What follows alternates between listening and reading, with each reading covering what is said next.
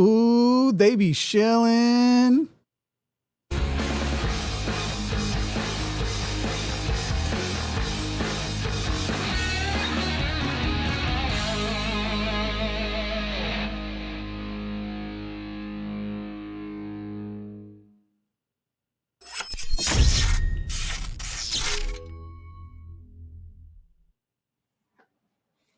It's me. Look at that. Hey, hi there, everybody. It's just me today. Jimmy Snow is dead, and Matt has gone off to fight in the Spice Wars. And so you got me, and only me, for the entire show. And we're not taking any calls. It's just going to be me sitting here talking to you about some stuff. Let me explain to you some modern trends in molecular epigenetics. There's a lot of things that we're learning over the past couple of decades especially, but really just in the past like 5 to 10 years, minds have been blown around the world. You see, you've got this stuff called chromatin.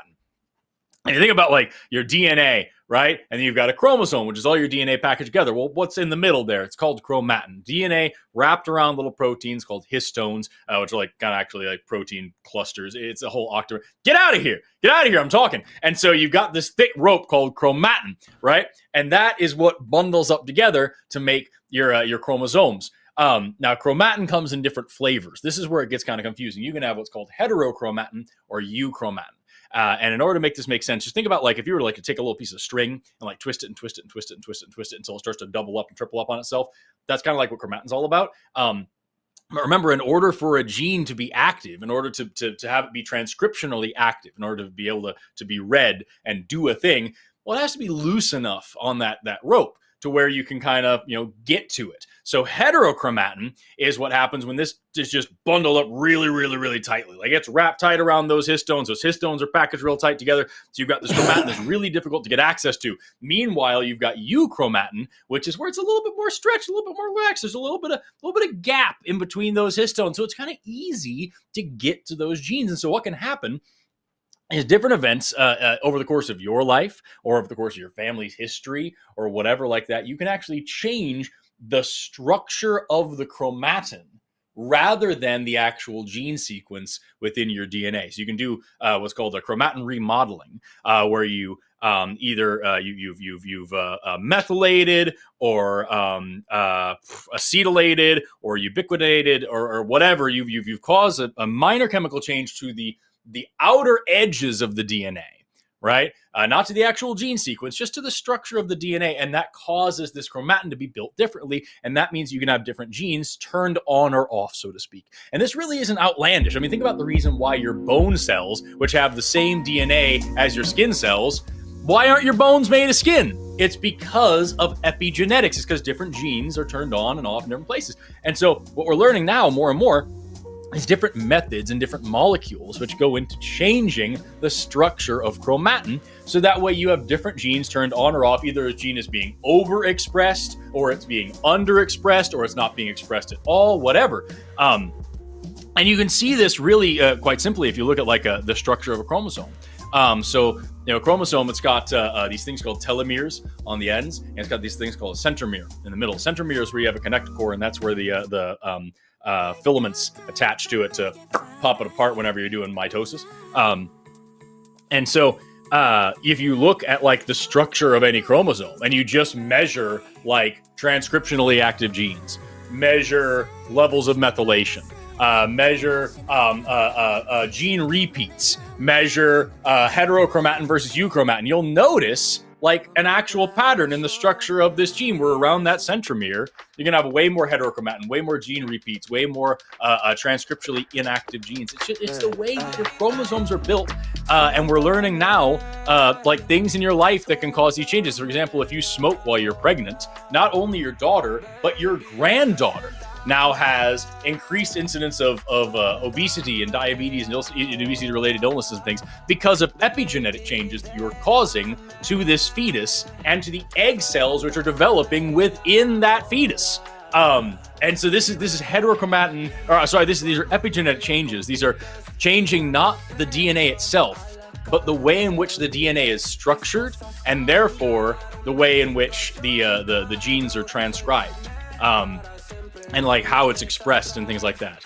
And it's just super duper freaking cool, dude. And I'll now be taking lots of... I can go on and on, but I feel like it's time to open for questions. Again, we won't be taking any calls. This is just me talking today. Well, you so do have post to your take questions calls. in the chat.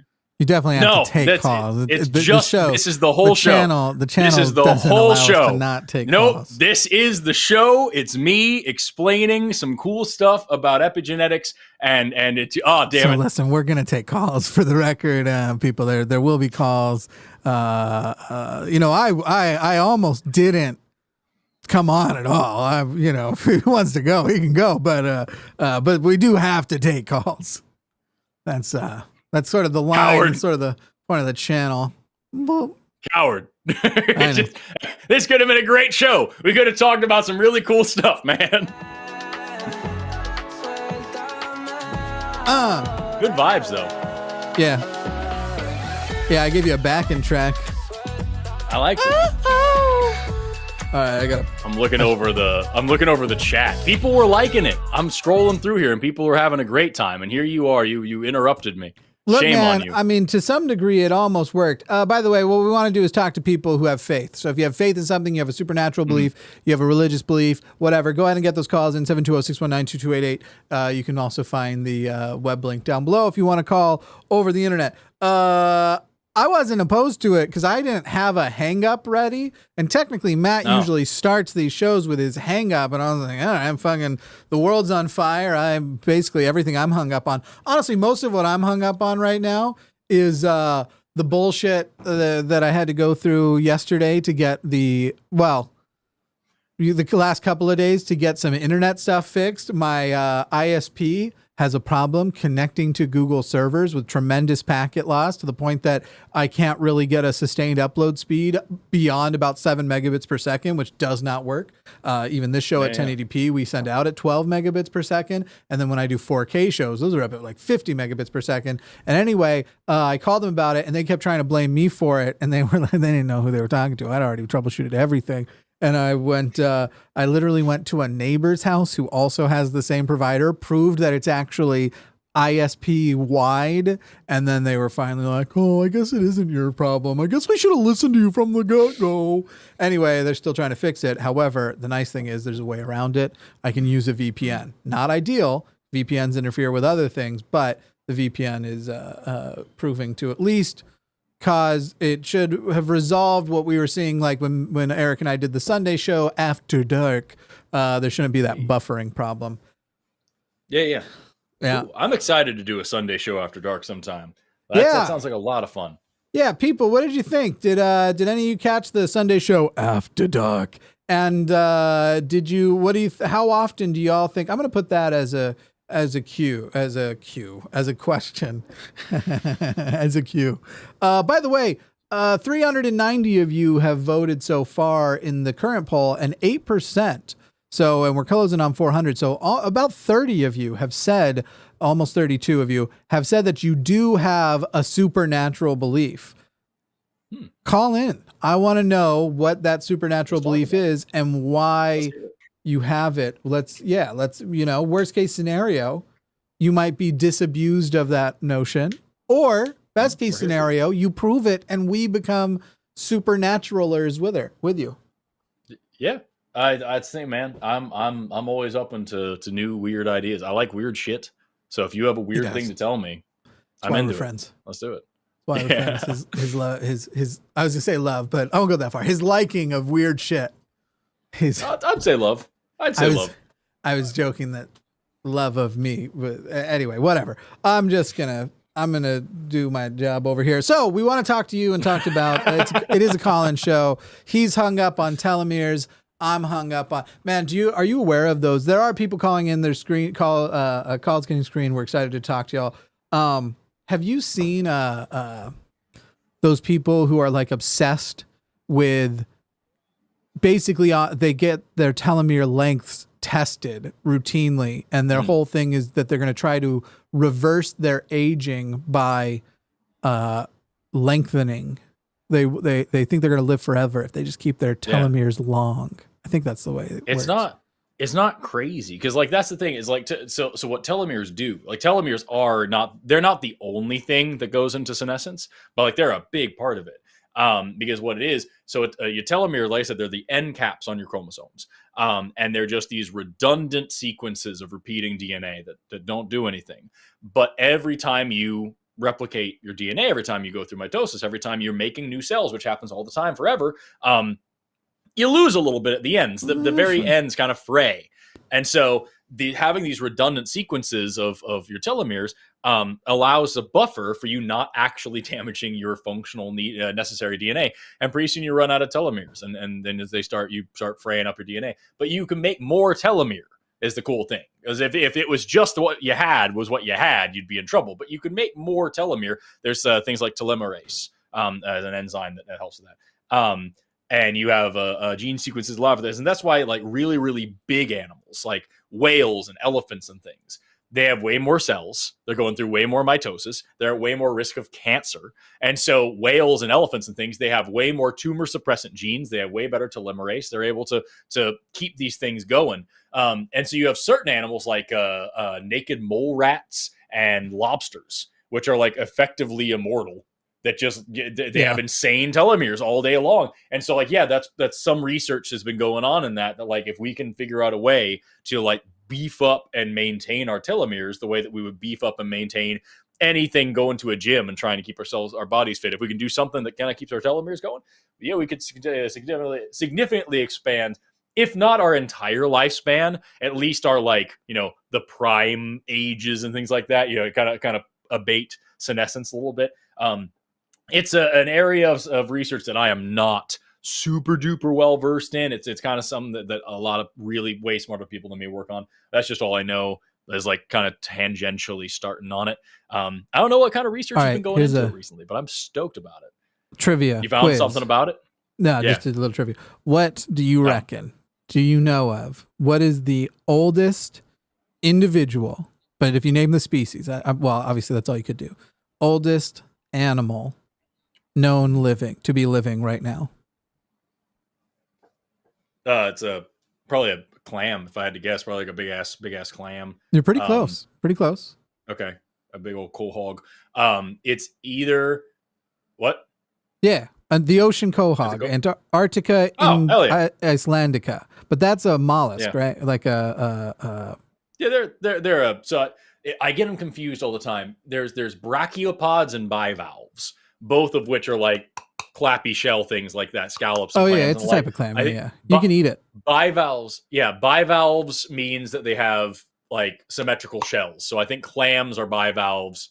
Oysters are brachiopods because they have asymmetrical shell size. Or the shells are symmetrical, but they're not like bilaterally symmetrical. You know what I mean? Good. And so like, yeah, I'm pretty sure it's a bivalve. Yeah. They found one in 2006 that was estimated to be 507 years old. Oh, nice. That's old. Yeah. It should, just considering what kind of weird ass animal it is and how their lives work. That's what I would go for. How tempted, like, you know, the whole concept of like intrusive thoughts, and some of them obviously for some people are very deep. We're not saying this is as bad as they get. Intrusive thoughts can ruin people's lives. But if you found that 507-year-old edible clam, I don't even like clams, but some part of me would be tempted to eat it. Just to be like, you want to know if it's more that much age does it make it tough or tender? You know what I mean? Yeah. I guess that's what I want to know. What? All right. What did the Byzantine Empire taste like? I will eat this however many 1,000-year-old creature. Hell yeah. All right. Let's start calls. Let's do that. Yeah, sure. We have a job and everything. Without objection, even though you started the show with objection. You know, your video, we got to figure out, we got to do another test of, we got to figure out your video. You're like dropping a frame every second. Am I? Oh, hold on. I can make it work. I can do a couple of things. I can do this.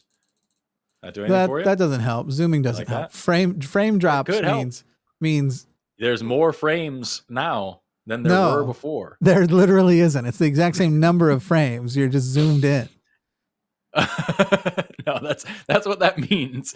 Yeah. It's more camera means more frames. I'm saying you're supposed to be sending me 30 a second, and a lot of times it looks like you're sending like maybe 20, I'll, 24. I can figure it out. I got Just have little jumps every now and then. I got a lot of buttons here. Hold on. Okay, so none of the picture adjustments will help. We're talking about connection. That's None of this is helping. This is not how this stuff works. So anyway, hey, I'm saying we'll figure it out. I'm not as white. Isn't that great? I was gonna say you did have a little bit of highlight on the forehead. You might want to take it down just a little bit. Yeah, no, that's. I want people to see my large shiny head. That's what I want them to see. It's a weapon. Does that look? Yeah, good enough. Does that look a little bit more normal? Yeah, but the frame. I mean, the frame bad. dropping's still the same. But yeah. No, because again, picture adjustment will not change your frame dropping. I'm going through all the buttons. Is your shutter speed less than 130 a second? Because then I guess it could adjust it. What's it at? What the fuck? What's your shutter speed at? Right. Hold on. I'll get there.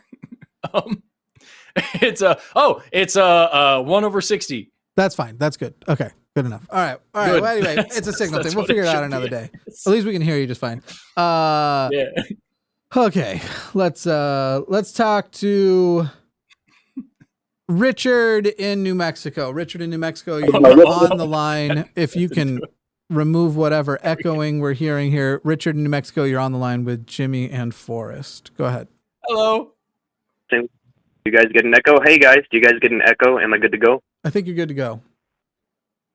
Hey, nice to be talking with you guys. I'm a theist, but I mostly take, a position of philosophical theism. And I was wondering real quick before, I ask my question or make my case, I was wondering if either you guys had heard of like arguments from Platonic idealism, which is just like the idea of, basically Plato's entire theology, which, long before Christianity or any of the like major prominent Abrahamic theologians was like pretty popular and intuitively through reason led to God's existence. I'm wondering if you guys are like remember any of those arguments. I'm familiar with Plato. I'm not familiar with what maybe I know what you're talking about, but I don't know that name for it. But I'm somewhat familiar with Plato. I've read quite a bit of Plato over the course, especially my undergrad education. So like, I get like explain to me what that means a little bit more. Sure. Yeah, I don't want to get into word salad. All right, so I'll try to keep it. Let me know if I am. All right. So basically, right, if everything is relational because it has qualities, right, and you can either be a solipsist and think that those qualities come from your mind, be a materialist and think that those qualities just are. Materialism kind of just leads to solipsism if you one of those positions or the other. So it's better to the idea that there's a universal mind making all qualities relational everywhere outside of your own mind, right? That's basically like a really sloppy sort of reiteration of like one of those, and he just derives this from reason. It's just like natural to him. He's just thinking, and this sort of comes to him. Like there's, this concept of universal mind or intellect, which is fundamental to everything. Otherwise, like reality would collapse. Like I'm just in my I just hear a lot of unsophisticated arguments for God, like intelligent design, and I'm just wondering what you guys how you would chew on an argument like that, right? So it sounds an awful lot, and maybe I'm oversimplifying it. Like I'm not a philosopher. I read some Plato in college, but like it sounds a lot like what he kind of talked about, like his idea of like forms and stuff, where like there's this.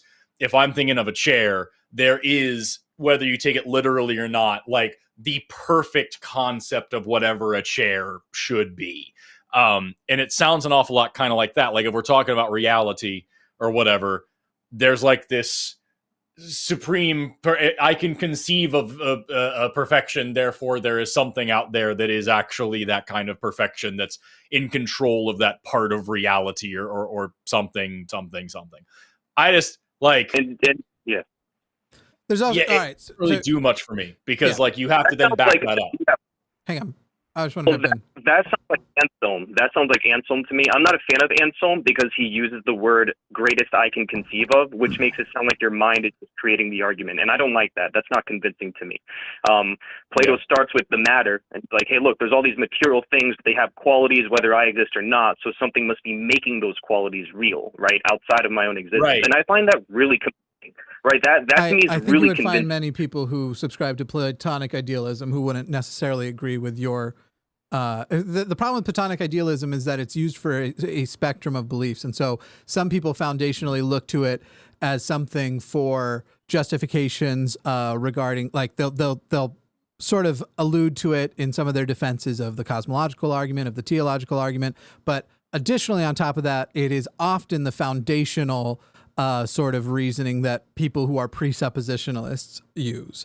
As far as like the spectrum goes, you could call yourself a Platonic idealist if you do think that there's, like, as you were sort of implying there, Richard, something that's giving these qualities, but there are also Platonic idealists who just think like the sort of concept of, while I am interacting with the greater world around me, I actually don't even have a concept of how great that world is in comparison to my perception, that the reality that is independent of me is so beyond my perception, and yet I so acutely trust my perception of those things.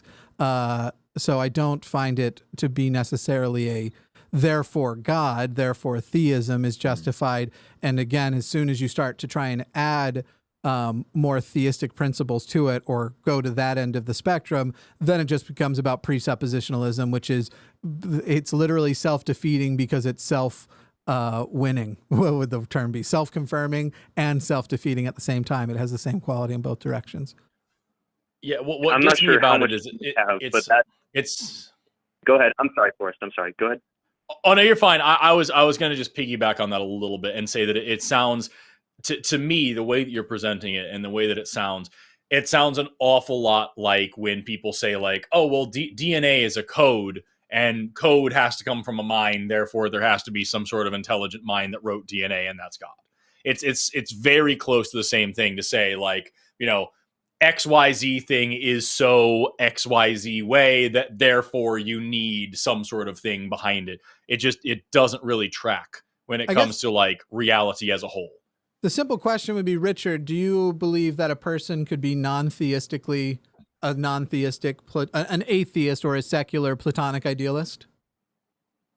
No, but only because I do subscribe to a divinely simple understanding of theism. Richard, I'm a I'm not asking whether or not you would believe it would agree with your version. I'm asking whether or not you believe a person could conceivably be, or are you saying that you think all Platonic idealism, not in a no true Scotsman way, all Platonic idealism necessitates theology, or theism rather? Natural and intuitive conclusion of Platonic idealism is some kind of theism. Yep, that's the position I would hold. And if we're going to talk about like the limits of reason, that's a pretty deep conversation that we probably don't have time for. But like, that's really fascinating, because if thought with reason has limits, which you guys prove all the time on your show, and then reason without theism has limits, then I'm not sure what the practical use of philosophy even is at that point. Like, to be honest, like, all I need to really prove is that there's a reasonable way you could believe in God and then take the faith from there. I'm not really sure what's wrong with that. I think and honestly, like, as far as conversations go, one, I can anticipate that the greater audience is like getting nauseous and is like, I don't care about these higher end. And by the way, I'm actually kind of one of those people, despite the fact that when these conversations come up, I talk so much shit about these philosophy class level conversations that people have when they're supposed to be just having a conversation and talking about the actual ways that people are affirming their theism, because it isn't almost for anybody, these higher philosophical things. It's literally like, oh, I prayed to God and I found my keys. Like, that's the 90% or whatever. However, if you're going to have an argument about Platonic idealism, we would literally have to now first have the argument obvious. Like, to me, it is obvious you can be an atheist and a Platonic idealist, even though there are things that are incompatible. However, I have zero interest in actually having that debate and discussion, because now we're not getting around to what are good reasons for a person to believe that a God exists. And frankly, I think if having some sort of interactions with philosophy classes and these higher ends of word problems essentially is the answer, then it sort of means, okay, so 90% of people shouldn't be theists, because 90% of people are never going to go down those avenues. And so, not to say that they should then be, therefore I say no God or whatever, because I don't even advocate for that amongst atheists, but it's almost trying to take this concept that most theists believe everyone should be a theist and restrict it to, but only this number of people will have a good reason to be a theist. It seems to basically be as appealing as deism is to me, if I am being honest. Yeah, it sounds Sure, like yeah, the and I biggest think thing is that like it's understandable. even if you can make like a cool logical loop-de-loop where you can be like, if you think about it this way and this way and this way, then I guess kind of technically you could sort of believe in a god. That's not the same thing as actually having a good. You can twist a logical, spin a logical yarn and come up with just about anything, but like it's not a good reason to then go forward with that belief. It's a good reason to say, okay, this is possible, sure, or okay, this is something we should investigate more. Okay, it's like saying something that I've said before. We talk about the number pi. Pi goes on forever for infinity, and I have said that, like, well, yeah, so it stands to reason that any number would ever be in that. Like, if any number you could ever possibly conceive of, because it's infinite, surely would come up in there. And there's a dude who's a mathematics PhD candidate who watches this show who has made sure to let me know that, like, that's never been proven. And yeah, you can take that on a logical thing, but that doesn't mean that you can just say it's a fact. And like, that's how I feel about this too, is that like, you can say, oh, it seems like everything's kind of made by a thing, and therefore we can kind of say it's probably made by a thing. Even if I bought what you were saying, it wouldn't be evidence. It would just be like it kind of does seem that way, huh? And that's also, as good as we could get. I think the biggest problem with Platonic idealism is that if you're going to use it for a theism to me does inherently have a supernatural form to it. And Platonic idealism, Richard, you can correct me if you think I'm wrong here, but I don't think I am. Platonic idealism doesn't actually establish that this most perfect thing would itself be perfect. Is the one that is the word that people use when they're trying to turn it into like a version of the cosmological or teleological argument. But anyway, this most perfect thing, it doesn't actually establish that most perfect thing would have to be supernatural. And I do believe that theism necessitates supernatural quality. Sure. Do I have time to respond, or do we have to move on? Yeah. No, go on. Yeah, no, we talked for a while. No worries, guys. I appreciate the airtime, and I appreciate the thoughtful insight here. They are insights I've had myself, and I would say two things. I would say that one, whenever looking at things where reason has its limits and you can't get to a definitive final conclusion, really have to just ace out and single out the worst conclusions, or the ones that lead to the most contradictions. And I actually do think that some kind of like physicalism or physicalist atheism, it leads to some pretty nonsensical conclusions, hence why I derive like different philosophies instead. So that's one, because that's just to respond to Forrest's point about logic. Like, I'm against logic gymnastics. I believe in this because it's intuitive, not because it isn't, right? But also, like, you were talking about, oh, geez, I forget the co-host's name. I'm sorry, I know. But and the argument just slipped from me, guys. Sorry, I'm kind of being put on the spot here. So good. No, you're fine. I'd love an example of one of the, what did you say? Physicalism? Is that what the name of the philosophy you thought we adhere to is? So I prominently argue against physicalism. Maybe that's not your brand of atheism. It could not be, and I'm open to that. And what do you think is, what is it? What's an example of, you said of contradictory thinking and physicalism, I think was what you said. Yeah, this is pretty cool. So nobody knows what matter actually is, like what makes a thing fundamentally physical. Like you don't even know what it like. Let's imagine strings, right? Like, what on earth is a string made of? It can't be made of energy because it's the cause of energy. It can't just be made of smaller particles because it's the most fundamental link. So you would have to have some sort of idealistic underpinning, like, to ground that in. And so it should make more sense that thought precedes matter, not matter precedes thought. Like, that just makes more sense to me. But Richard, okay, I get you. I think I see what you're doing. And here's the difference I'd say between you and I. You start with, we don't know this, so it makes more sense to me this. And I go, we don't know this, so it makes no sense to say anything makes more sense. I am going to live happily in the, I don't know what the, we can go as far down as we like. We can go past quarks and nuons and gluons where everything gets interesting and they start rhyming with each other. But at the end of the day, it does, to me, the thing that doesn't make sense is to go, I don't know this, therefore a quality of this that makes more sense to me is thought before matter instead of matter before thought. The concept of even, like, you're anthropomorphizing matter in the first place. That to me seems like it needs tremendous justification before accepting as a belief. And I wouldn't go, this makes more sense to me, but is foundationally built on something I don't know, but I will still say it is my belief. That is not how I roll. I would point out the fact that, like, you know, if we're talking about like this matter at this fundamental level and the things we don't understand, I would trust more than anybody physicists to be able to talk about that. And like, if we're talking about what a string is and what it's made of, I think the physicists are the ones that do that. And when we look at like religiosity among scientists, physicists are amongst the most atheist group. Physicists and biologists tend to be like the highest, most atheist of the sciences, as far as I remember. And so, like, you know, the people who actually study the thing that you're using as a justification for this doesn't make any sense, therefore probably God, aren't buying what you're selling. And so I think maybe they know a little bit more about it and they're not seeing the same link that you are. So either they're predisposed to be atheists in this way, and they're, you know, you could say they're biased because they're their scientific materialistic worldview or whatever like that. Or what I think is more likely the case is that they're comfortable saying, I don't know what's below this level, so I'm going to go find out. And you're more comfortable saying, I don't know what's below this level, therefore magic. And that's fundamentally not, I think it's a serious disconnect. I'm not sure if serious metaphysics qualifies as magic, but because magic is inexplicable, right? But as far as like physics goes, it is. I hope you don't think I'm straw manning you. I'm being disrespectful to the idea. I'm not to you, and I'm not trying to straw man you. For sure, you're just being hyperbolic. That's fine.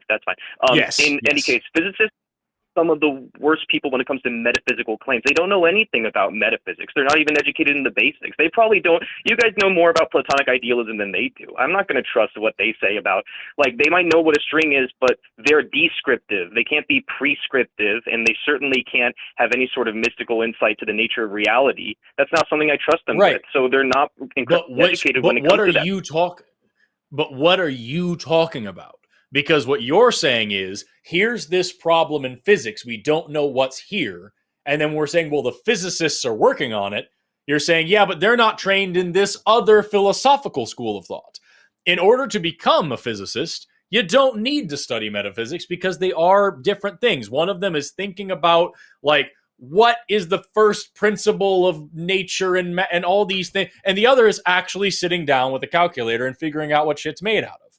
And so, like, to say, well, these physicists didn't study religion or philosophy, that's because that's not their job. They're doing the actual work that you are now standing on to say this actual science is leading me back towards my religion. You didn't start from the religion side and move your way towards more religion. You went to the physicists and said, you guys have done so much work to discover the fundamental qualities of matter. There's still a question that you haven't answered yet.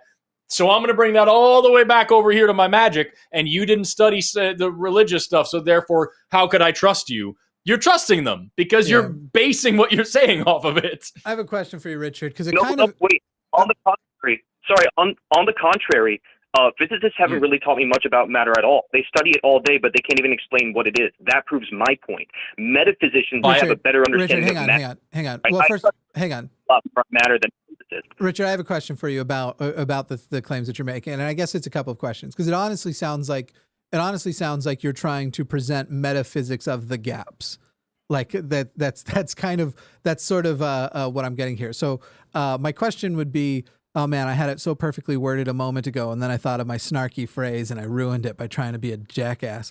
The question would be, I'm curious if you think that establishments of things that are facts or should be taken as facts, obviously, as we know, theory and things in science, we don't use those terms, but physics has the scientific method, and that seems to be a pretty incredible method of demonstrating what we should accept as true and not true. Do you believe that metaphysics has a similar thing that is as effective as the scientific method is for physics? For sure. So what the scientific first I'll make a claim on what the scientific method tries to achieve. It's using deductive reasoning to try and establish basic facts about matter. That's what it does, right? Through experimentation and repeated observation, right? And I use inductive reasoning, not deductive, but go on. Yes. Thank you. Thank you for the. Yeah.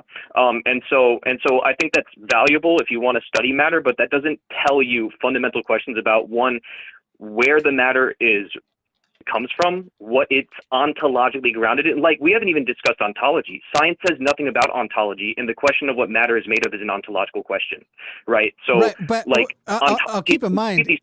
I'll keep in mind that as we're getting into these metaphysical and ontological questions, we can't actually establish. While we have questions that sound very good, we can't actually establish that those are sensible questions. They feel sensible, or rather, sensible is the wrong word. That they are questions that are, there's a much better word for it. But while they sound very good to us, where it's like, yes, what, for example, one of the big ones people come up with is, what about before the Big Bang? And then we have these discussions about how do you have before with time. And so it's like, it's this word, it's this phrase that sounds so sensical. And it even to me, I go, I can't fully explain how there is no before, only just that we do know about this other aspect, which eliminates that question from actually making any sense. And so when I sit there and I go to the physics and I say, wow, physics can't answer this question. Therefore, the philosophical musings of people who had claimed a metaphysical expertise fills in the answer to this question much more efficiently, when I don't even yet know that the question is has met. I know I'm missing a phrase. I'm sorry, everybody. Clearly, I'm tired and not having a great brain today, but I keep mental blocking on phrases. Go ahead. Has met a high standard is maybe the word you're searching for. No, I'm not sure, but it's just something other than sensible. It's sort of like is it a sound intuitive question or something like that? I understand that it can feel very good, and when you ask the question, it feels like that question should have an answer. But then there's the question that you can go like, what is the color of jealousy? It's a great question that feels like it maybe should have an answer, but realistically, just because you vocalize the question doesn't mean it's worthy of one. But that's fascinating to me, because one of the arguments, and maybe you'll agree that this is a more sophomoric atheistic argument that doesn't really have anything to do with you guys, but just as an example, one of the arguments I hear a lot is, if it was God or gods, why can't it be a unicorn or aliens who create, right? Something like that, sort of like just filling in the gap with any other arbitrary sort of, I guess, use force word, magical thing, right? But that assumes that the conclusion we're arriving at is somehow arbitrary. Why do we keep arriving at the same logical presupposition every single time the question is faced across every single civilization? It's always the same answer. We don't. Sort of like how it was 4 across every. I think I actually acknowledged this and sort of preempted it when I told you that, as far as your idea of Platonic idealism, it doesn't actually establish an entity we would have to designate as supernatural. Though I know that Platonic idealists would often disagree. I would also point out that, like, we don't arrive at the same conclusion. Like, there have been countless thousands of different concepts of a god. And so, like, we in our limited language are giving them all the same thing, but there have been plenty of cultures with different levels of deity, with several different deities that can only do certain things. The whole monotheistic thing, where you have one all-powerful tri-omni god, is a relatively very new idea. And so, like, across culture, it's been just a guy, or it's been a guy with some magic powers, or it's been a guy that lives forever, or it's been spirits, or it's been a collection of otherworldly beings that we can't see sometimes, or it's been several dudes, or it's been, one dude, or it's been like. But just starting with the conclusion, it's something for sure. Yeah, the common thread is the supernatural claim. There's something beyond what I know to exist in physical reality. And that kind of stopped being a problem when the scientific revolution began, when we started actually utilizing the scientific method to check whether or not the patterns that we think we're recognizing are real patterns. And that's like the first thing that you learn when you're looking into science, is you learn about naive realism, the incorrect idea or assumption that our 5 senses can tell us everything we need to know about the universe. And you learn about apophenia and pareidolia and how people find meaning in meaningless data and patterns where there aren't actually patterns all the time. Yeah. And so, to go back to Jimmy's question a minute ago, which I don't think was properly addressed, is we in the scientific community, you talk about like, well, we don't know what matter is. I'm a biologist. I don't know what life is. We don't have a functional, actual working definition for one thing. I can't go grab a tablespoon of life and, but I know and put it it in finds something, a way. Right, exactly. But like, it's still something that we can study in great detail and we know a lot about. And I know a hell of a lot more about life by studying biology than I do by studying whatever, witch doctor magic thing that, if I burn these herbs and chant these words and whatever else, and then I'm going to make, someone will get pregnant. It'll be a fertility ritual. And that's something that's been a common thread. Fertility magic has been a common thread across all sorts of cultures. Doesn't mean it's true. Doesn't mean it has anything to do with actual biology. So you're sitting here looking at an actual pressing question in science that you needed science to arrive at and saying, yeah, but scientists don't know anything about this because actually I can think about it. And when I think about it, it kind of feels this way. And a lot of other people kind of feel that way. And therefore it might be right. And I don't think you would give that same kind of thought or allow yourself to think in that same way if you were asking any other question that came down to science. If I asked you something else that we don't know about science and tried to fill in the gap the way you're filling it in right now with something other than God, I don't think you'd buy it. So I don't think you properly addressed what Jimmy was saying earlier, what does metaphysics have? What does metaphysics have that's comparable to the way science actually works? I don't think you have anything. Go ahead, I think and comparing respond to that, Richard, and then I weird. want to get to the specifics of your theology. Yes. Got it. This is fun, guys. I appreciate the debate. Oh, So in any case, real quick, there's so much to respond to. I wish I could respond to it all. I talk a lot. I talk a lot. I'm sorry. it's all good. So do I, right? Come on, right? Anyways, I don't think physicists created the ontological question of, and by the way, in philosophy, this is called ontological pluralism. It means what if states of existence exist at multiple layers of reality? That's not a scientific question, so scientists didn't bring it to us. So I reject that premise. And then second of all, religions really, with the exception of radical monotheism and Abrahamic faiths, just are pretty historically united, right? There's a fundamental divine unity which binds all of reality together, which brings symbols, revelations, theologies, and rituals into our life, as a part of a unified consciousness. You'll find that in polytheism, you'll find it in monotheism, you'll find it in sacraments, you'll find it in holy texts, you'll find it everywhere. Like, this is something, like, Forrest, you should read, you probably already read it, because it's actually a polemic against Christianity, but it's, in this case, it's going to serve my point here. Celsus, on the original religion, where he talks about all religions have one source, and this is back in the 3rd century.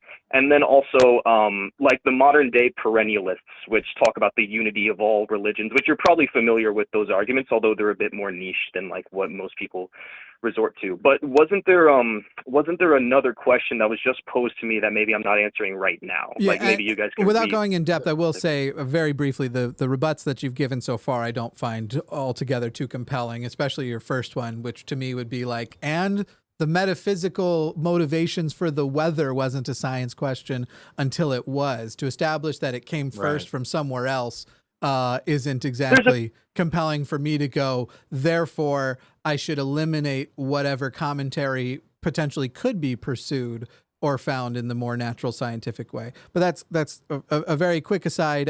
I think but the question I think was simply, what method would you find comparable to the scientific method? If you can name it, I think we're hoping for something somewhat prompt so we can then get to the more theological discussion. What method besides the scientific method is to physics as blank is to metaphysics, I think is the simple version of the question. Yeah, that's what we're going for. Sure.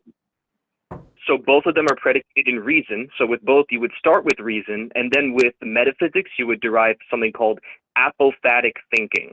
And this is something that many mystics across, once again, all traditions have discovered, right? Apophatic thinking is a way of using logical contradiction to arrive at a singular unified conclusion that's inevitable.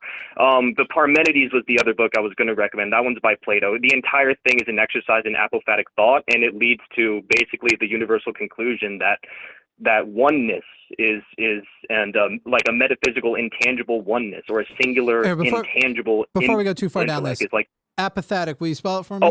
Because I feel like I'm not understanding what word you're trying to say. Yeah, I'm trying to Google it too. Yeah. Is it APOPHATHIC? I'm so sorry. Sorry guys. Way too many jargon. Again, sorry about that. A P H O. You're also breaking out, is unfortunately the problem. I believe you're saying apophatic, right? Not apophatic. APOPHATIC.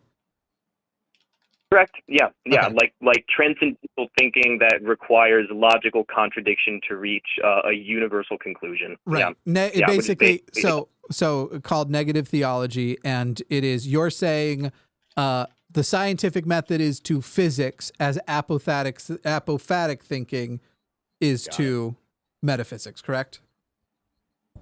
It's the only way, and it sure as heck. I mean, if you look at a lot of scientific papers, I love you, buddy. Richard, I just wanted confirmation that we were on the same page. Is that correct? That a scientific method is to physics, as apophatic thinking is to metaphysics. Is that correct? Is all I was really trying to figure out there. I apologize for all the Wikipedia terminology. I know that some people in the audience are probably cringing, so I really appreciate you guys. Just a yes or no, though. Yeah, yes or no. Is that correct? Have we created the correct what is that called? A simile metaphor? No, it's not a X is to Y as Z is to A. Yeah, comparison or whatever. Is that correct? Is that what you were when we asked the question? Yeah. Okay. Cool. Yeah, that's cool. Great. Thank you guys for still getting that. Yeah, I appreciate that. Thank you. Yeah, that's all I was trying to figure out. All right, so now going on to the specifics, unless Forrest had a follow up, I wanted to go into the specifics of your theology. Are you going into the specifics of this apophatic thinking that you're talking about, or are you going to something zero. else? I'll be honest. Okay. I'm already so again. It's one of those things where I feel like. There are times we have these conversations and I enjoy them because people are like, I didn't know Jimmy knew anything. And that's kind of nice, but I still don't. It's like grinding teeth to me. And I would way rather talk about what Richard specifically believes in than talk about negative theology, essentially. Yeah. Well, so I'm trying to see like, I'm based on what you just described, and I'm pulling up the Wikipedia. I'm trying to learn what exactly it is you're talking about, because it's a very big claim, and I think it's a very expensive claim for your position to say that this is the comparable thing to the scientific method. This is the thing that you can do that is as good as an actual experiment and hypothesis-driven testing. And my apologies, but I actually feel it's also the absolute I said it snarkily, but negative theology is essential. Man, I feel like I'm setting myself up to be revealed to be a fool, but my understanding of negative theology, that is essentially the worst version of what I called metaphysics of the gaps earlier. Like it's a lot of it's not a lot of establishment of what God for sure is, except that it is the establishment of what God is not, and therefore you might deduce from that what God is. Disabuse me of my incorrect notions if I have them, Richard. Yeah, I understand what you're saying. Do you guys want me to respond now, or do you have anything more to say before? No, go ahead. I appreciate it. So, quick, here's the direction I want to go. This is going to sound weird, but I'll preface it by saying I'm not a creationist. Sure. Let's just not go too long. Something very prompt, like if can be. No worries. It's just a quick analogy, right? So to compare, there's probably like 3 or 4 different hypotheses on how life might have began, one of which is redundant, which is like that asteroid theory. There's some Latin name for it, but yeah, that's panspermia. Totally so, right. Panspermia doesn't actually explain origin, because then you would want to know the origin of the pansperm, which is not the actual phrase, but it's funny to say. I hate that theory. But anyways, there's like 3 or 4 different ones, right? That is derived using modern tools by the scientific method. Now, that doesn't disqualify the scientific method from explaining anything about reality. It does a great job at examining current physical reality, or things that we can examine currently pretty damn well, like the strong plausibility that there was a Big Bang, or something like that, right? But like the fact that we have all these hypotheses about something that is testable, and that's something that we're really probably will never have the answer to, I think sort of vindicates my worldview, because if you look at universal religions across the board, Yeah, they'll have different cultures. They'll have different names for deities. They'll have a different plurality of them, or they'll have one of them. But somehow they arrive at universalities that the scientific method could never hope to teach us. And I just think that's very valuable. I don't. Yeah, I think so let me ask you this thing, because like this is the biggest thing. Be humble. They're not humble. I don't find this is the thing that's bugging me though. Yeah. This is the thing that's bugging me though, and what the reason why I didn't want to move on, and what I wanted to hammer at here is that you're saying that this type of thinking that you're offering is the comparable structure to the scientific method. You think it's as good as the scientific method to answer these questions about things that you said aren't scientific questions, but absolutely are. If they're dealing with the nature of metaphysics as it was as the yes. just to be clarified. Yes. Yeah, it's the scientific method for metaphysics. But let me ask you some.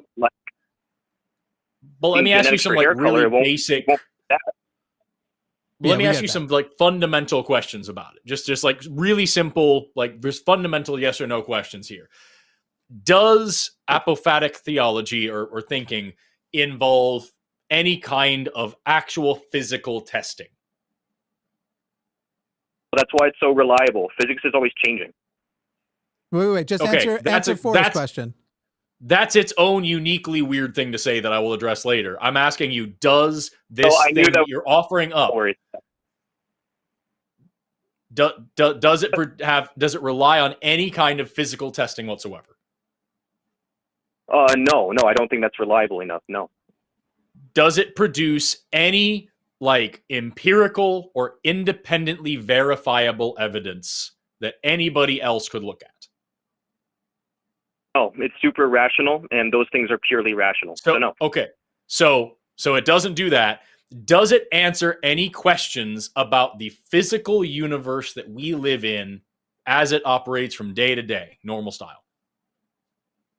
It might, but that's a little bit complicated. It depends on your views on like spiritual synchronicity and miracles, but like that's a very complex theological topic, and most people have a very shallow understanding on both sides of that thing. So I kind of don't want to. So for now, I'll just say no. Let's assume that those things are a part of the question. No.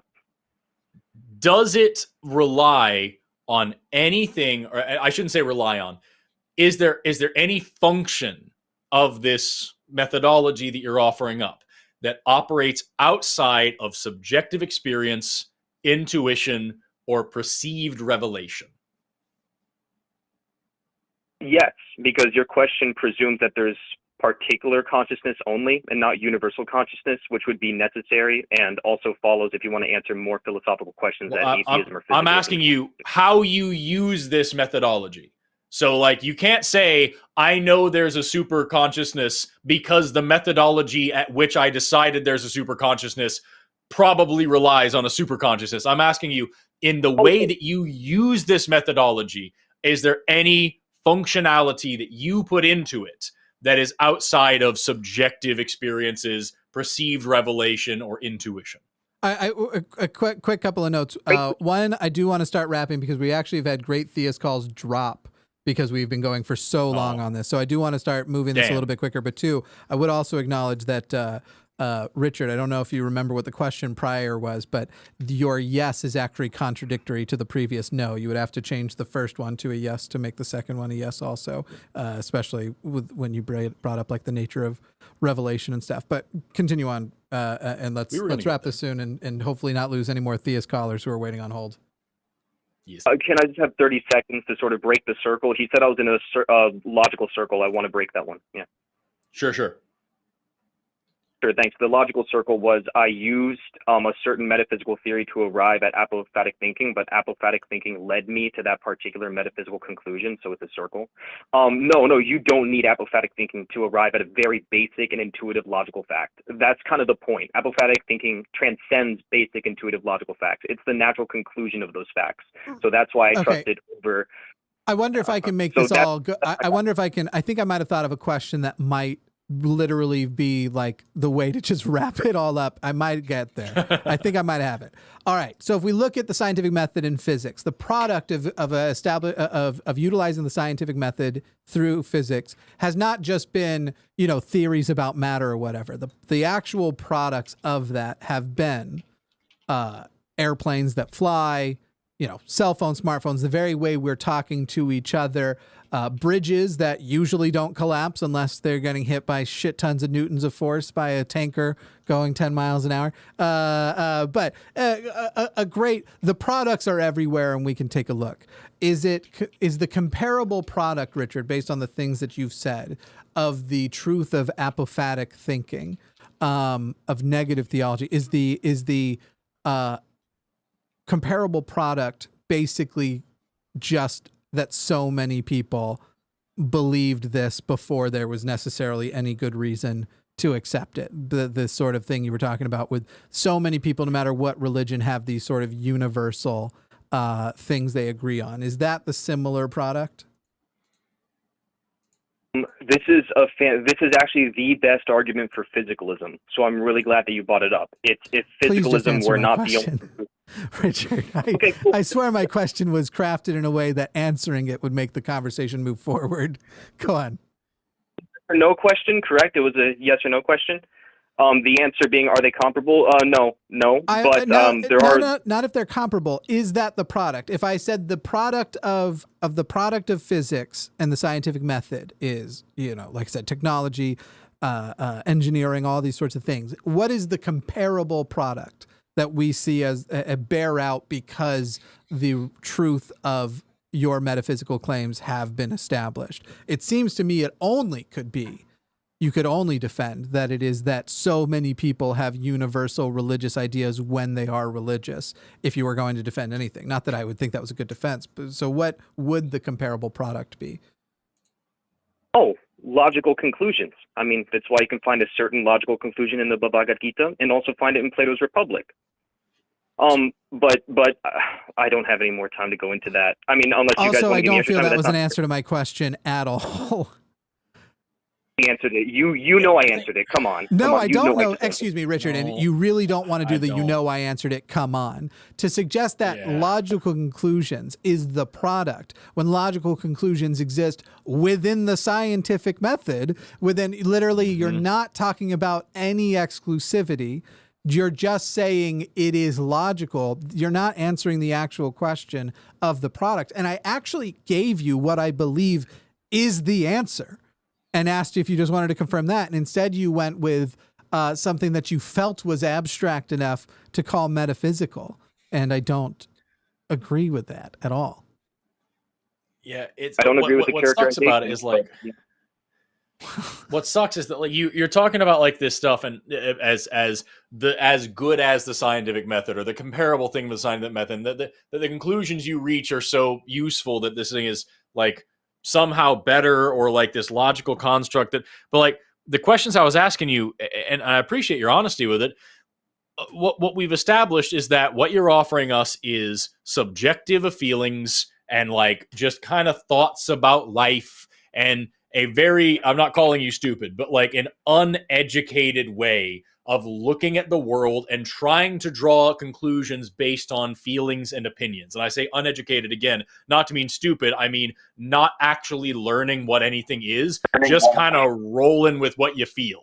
And so Forrest, when we talk about computers, he doesn't mean it in a mean way. Very much that. Yes. Yeah. Very much that. Yes. And on the other hand, you've got something that is actually doing physical tests on physical reality to provide empirical evidence that anybody can then go test themselves and repeat and verify, and knowledge builds upon knowledge, and we all come to a new conclusion. And yes, it's always changing, it's always getting better, it's always correcting itself. That's why it works. That's why you're able to call us on this show on the internet, is because science has changed and improved. And what you're offering up as an alternative is, but I kind of feel this way and other people feel this way too. And I don't see how you can look at those two things and say, science can't handle this. This is totally outside of the purview of science because this is dealing with something that science is actually trying to explore, but not in the way that I like. Instead, I'm going to go for metaphysics, which is by definition non-scientific thinking and deals in very easy things in the weirdest way possible. And because you're not answering it in this weird way that I like, it's not good enough. You said at the beginning, you're not going to give us a word salad. And I feel like that's all you've given us. And we haven't actually gotten anywhere. We've just gotten, I feel like God, so probably God. over and over for like 42 minutes now.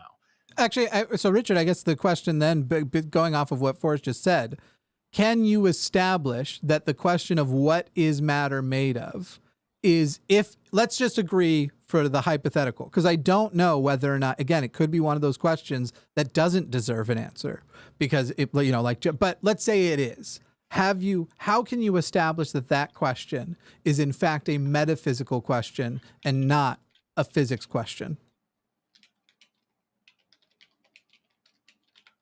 Is a practice that relies on reason. Reason has its limits. That's pretty humbling to say. No scientist has ever said it. They act as if it doesn't, and that's really bothering me, right? Like, science Richard, can't answer, but logic leads to. So Richard, what question do you think I just asked? Because I don't think you're answering mine.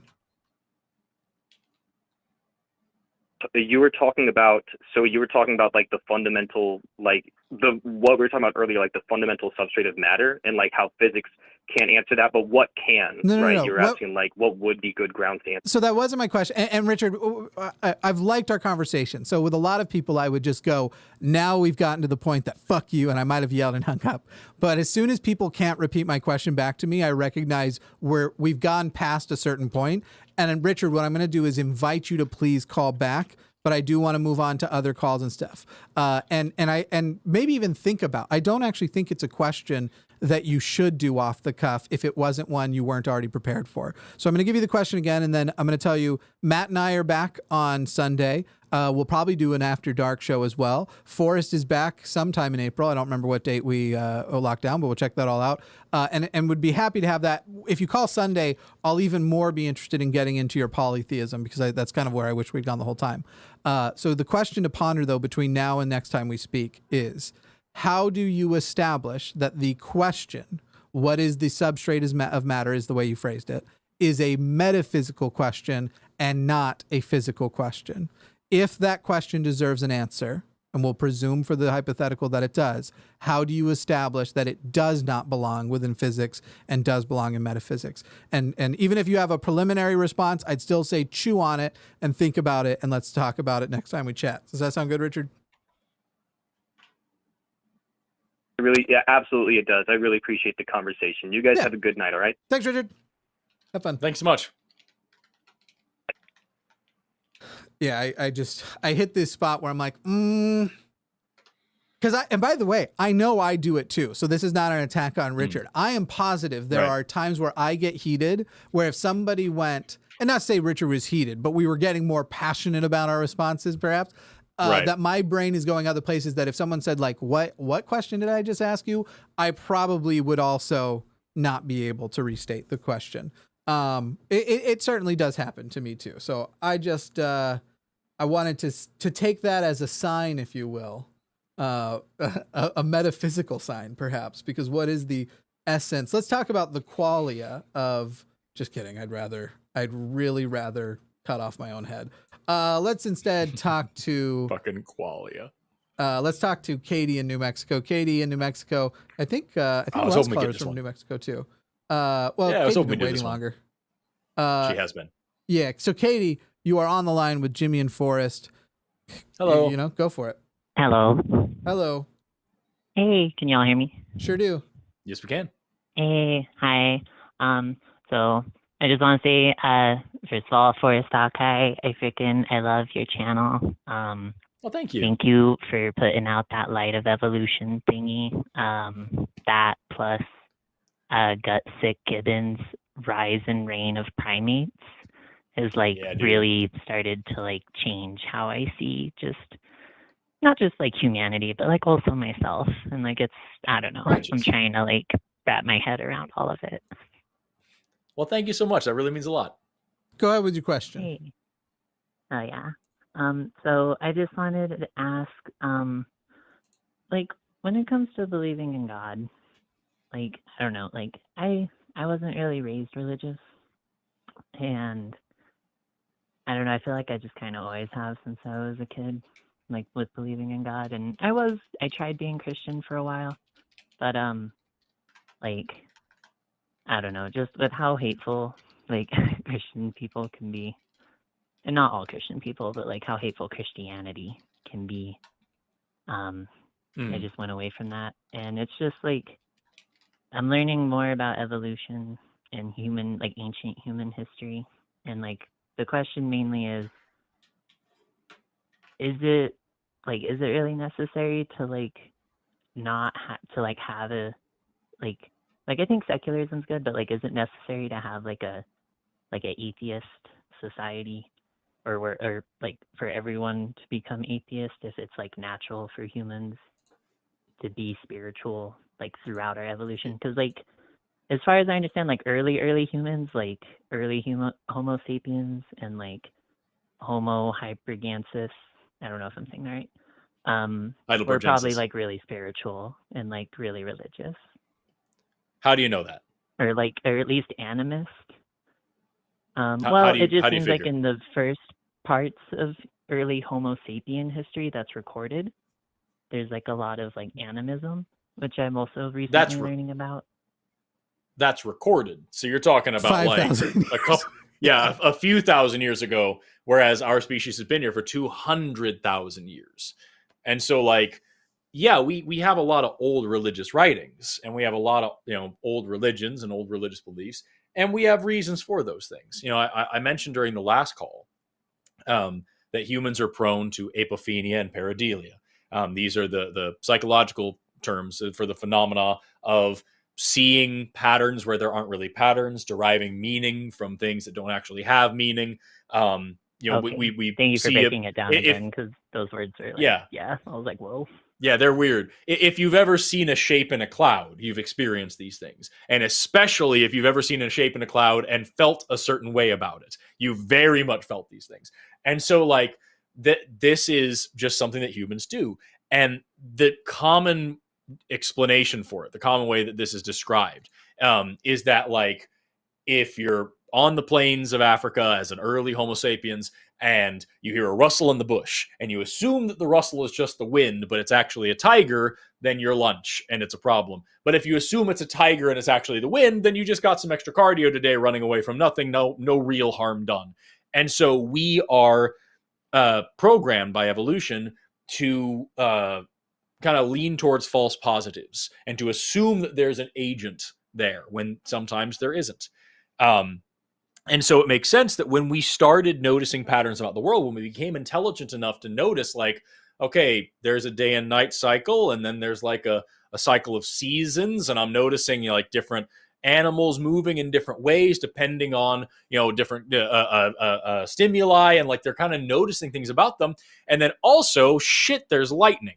Well, what's going on there? And what's causing the sun to move across the sky? And what's causing the rain to fall? And the earth just shook beneath my feet. What happened? What's going on? I know that when the stampede goes by, that makes the earth shake a little bit. If the earth moved this much, there must be something really, really big out there shaking the earth. And eventually, this is where we got concepts of God. And like I'm not a cultural anthropologist, but I'm pretty sure like the earliest like indications of religious thinking we have are centered around like the sun, light, warmth, protection, safety, whereas night is cold, dark, and scary, and there's predators out there that we can't see in the bushes.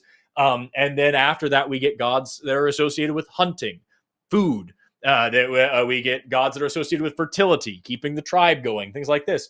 And gods kind of come along with our needs, our basic instincts, with what we desire for our lives. In the same way, there's a really, really cool thing. You can look up like the how different societies, different cultures with different like technological advancements have different colors that they recognize. Lots of cultures out there that like the color blue doesn't exist. That's just the background. That's not something you name. You know what I mean? And so like similarly, when we come with gods, it seems like they arise based on just like what we as a people need or are interested in. And as we develop as a society, all of a sudden you need a god of war, because war wasn't really a big thing until we got to this side. All of a sudden you need a god of commerce, because commerce wasn't really a thing until we got enough stuff to trade, and like blah, blah, blah, blah. So the point of all I'm saying is humans like to look for patterns and derive meaning where we don't need to do that all the time. And when shit happens and we don't know why, we say, okay, well, if lightning's coming down, there must be somebody doing that. And if my team lost the game, then somebody must have decided that. Because luck and chance and blind, stupid, just it happened is scary as all hell to think about. I've got that's all. Yeah, sorry. And then the last thing I would say is very briefly, your main question was, do we really have to be atheistic? I was grumping about the fact that you said that theism is natural. I don't think that it's reasonable to say that like the theism that we think about today is natural. It might be though. But I'd argue it might be. Go on. It might be, but like there's a lot there. But the biggest thing that I would end with, and I'm sorry, I've been talking for a long time, is that you said, do we really need to be atheistic? Right. So, religion has provided a great many benefits. It has also provided a great many harms, and there's not a single one of those benefits that you can get from religion that you can't get without religion, without also bringing along the baggage of the harms. And so, like, yeah, we want to move towards, or at least I can say, I would rather move towards a more atheistic society because less superstition is better. Believing less incorrect things is better. And not having a reason for holy wars and the deprivation of human rights because I read a Bronze Age sex manual that said you shouldn't be allowed to marry somebody is better. And I can get all the community and all of the feasting and all of the other stuff, the moral codes and things. I can get all of that shit without the baggage that religion brings with it. That's my entire rebuttal to your opening statement. I've been talking for like 4 solid minutes. Jimmy, please go ahead. Katie, I've got a question for you. Well, I guess it's a couple questions. And so if we can keep the answers to just yes or no or short. Okay. Does something being popularly natural mean that it is good for society? No. Exactly. So, Katie, what percentage of societies that have ever existed were patriarchal? I don't know, but probably more than there should have been. It's most of them. In fact, even recent societies show that recent studies show that 90% of people hold a negative bias toward women. So that's in current day. And now we imagine the past and the less, shall we say, philosophically evolved societies. Most societies have been patriarchal. There are few exceptions, and there will be people who quickly, because I said that, will be like, no, what about this one? Not realizing you're literally, the fact that you know the exceptions is actually proof. Exceptions prove the rule. They don't disprove them. So it's kind of like you've come here, and we'll just switch in patriarchy. And by the way, by patriarchy, I don't just mean men, that there are men because people seem to mix that up. Like when Grimes, the fucking ex of Elon Musk, was like, I like the patriarchy because the patriarchy brought us roads and civilization. And you're like, wait, the excluding women from positions of authority and being engineers, that was what had to be done for roads? You don't think women could have helped figure roads out? And that's what you like, Grimes, you fucking idiot? Anyway, anybody who dates Elon Musk. I've known a girl who lays down asphalt. Yeah. Yeah, right. Patriarchy is about basically how you exclude women or restrict them to certain roles and don't even give access, regardless of whether or not there is a natural tendency for them to be more or less inclined to be whatever, laborers, garbage people. It's about access and it's about quality of thought. Anyway, it's as though you've come here and said, well, patriarchy has been extremely... Why did I just lose... I just heard the sound of as though the show hung up, but that doesn't make any sense. Katie, can you still hear me? Something very strange has just happened. I still have her on my side. You hear Katie? No, but I still see her on my call-in studio, and the clock is still running and everything. And I can see that we have money. We didn't run out of money. I don't know what... Everyone's sending super chats now to save the line. Okay, hang on. I'm going to reestablish the call. Ready to connect. Click connect to show now. Reestablishing the call. Okay. Katie, can you hear me now? Welcome, host. You are now in the host room and can manage your callers from the call-in studio web interface. Okay, thank you. I don't know why that happened. I think that Forrest secretly dropped the call and wanted to fuck with me, but whatever. It could be whatever. Or somebody just... No, it still says the call's running. It could be anything. The screener might have dropped Katie, are you there? Yeah. I just reestablished it. We got Katie back. Yay! Hey, I can just hear her now. So Kate, no, I heard Katie. you say robotically. You were like patriarchy. Oh shit. Oh, Goodbye. okay. So the system actually, okay, that does sound like then the system lost the connection. So patriarchy, it's as though you've come to say if the patriarchy is a natural basis for a lot of people's foundations, and a lot of people today are living in patriarchal societies, do we really need to strive for an a-patriarchal society, or do we just need to have a better society regardless of if patriarchy is present or not? And the reason why I like that example is because theism basically is patriarchy with very few exceptions. There are exceptions, but they're few. That's honestly a good analogy, because like there's like I forget if I saw it on this channel or if I saw it on that Reacteria one that you have on yours, Forrest, but it's basically like there's a story where like Abraham like just like sexually assaulted his slave, and like God was like, go back and have the kids, that's your part in life. Ishmael, right? That's fucked up. Yeah, something like that. Yeah, and then they're like, your son will be an asshole. Well, all right, but without Katie, let's not get too far off topic, though. I just want to bring us back here. I guess the main question I have relating back to the topic is there like a biological, anthropological reason, or like at least a hypothesis that why we're like this? Like, I think so. Is it mainly that pattern-seeking thing that? Yes, I think that's it. I'm sorry, I forgot the word. What was the word again? Yeah, anthropomorph. Apophenia and pareidolia. There are two of them, and yeah, I gave a few examples of why we're like this, but like none of those make it justifiable to continue like this, right? Because like that's the thing is.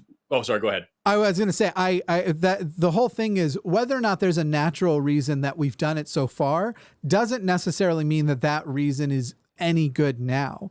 And from my own personal experience, but also talking to lots of people who have been born non-religious, you actually find lots of people are not born with that pull. And so it seems to be this is a common error for somebody to make, especially as you see the origins of these religions often are so much invested in the grandizing of one individual or a family or a small group of people as a method of those people to hold on to power. And we can literally point to economic and royal examples of the same thing just without religion, the ways that we've done this in other ways. Religion's just one of the ways. So there's a lot of good reasons to think why these things originate. But now we live in a society that when the new Joseph Smith, modern day, tries to show up and do something, he has a much more difficult time inventing Mormonism, because even just the last 200 years of science has undercut so much that a person like him would go for. And so it's funny because it's, again, one of the principles that Matt and I disagree on is this idea that things do appear designed even if they aren't designed. And I don't feel that I feel that once I deconstructed from that as a religious thinking, I no longer had that feeling anymore, that the concept of things that have quote unquote order, I don't automatically establish with design or anything. I think he called it, what is that? The anthropological principle? No. Which principle is that? It's one that's like established as a principle of humanity that I'm like, I don't know that I buy that one. Anyway, so that's pretty much it. It's just Katie, hello. Did you break out? Did we almost lose connection again? Hello. Oh, you just became a little bit of a robot. Here's hoping it doesn't just drop. Katie, what type of theist are you? What is the God you believe in? Well, for a while, I liked aspects of Christianity, because like there are some things in the Bible I'd pick and choose. I'd be like, I like this. We should help poor people. But like there's just so much that's bad in it, and like I don't know. Like I recently realized what deism is, where it's like that. But even with that, it's like at this point, I'm like, do I just believe this because I have an ape brain that makes me believe it? And how do I convince that brain that? Because like I see a lot of people call the show and they're like, I'm looking for. Katie, I feel like I'm looking for reasons to not, and y'all seem to like, I don't, especially from like the evolutionary like like us being apes and like it not coming from like I know this is going back a little bit to the beginning, but like, is there really no way to ever know if like Homo hypergansus, I'm sorry if I'm saying it wrong, Homo like erectus or like the Australopithecines believed any of this? Is this like, or like does it like I get what you're saying, like it doesn't matter today, but it's like I feel like it matters today because it's like it's the neurology we all inherited. Katie, what advice for living would you take from any of those species besides religion? Okay, that's a good point. Well, they probably know how to forage for food really well, straight up. No, they were good at foraging for certain foods, but if they were hungry and could not find their, like the foods they routinely ate, they would die because they'd eat the wrong shit. They weren't that good at it. And what's even worse is they didn't have like written word and the ability to go like, hey, here's our manual. Here's how to recognize. My phone app is a way better forager than any of our Homo, at least, descendants have been. Forrest, I think you might have gotten super quiet. Is this better? Do I need to turn it up? Can I turn it up a little? Maybe it's on my end. Maybe it was when How's I was that? on the call thing. Is that better? Yes. You into that? I'm into that. Okay. Yeah, so I would say like the big thing is like I don't know like how we would even test things like that unless like we had some cave painting that we could interpret our way to be this or that. I don't know. But like the whole thing is like, would it matter? You know what I mean? I think Jimmy drawing lines to like other very common things that aren't good that you wouldn't be here supporting is a great example of that. And something you said just a second ago stuck out to me. You said that you started out with kind of this religious ideology and you've kind of been deconstructing that. And now you said you're looking for reasons to not believe. I think this is something you said. I would encourage you to look for reasons to believe. Yeah. Because like you shouldn't go out of your way to not believe a thing. You should only believe a thing if you have a good reason to believe it. And so with this God or with anything else, pick your favorite anything, right? The only reason you should believe in a thing is because you have a good reason to do so, whether it be God, whether it be the Easter Bunny, whether it be a particular political or economic ideology, whether it be whatever it is you have to have some backing for it. Otherwise, you're just saying, well, I was taught it this way. My parents taught me this way. I live in a culture that believes these things. Therefore, I'm gonna. And we probably all do that a little bit more than we like to admit. But especially for a big question like this, yeah, you need to be looking for reasons to believe in a God. And when you don't find them, stop believing in it. And I think if you look into a lot of deconstruction stories, you'll find a lot of people tell exactly that story. I was looking for a reason to believe in a God to prove to the atheists that he was real, and I couldn't find anything. Or I was looking for reasons to discredit evolution or the age of the earth, and all I found were good reasons to say that it's real. You know what I mean? So, yeah, I appreciate you calling in, and I hope you keep doing so. But don't look to me to tell you why you shouldn't believe. Why do you believe? And if you don't have a good reason, stop, you know? And I think you were right about why you are a deist or were a deist, for the record. I think that humans are uncomfortable with I don't knows, and that is a that is a character flaw one can get over. Because not only can you get over not being, can you get over the discomfort, you can actually become very comfortable and almost excited by certain I don't knows. And yeah. It sucks. You know, it sucks to think that we're going to die, but we've been dead before. Ain't no thing, but I was super good at it. I did it for like way longer than I lived. Being dead. I was like, I was trying to I was like, what? But no, I guess, I don't know. It's just like, at the end of the day, or like as I boil it all down, it just comes down to like it helps me come to terms with my mortality more, and like I feel like that's a good enough reason. But like I also that's why a lot of people do it though. Yeah, it's like because death is scary. But have you tried thinking about what it would be like to not exist? Yeah, honestly, yeah, I kind of think about it when I like I'm about to fall asleep. I'm like, oh God, I must stay awake. It's well, that's the thing though. Jimmy's joke was real. You didn't exist for a long time, billions of years. What was it like before you were born? The world kept on turning, except for the parts where the world hadn't formed yet. So like, the universe kept on keeping on, and now you're here, and you get a little bit of time to enjoy that, and pretty soon you won't be, and that's okay too. And so you have this platter of cookies in front of you, and you get to enjoy all the cookies, and eventually that means you'll be out of cookies. And you can spend your life fretting about being out of cookies and trying to invent a magical, cookie factory that you'll get to go to someday. But like at the end of the day, you got these cookies, dude. You got to enjoy these cookies. Katie, just so you know, Forrest is aware that I fast before shows, and he's doing this to be a dick. No, I don't know that, but now that I do, I regret. I don't actually. I did when you were sending me the link to get on the show. I was like, I'm currently cramming my face with noodles, getting ready for this show for health reasons. So now I feel bad about for me that. To get through a show if I haven't eaten, unless my blood sugar's low, I don't eat before shows. Anyway, you kept saying cookie, and I was like, if you say it one more time. Anyway, Katie, you just got to enjoy the cookies, Katie. Enjoy the cookies, and don't worry about what happens after the cookies, because you're gonna run out of cookies someday. But that doesn't mean the cookies don't taste good right now. And little tip. No, that's little tip. Honestly, that makes sense. In chat, Jen has cookies. Just want to let you know if you're ever having trouble finding cookies. Our head mod is named I Got Cookies, so I make a little gesture. Anything else? No, the only other questions I had was I guess more scientific-y biology ones. I guess it's more of a request because I don't want it to hog the line. Very literally. Quickly then, yeah. Is Forrest, please, if you can, make videos about fire and how people discovered fire more. I'm just so interested in it.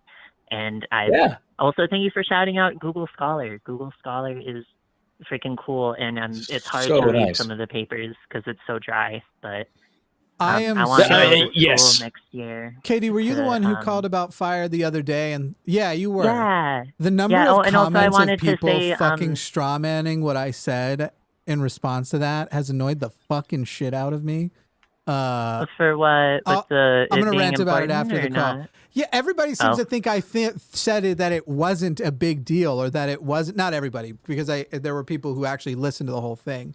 It was that specific to the concept that you were presenting, that it just seems unlikely without supernatural or alien intervention that humans would go there. And obviously we already went through that. I think you agreed by the end that it wasn't. Yeah, no. My thing was that as far as leaps go, did good on that. That fire, the developing a relationship with fire, because fire already existed, was basically an inevitability.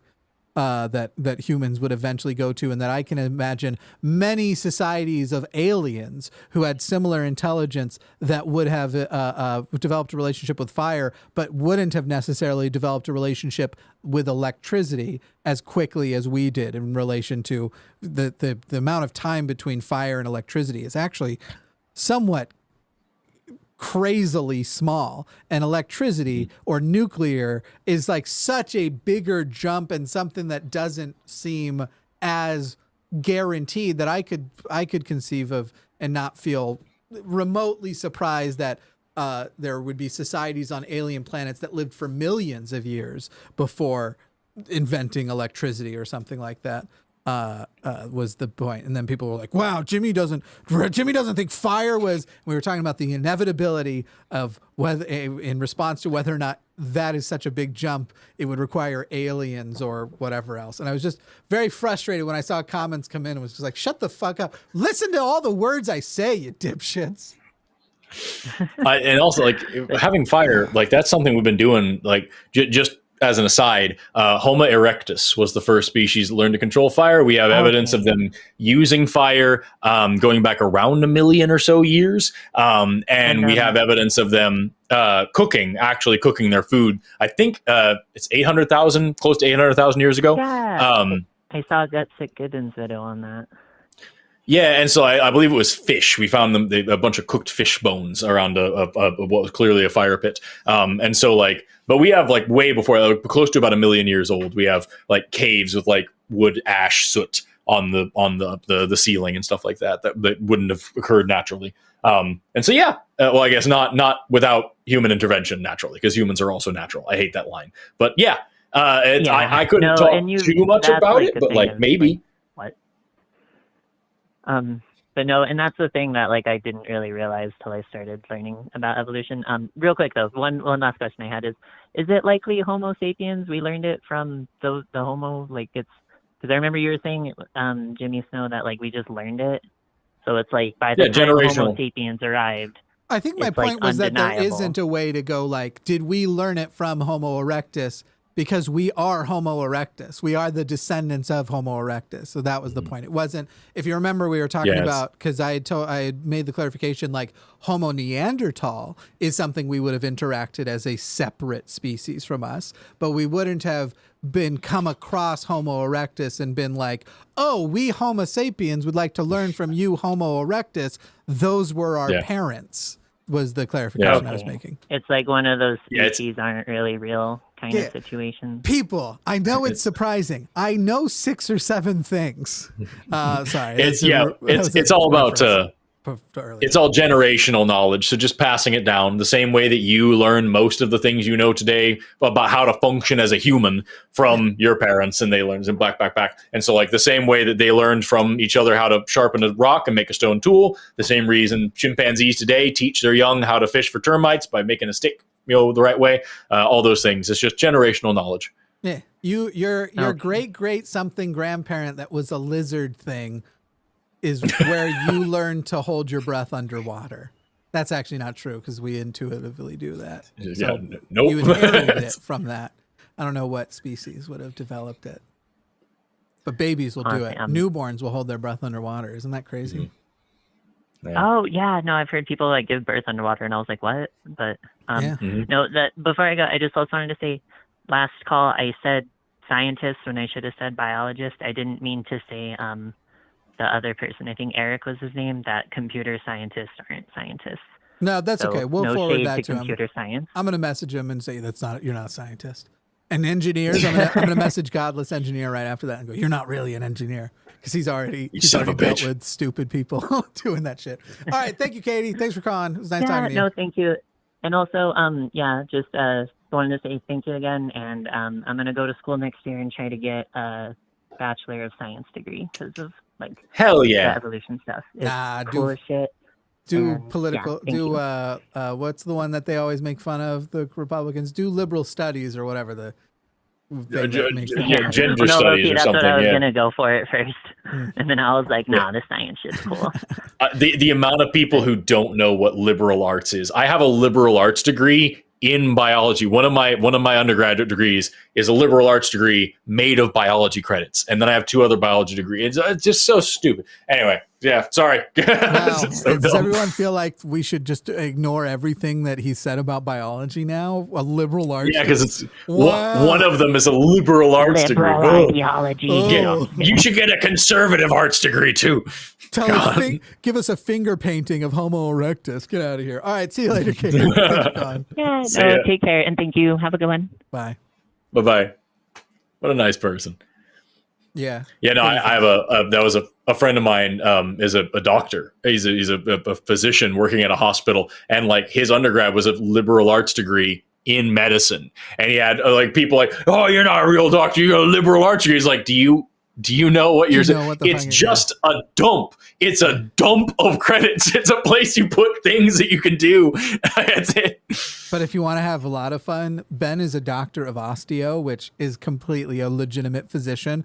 But pretend that you thought he was a chiropractor one day just to watch. It makes him so mad. By the way, guys, if you need a chiropractor, Ben is really great. Ben's great, yeah. The university that I'm at right now, they have a DO program where you can get your osteopathic, and the only difference is that you learn osteopathic manipulative medicine. That's you learn all the same stuff, and then you also learn this physical and I love giving people shit for it. I love it so much. I would rather go to a doctor of osteo for wellness, but like for my primary care provider, I'd arguably rather have a doctor of osteo. I want to take it. I might have a chance to take an OMM class pretty soon. And like, how cool would that be to get to use the clinical anatomy classes that I've done to be like, actually, also now I can like help you like bowstring your back muscles and make you feel a little bit better. And like, that'd be so dope, dude. You can live here while you're doing And I can say that I'm as much of a doctor as Ben. That results in you getting a doctorate? No. it would just piss Ben off. Oh, That'd be because he's a chiropractor. Because I think as a chiropractor, yeah, exactly. It's only like a couple of weekend classes. I know that's not true. You can do it online. Yeah, you can do it online over a semester. Online, and you're just snapping people's necks. All right. Usually we would take the theist next, but we're going to very quickly take, because this atheist caller has been waiting forever. By the way, we do still have lines open specifically for theists or supernatural beliefs. Or if you want to, argue that Trump is a great president and better than Biden, you can anything that's like a polarizing topic that we can argue about, we would take those calls as well. Otherwise, the like atheist agreement lines have closed. However, to that end, we're going to quickly talk to Matt in the UK. And Matt, it's weird because I should have just asked them to clarify this with you at the beginning. We don't really do calls where people are calling to like monologue or anything. So I just wanted to keep that in mind, because it sounds like you're wanting to share a model for a universe from nothing. And as long as it ends in a question, that's fine. But Matt, you're on the line with Jimmy and Forrest. Hello, Jimmy and Forrest. Hi. I spoke with you a long time ago when we were in the middle of a heat wave. Excellent. It was yourself and Shannon. I was talking about the soul. Oh, yeah, I remember. I remember now. And Forrest I spoke with when he was on with Erika, and I was talking about humans being storytellers. Sure. How is the weather these days? I'm just kidding. Whatever background you want. I believe we disabused you of your soulish notions. Is that maintained? You made me do a lot of thinking, which is what we're here for after all. Good enough. All right. What's the you want to present to us a model for a universe from nothing? I assume because you want Forrest and I to weigh in on whether or not we find it to be a sensical model. Yeah, I would like you to keep me honest. Sure. I will warn you now. Whatever your answer is, if you aren't a physicist, we're probably going to say, even if everything you said makes sense, this is not a question either of us are equipped to designate as elevate to the level of theory, for example. What's the allele frequency of what you're saying? That's all I can give you. There you go. But go ahead, Matt. Give us your model of nothing. Yeah. Okay, so nothing, inverted commas, very difficult to get to. We'll start small. We'll start with a cylinder about the size of your arm. Okay. Sealed at one end, piston in it. And we will draw back the piston so there's no material inside. However, I'm glad. Okay. Sorry. At first, I thought you said we pissed in the can, but go ahead. We've removed the piston, so we have a hollow cylinder is what we're at, right? Yeah. Okay. Yeah. So go on. The piston is flush with the bottom. You draw back the piston, so there is no material inside. Right. So now we have vacuum. Or negligible pressure, put it that way. Okay, vacuum was fine, but go ahead. Yeah. Go on. Yeah, there's low enough pressure so you can ignore it for calculation. Either way. The other thing there is not there hasn't got in there is any entropy. There is only one condition that absolute void can be in. Nature will trend towards greater entropy. Now, I've just given you the small example of a cylinder about the size of your arm. Consider void in a greater expanse. That's a lot of entropy ready to be released. The impetus behind the change of I'm already lost. I'm super lost also. Forrest and I are both lost. You've presented a vacuum contained by something with entropy. Well, I'm grumpy about it because, like, how does entropy make sense in a vacuum? Because entropy is disorder amongst things, and how do you get that if there are no things? So like, I don't, again, not a fucking physicist. Maybe there's an answer to this that a physicist would know, but like what, I don't think like saying the entropy of a vacuum, it sounds like an oxymoron to me to say this vacuum is going to tend towards entropy. Therefore that something's going to happen in it when there's no, what does that mean? There's no quality of entropy. It's like saying, entropy of love.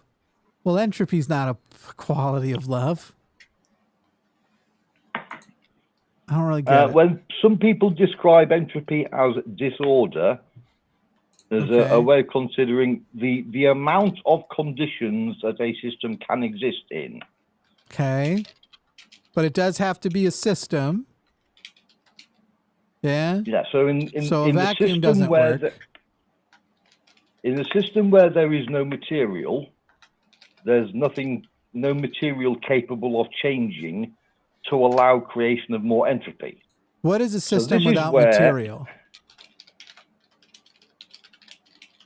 Matt, I'm just going to tell you this doesn't work, and I'm a physics buffoon, and Forrest is presumably better, but I like to pretend we're on the same level on physics. What is a system? Can you have a system with nothing in it? Is it a system at that point? Well, the laws of physics would prompt it to create from nothing a antimatter and matter particle, so zero sum. So what you're trying to say is if hypothetically we had a cylinder and you remove the piston, which seems to leave the outside of the cylinder, but you're saying no, maybe take the whole thing out and just remove it from that space without letting anything else come in. Because if you in fact did remove the piston, you obviously usually you would have stuff. So you're just saying remove it from there and nothing else comes in. And you're wanting to call that a system and say that that system where there truly is nothing will create an equal amount of matter and antimatter. So zero. How do you know that?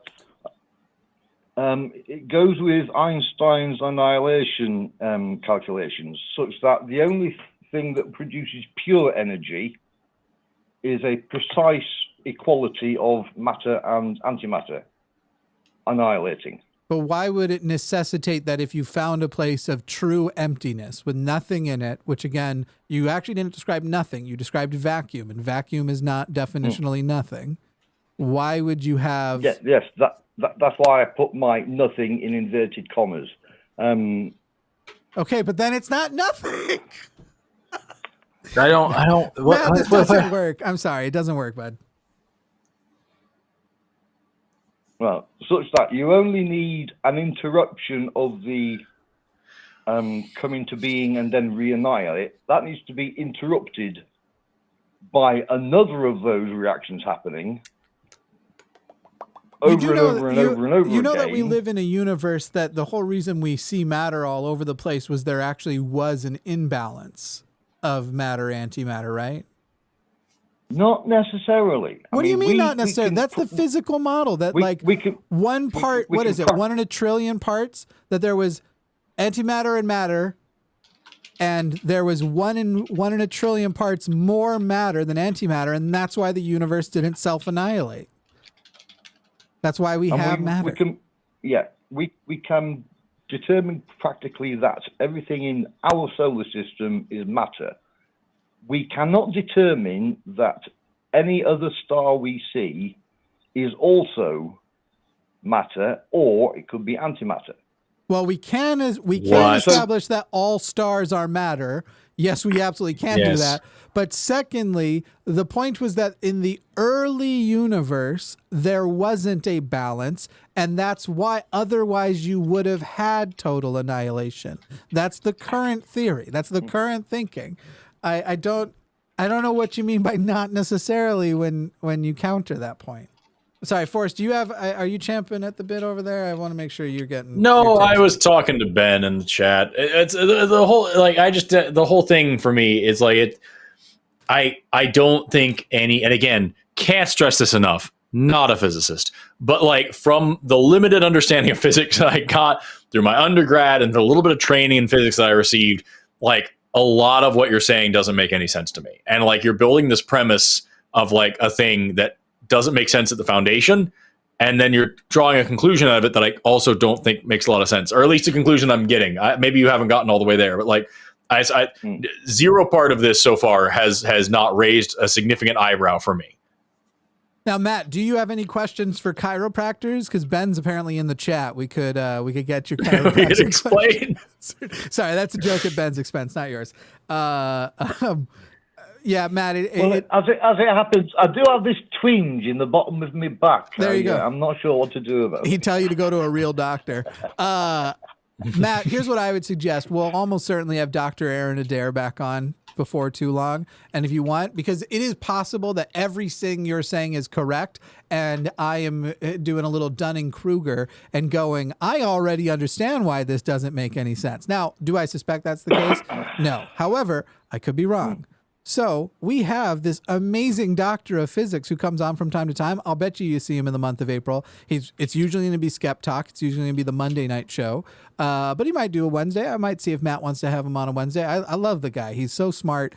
And he also moonlights as a biblical scholar. The dude's like too smart. It's really annoying. Call him and give him your idea here. But of course, the major stumbling block is trying to get through to yourselves. You know, I've been waiting. I can't tell you how.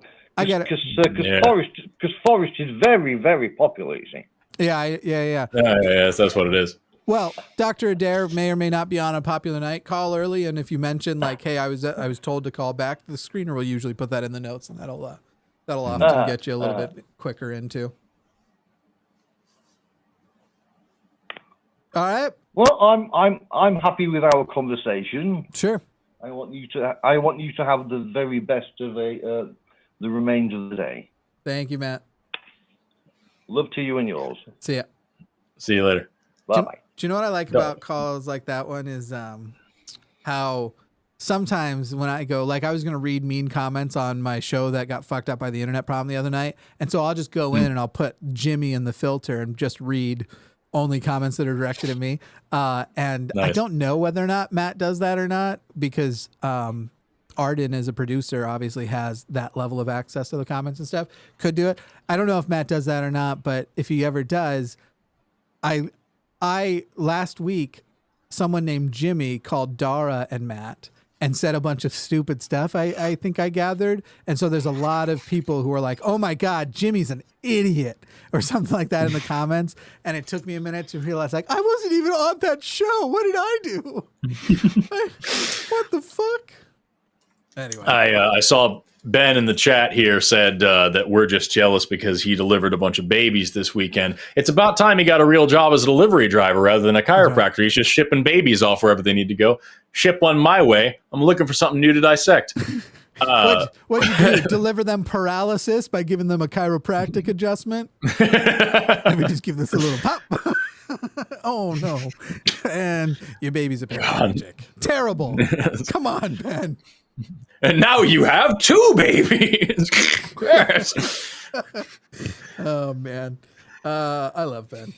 Ben, we haven't done anything in a while. We got to hang out. It's been a minute. For sure. He was telling me in the chat he's got some cool like new.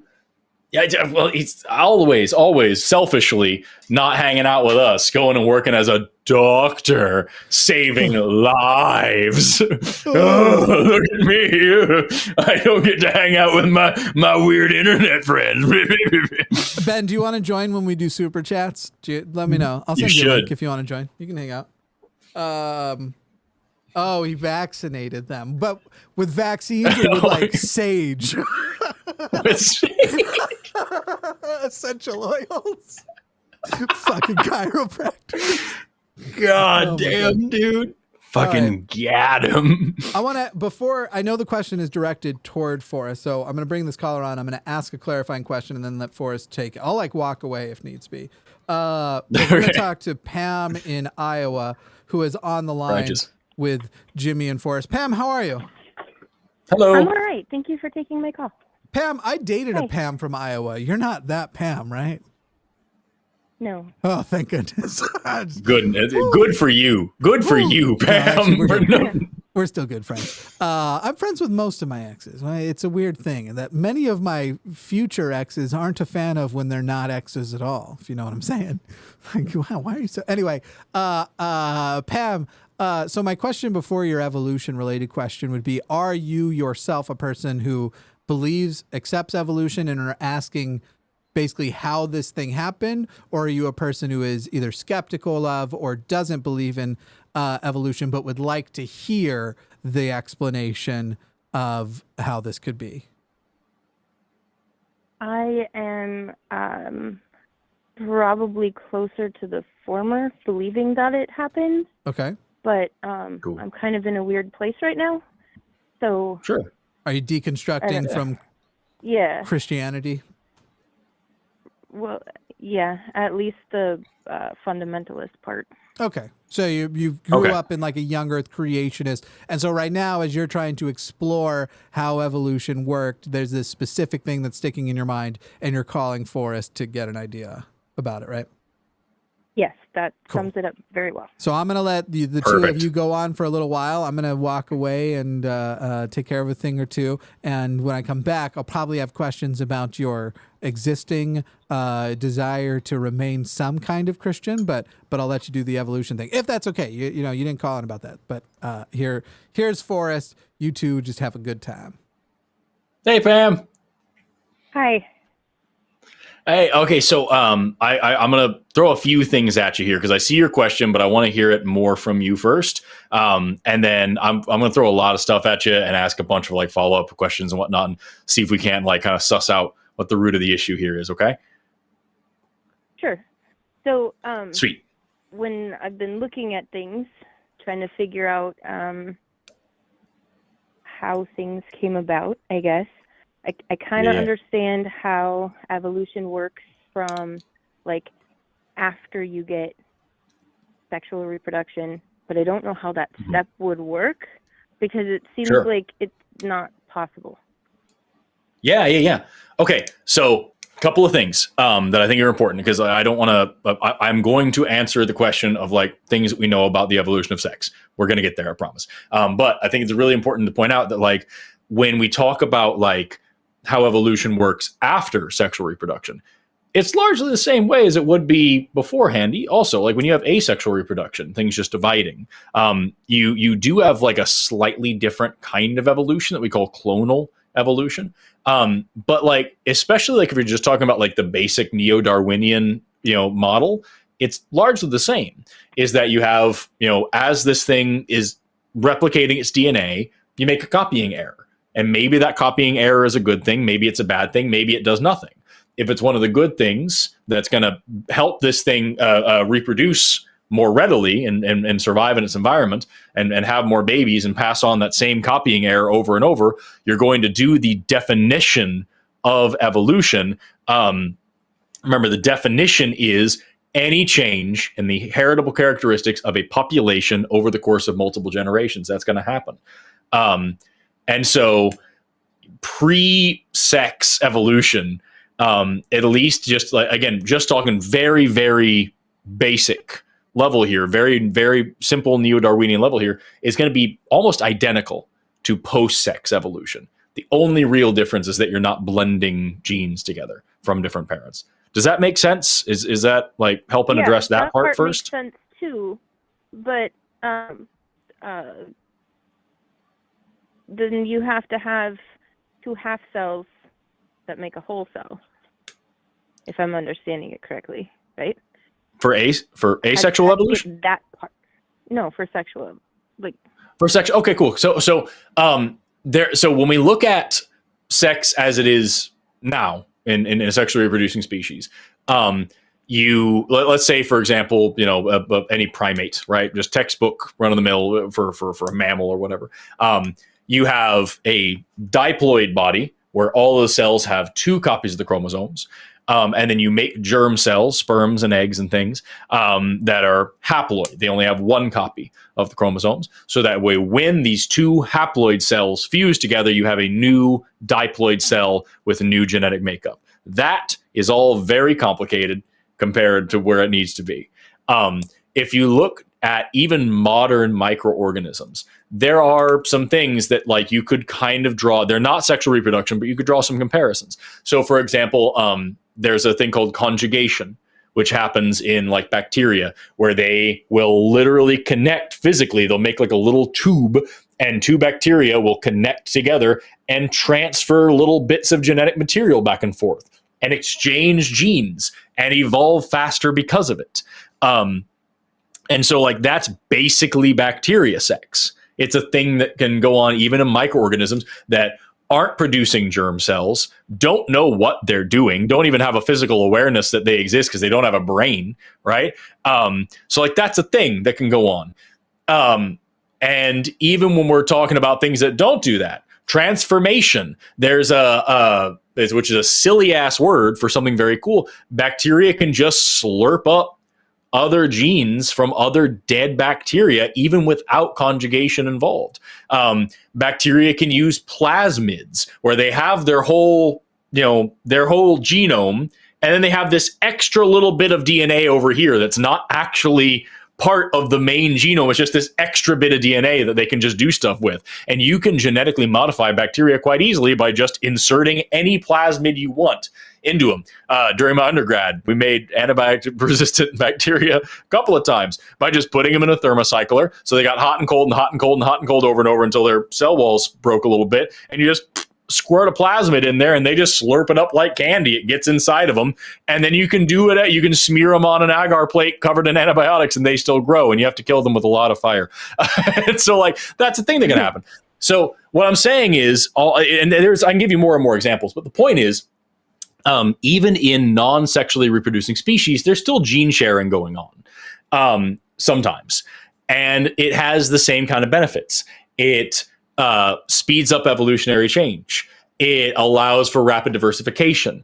It allows for, it's easier to suss out deleterious mutations and deleterious genes when you have that kind of like swapping going on. You have the whole, a royal flush effect where like you're getting a different hand with a different shuffling of the cards with every new generation. And so it's more likely, instead of just having the same thing copied over and over, and sometimes there's a mistake, by shuffling everything that's there, you're more likely to get more interesting variations.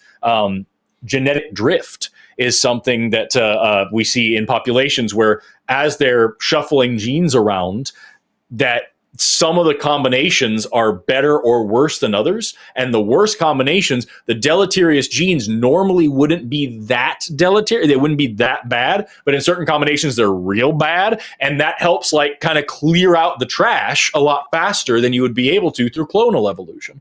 So there's a lot of advantages to gene sharing. And there's a lot of ways in which even sexual species do it.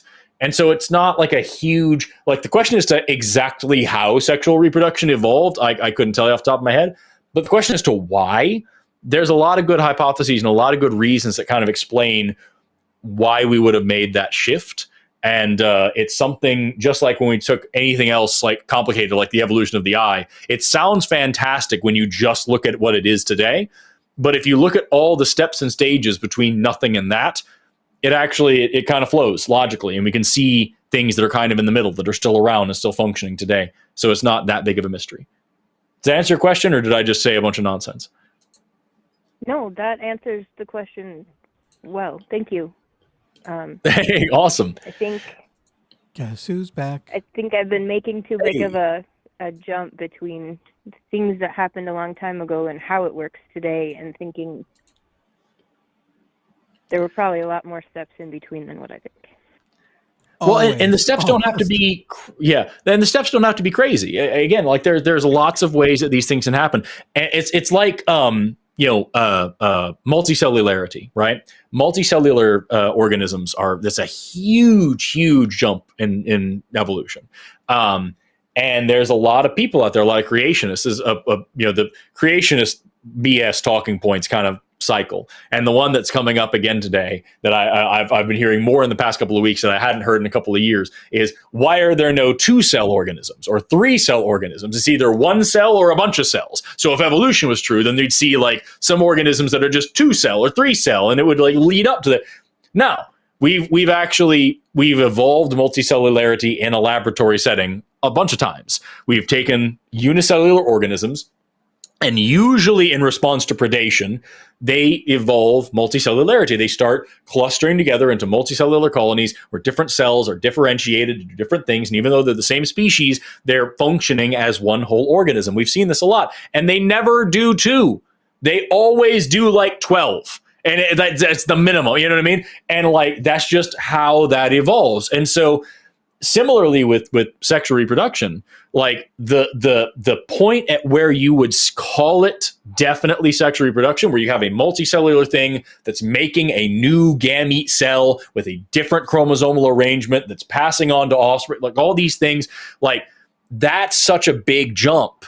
But like the in-betweens might not be 10,000 steps. It might just be as simple as it works this way, and that's the way it did it. And, it's obviously not something we've tested in a lab. We haven't seen it happen in a lab yet. But I hope someday we will. It's really cool stuff, dude. Pam, I will tell answer if you have any more. Sorry, go ahead. I was just going to say to Pam, you definitely, your instinct that you just had there, you should think about a lot. The idea of like, there were probably more steps. I feel like as you start obtaining, if you ever go after like a formal biology, education, at some point that actually just becomes, it almost goes away because that becomes intuitive. That like, okay, we went from this to this, and whatever number of steps I would have naturally thought before it's way more. And so there's like pretty good lectures out there on the evolution of the eye and like what type of cell would have even been before the first photoreceptive cell that led to a photoreceptive cell, that your first senses of light wouldn't have necessarily been vision, but light in some way would have been in some way good because it might lead to thermal outcomes and shit like that. It's always way more than you think it is. Plants have photoreceptors. Okay. They certainly aren't seeing anything, but like the reason why, we're in the spring now and all the trees are waking up, the reason why they do that is because all the little buds that are on the tree waiting to become leaves have photoreceptors on them that are detecting not like the intensity of the light, but how long the light is there. Because if they were just thermoreceptors, if they were just waiting for it to get warm again, then any random heat wave that came through the wintertime, all the plants would wake up and then it would get cold again and they'd all die. And so they wait to make sure the sun is out for long enough during the day. And when that daytime is long enough, then the leaves start unfurling because that's an actual surefire sign that we are now in the springtime. So like, light's just a resource, just like any other resource. And we just learn to use it. And sex, weird. This is a strange sentence. Sex is a resource. It's a way to speed genetic diversity, to speed evolution, to suss out bad genes. And we learned like even asexual species have learned to use something very similar, which is just gene sharing. And so we just learned a better way to do gene sharing, which is to make special little packets that hold those genes for us. Gene sharing sounds disgusting. I just want to point out. Yes. Anyway, go ahead. Yeah, it's the worst. Yeah. Pam, do you have a follow-up question before we maybe take you down a different line of thinking? No, that was my question. Thank you. Cool. I want to ask you this. What was it about fundamentalist Christianity that made you feel it wasn't as reasonable, and so now maybe a more progressive form of Christianity? What was the thing that made you go, I don't want to be that, in comparison to what I could be, which is a progressive Christian? I had a family member go down kind of a crazy apocalyptic line of thinking, and I started asking questions. Cool. And reading books. Great. And yeah. And Pam, that works. That's a great answer to it. Basically, you got to see a caricature of the extreme of where that thinking goes. It flagged in your brain and went, oof, that's a lot. And now I'm realizing that this person and my person's core beliefs aren't that different, but this is the conclusion that they've taken them to. And so now I'm going to go ahead and examine those beliefs and see if the beliefs are actually warranted. Right? Does that sound like a good summary? Right. That's what I'm in the process of right now. Excellent. And so right now, You're finding that a lot of those fundamentalist beliefs aren't warranted. Yeah? Yeah. All right, here's my suggestion to you, Pam. And a lot of people, it's a very scary one. So I understand if you're like, I don't know about that. When you are talking about a belief like this, is it better, you think, to go, I'm going to stay in the same line of belief and just go back down a couple of levels until I find myself comfortable again? Or would it be better to go all the way to level 0 and go, all right, I'm taking myself all the way back to the very foundation, and now I'm going to reintroduce beliefs after they are warranted, not try to justify beliefs that I had previously thought were warranted? Does that question make sense? Yeah, no, that's pretty much what I did. I'm an all or nothing kind of a person, so. Yeah, which, nuance exists. We've knocked it all down to 0, and I don't know which bricks go back up. Exactly. Okay. And so the reason why I'm bringing this up is that you were still claiming to be a theist and maybe still some kind of Christian, right? Right, because I don't know which bricks go back up. And so I guess, here's the thing, Pam. You and I technically are in the same position. I will tell you, I know a lot of bricks that shouldn't go back or shouldn't go up. I haven't eliminated that no brick should go up. But right now, I'm an atheist because I have not yet found a brick that is warranted to put up of theism, a theistic brick of any kind, whether it's Christianity, Mormonism, or anything. The state of no bricks, you could arguably say, is the atheist state if we're talking about bricks of theism. And so I'm wondering if there's something about a belief in God or a belief in where you're like, okay, I'm not quite there. I'm not quite at no bricks. I still have a little God's there, or I believe I'm going to go somewhere where I die brick. And if you'd want to examine that belief, or if you think that maybe functionally you probably actually are right now in a more atheist state, but you're trying to, I suppose you feel like if you actually said atheist, that you're closing yourself off to the idea of adding bricks, whether that's true or not. I don't know how to process that one yet. Is it just because it feels like it would be a lot to acknowledge that you don't think you are a theist? Probably. Yeah. And so I'll have to sit on that one for a little bit. Like I said, it's that the reason why you feel that way, Pam, and this is what's going to be another important thing, you have left a brick up. And I'm going to tell you what that brick is. Your fundamentalist religion gave you a brick that basically said there is nothing worse than being an atheist. And that brick is a hard one to get rid of. It has zero warrant. It is not justified. Because just think about, Pam, I don't even know which fundamentalist Christian sect you were. And yet I know, just for doing this for a long time, that they probably did not speak politely of non-believers. Is that correct? Probably not. It's been a little while since I've been there. There's not really a fundamentalist Christian religion that isn't basically like, other right. Christians are going to hell, but atheists are even worse somehow. We all go to the same hell, but atheists are going to the worst one. And there is this stuff that people don't even realize is there, where they have a visceral reaction, a sort of like, atheist. That would be such a big word with baggage to pick up. And I don't disagree that there are atheists who have tried to give us that baggage. But the word atheist itself shouldn't have it. It means so little. All it means, Pam, is I'm on my foundation and I'm waiting to see if there's a good reason to put down a brick. And right now, you got no bricks. So you and I are now, whether or not you decide you want to throw bricks on later might change that. I might disagree with whether those bricks deserve to go there. And Pam, if you think you found a brick, please call me. Let's talk about the brick. Because if you're right, I want to put the brick down too. And if you're wrong, I want to save you and anybody else who might be watching considering putting that brick down. I want to help all of you not put down that brick. But if I say the word brick one more time, I think I'll punch myself in the face. So I'm going to let the metaphor go now and just say, okay, if you're going to the foundation of 0, there I've said foundation, which is still, if you're going down to that foundation of 0, don't put up a brick. The worst. Don't add anything to it unless it's warranted. And warrant has to be more than just, it would feel really nice to believe this, because that's what a lot of people with really harmful beliefs, that's their foundation, and they built their house upon the sand. The wise man builds. Anyone else have that? Anyway, Pam, if you have anything left there, or you have any religious beliefs you feel like you're still holding on to, I would love to talk about that. But if you don't, you can ask any other question you have. Otherwise, we'll move on. That's all I had today. Cool. Thank you. Cool. Go buy a brick, like a literal brick, and just have it. and just like Alrighty. You'll write on it. No, you don't have to do that. Anyway, thanks for calling, Pam. Thanks. Bye. You're awesome, Pam. Thanks so much for your question. See ya. Yeah, thank you.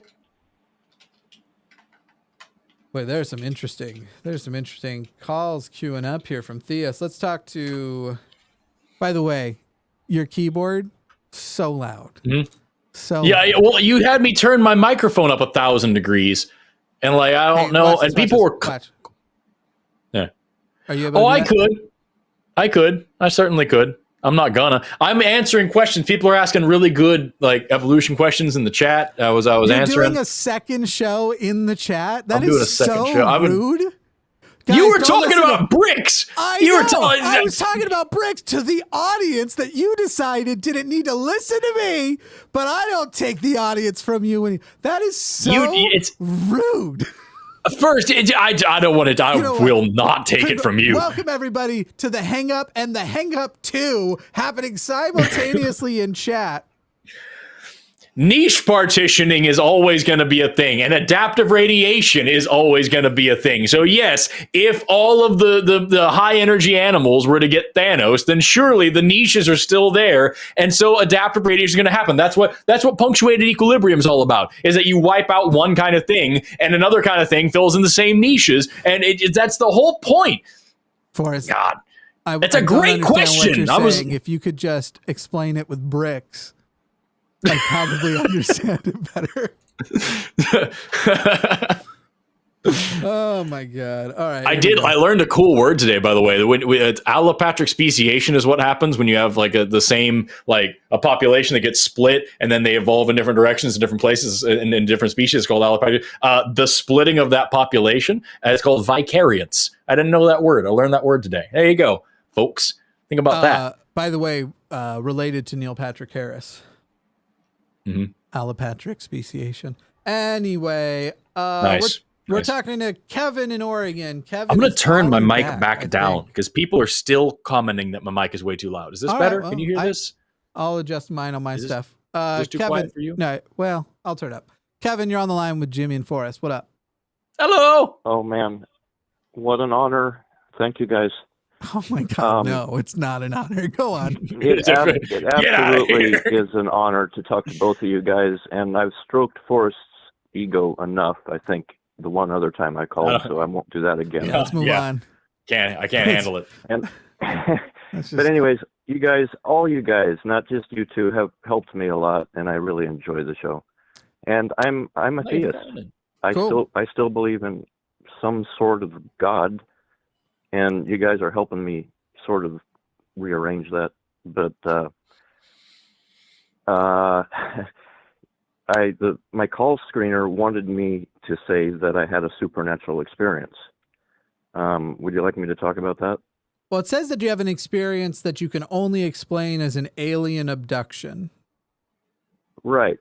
That's not exactly what I told the screener, but another plausible explanation could be some sort of supernatural thing, and I don't necessarily equate alien stuff with supernatural stuff. I get you. So yeah, right. Because alien could be natural. Kevin could. No, I don't. The aliens definitely could be a natural thing. Kevin, could whatever the explanation be also be a natural one? Like say that you were in a deep state of hallucination. No. Why? Yes to the first part and no to the second one. I was not drinking. I was not on drugs. I was not asleep. Kevin, do people ever have hallucinations outside of sleep, drugs, and alcohol? Okay, yes, but I've never had one. Well, no, you don't know if you've had one. And I've been pretty fucking drunk sometimes. Kevin, you don't know if you've had one. Hey, hang on, Kevin, before we get into the example, I just want to ask other questions. Okay, you say you were not on drugs, right? That's correct. How do you know that? I'm not kidding. That's a real question. No. I didn't ask if you took drugs. I understand. I asked if you were on drugs. Because I had been by myself for, I think, 3 days, and there were no other people that could have slipped me drugs.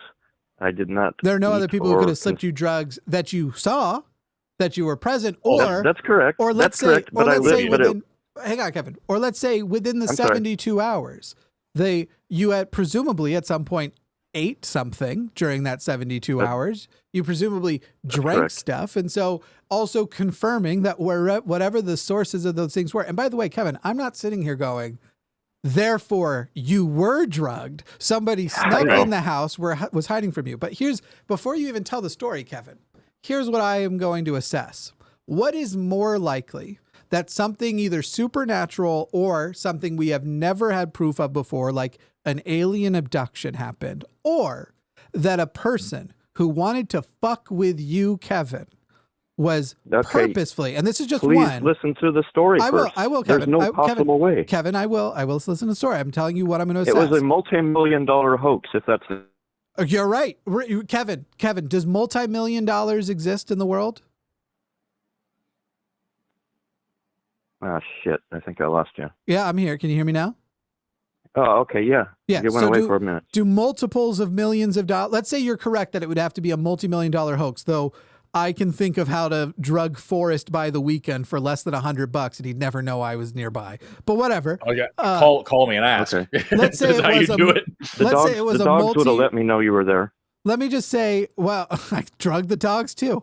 Again, this was only one of the examples. And by the way, if I'm getting you into a drugged state, I don't have to worry about you remembering if the dogs bark. But anyway, Kevin, all I'm going to assess is, even if I come up with a completely elaborate, crazy thing, like a multi-million-dollar conspiracy, if everything exists within the natural world and with our current understanding of things that have been proven to be possible and plausible, I will find it infinitely more provable and plausible than a supernatural explanation or even an alien abduction. So, Kevin, if you now want to share the story, I'm letting you know that. I understand. I hope I didn't seem like I was being combative or anything. I think you're defensive, but not in a way that's not understandable. I get it. You hold a level of significance to this. It's been traumatic for me, and I've had so many people, especially Christians, and just so many people tell me that I'm just nuts and I don't know what I'm talking about and this never happened and things like that, and that's very upsetting and traumatic for me. And Kevin, I feel that. Me. I feel that. The thing is if you have an unbelievable story, I don't care whether it's a Christian or it's whatever, people shouldn't use colloquialisms that are insulting, like "you are nuts." But do understand that you're about to present a story of something you best explain with an alien abduction. And I already know that it is much more likely for you to have had a single instance of extreme schizophrenia than an alien abduction. Yeah. And so I completely understand. I understand why that might hurt your feelings. However, we're talking about skepticism in the natural world. But if you want to present your story, you're welcome to, Kevin. Okay, thank you very much. You just want me to tell you what happened as I perceived it? Yeah, I'd say make it a quick version of the story, but hit the important details for sure. I will definitely try to make it quick, but sometimes I have a hard time doing that. I don't know what that's like. Just kidding. That's a joke. Go on. Okay. This may or may not be significant, but my grandfather died 2 months, I think, before this, or 3 or 4. And I was taking care of his house in the woods, and it's pretty fucking spooky there. And it's on an Indian burial ground, and I've never felt comfortable in a couple places near that house and some things like that. Just because my mind goes wild with all the different possibilities. Anyways, so it's 3:02 a.m. and I wake up. Right there, I'm in a bad place because everyone's going, "You did not wake up. You're still asleep." But believe me, Kevin. Kevin, you should understand that a skeptic is reasonable to go, "You believe you woke up," but the fact that this began in a state of you asleep is conspicuous. You must understand that's okay. I do understand that. In fact, I think I even at least alluded to that. And I think you should even consider it for yourself, that conspicuousness. I do. I do consider that. Great. And then I dismiss it because this would be the first time in my 62 years experience. Okay, it didn't happen when I was 62, but like that I've ever thought I was asleep or awake when I was asleep, that I can conceivably think of using logic in my that does experience. happen though. It's happened to me a few times. I know, it usually doesn't, but it has happened. And so like if I were to say the 3 times I can think of off the top of my head when that happened, it actually didn't, because the other 10 bazillion times I've ever been asleep and that hasn't happened, it didn't. You know what I mean? And the point is, these are reasonable questions to ask. So I get that it's upsetting to you, but like I understand. Just you know, you should know that it's not only a good thing that we're asking these questions. It's like it's the best thing for us to do, and for you to ask yourself too. I understand. I get it. Yeah, it's right. You guys are skeptics. Right. And I try to be. So I completely understand. And a reminder that you've already established a couple things. 1, that you were asleep. 2, that you were in a heightened traumatized state. And 3, that you were already aware of an environment you were in that a lot of people socially associate with supernatural experiences. With like you're bringing up the Indian burial ground, all that kind of stuff. The reason why people tend to have more ghost experiences at haunted houses. Exactly. Yeah. Yes. Go ahead, Kevin. And while I was on hold, I debated whether or not I should tell you these things that would make my story less plausible. But I'm going to tell you everything and be as completely honest as. Good. Pardon me? All right, go ahead. Keep going. Yeah. Okay, so it's in the middle of the forest, trees all around, big giant trees, and it's in Oregon, big storms sometimes. And I go like, oh, well, I'm completely awake, and now there's a storm outside, and I'm like, wait a minute, the storm is getting louder, and then pretty soon it's like louder than I've ever heard before, and I started hearing like electrical interference things in with the sound, and this is going to seem really weird, but I imagined a sound also in there like I'm dragging a sheet of plywood across the gravel. Irrelevant, I'm sorry. So, shit, I'm nervous. I'm sorry. It's all good. Okay, first of all, I didn't see nothing. That's probably important for you guys to know. I had a gun beside my bed, and I'm responsible for taking care of my grandfather's shit, and he's been robbed a few times. And I'm like, I'm the big strong man, 6'2" with lots of muscles, and I'm just going to take care of business. And guess what I did? I left the gun beside the bed, and I hid under the fucking covers because I was fucking terrified beyond belief. And so here's what I imagined. Here's what it sounded like, okay? I imagined it because this is what it sounded like. As I'm hiding under the cover, shivering, hoping I'm not going to explode or be sent to hell or up to Mars, or, not Mars, but someplace. And what I imagine is this thing, the sound was above the house, came closer and closer and closer because it got louder and louder and louder until I literally thought I was I was going to damage my hearing, and I was holding my hands over my ears, and it came down, it sounded like it came down at the far corner of the house, and it's a pretty big house, and it stopped in front of the kitchen window for 30 seconds, and then there was a beep, and then it came closer, moved to the next window, and there was a beep, and there's like 13 windows as I'm imagining this thing coming around the house, getting to back where I am in the back bedroom. And fuck, I don't know how I didn't shit my pants. But anyways, so it gets over to where it's like at the next window, and I go, fuck, it's coming to my window. And then at my window, it didn't stay there for 30 seconds. It stood there for 3 or 4 minutes. I don't know, it was there for 3 or 4 minutes. And then a beep, and then it's daylight. Because you saw it or because you heard it? No. There was a beep, the same beep. No. You said it was at your window. The other windows. Did you see it at your window for 3 or 4 minutes? No. Or how was it that you knew it was there? Like I said, I'm under the covers like a big strong man would normally do. So right? Kevin, I'm just asking, how did you know it was at your window for 3 or 4 minutes before the beep? Like I said, it's a huge, intense sound like I can't even describe. So you hear the sound outside your window, most clearly lingering. Got it. That's all I wanted. 3 or 4 minutes. And then beep. Right. It just stayed at the other windows for like 30 seconds, and then when I got to my window, it was like 3 minutes, and then the beep instead of after 30 seconds. Okay. And so then instantly it's daylight. Okay, at 3 a.m. And I'm like, what the fuck just happened?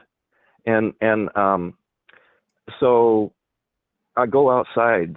Like after a couple hours, I go outside and I'm looking around. because if it did this thing going through by the windows, it had to go through the shrubs and shit, and there's not one bit of evidence that anything ever happened. So I called the neighbors, and they go, "We don't know what you're talking about. You sound nuts." And nobody heard anything. Nobody saw anything. And it was, I can't explain it. And except for what you guys probably are thinking, that I was just having a psychotic episode. No, Kevin, I don't know if it's a psychotic episode or not. I will say the only psychotic episode in 62 years. Okay. I've had sleep paralysis less than a dozen times, and half of them were worse than what you just described.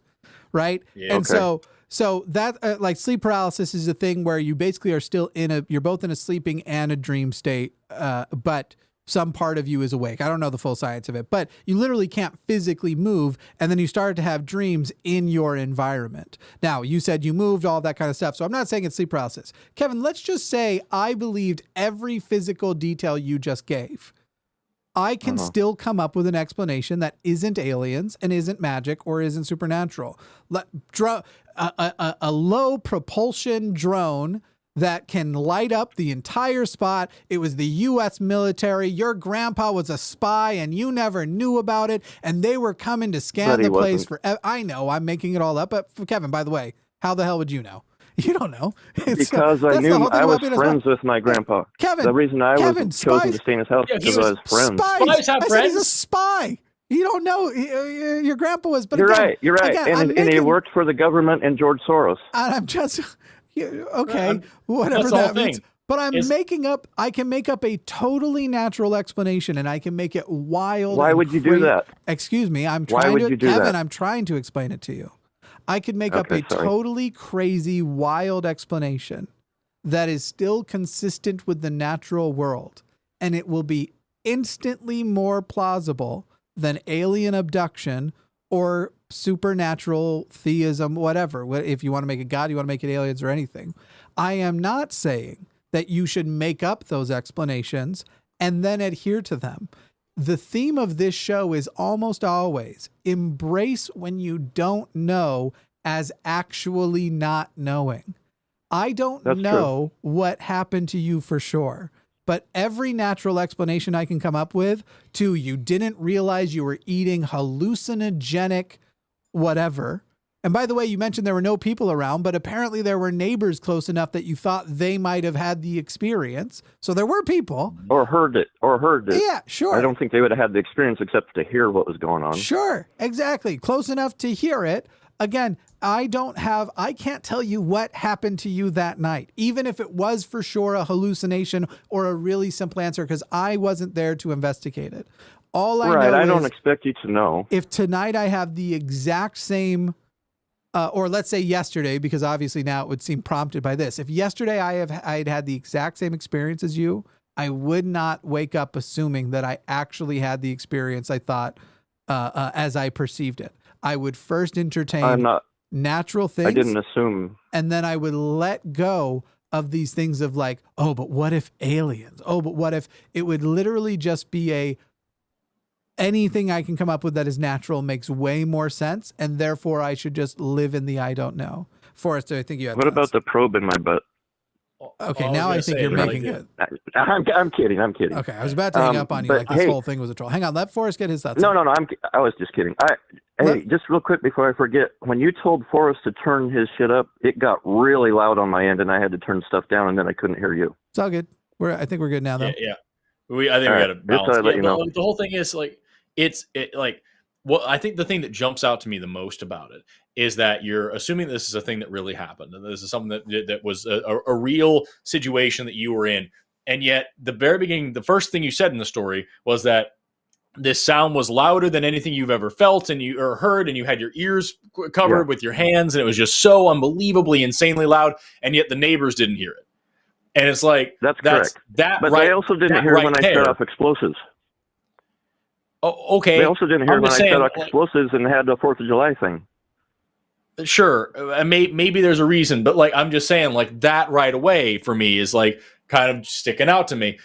You talk about like, again, who knows what happened, but like a repetitive beeping sound and all that stuff. that sounds like a smoke alarm or a carbon monoxide detector that was beeping in your house that you were integrating into whatever dream you were carbon having. Monoxide. It did not have a smoke alarm or carbon monoxide in the house. I'm just throwing out hypotheticals. Kevin, you got to stop assuming every hypothetical is literal. It's literally just. Yeah, I'm not. By the way, I'm not. Thank you. Aliens using beepers is already what is in and of itself wild to me. Why would they? Well, it wasn't a beeper. No, why would they? Jimmy, why would an alien beep? Why would they let you know they were beeping things? Why would they beep at you, bro? Can I call you Jimmy? You seem slightly condescending, just slightly. I'm sorry. Kevin. He is why. Fine. I'm okay with that. Okay. I don't care what your perception of my words are. It is a bit of a... I know. A person who is leaning that this is aliens, to me it is very silly that they use very human, capable of being invented like technology and would beep at all. That there would be... Why can't alien craft beep? I don't understand that one. Why would they beep all they want? Because it signifies to their leader that they are done scanning that room. I have no fucking clue. If you want to make up shit, I can too. Yeah, but you just made up a terrible explanation. But that's the thing. Like yours. You're drawing it right. But you're justifying what I'm saying is what the thing is. Like, I'm giving you, like, Jimmy and I have both given you a bunch of hypotheticals. Maybe there was a gas leak in your house and you had a crazy hallucination and things integrated in your dream.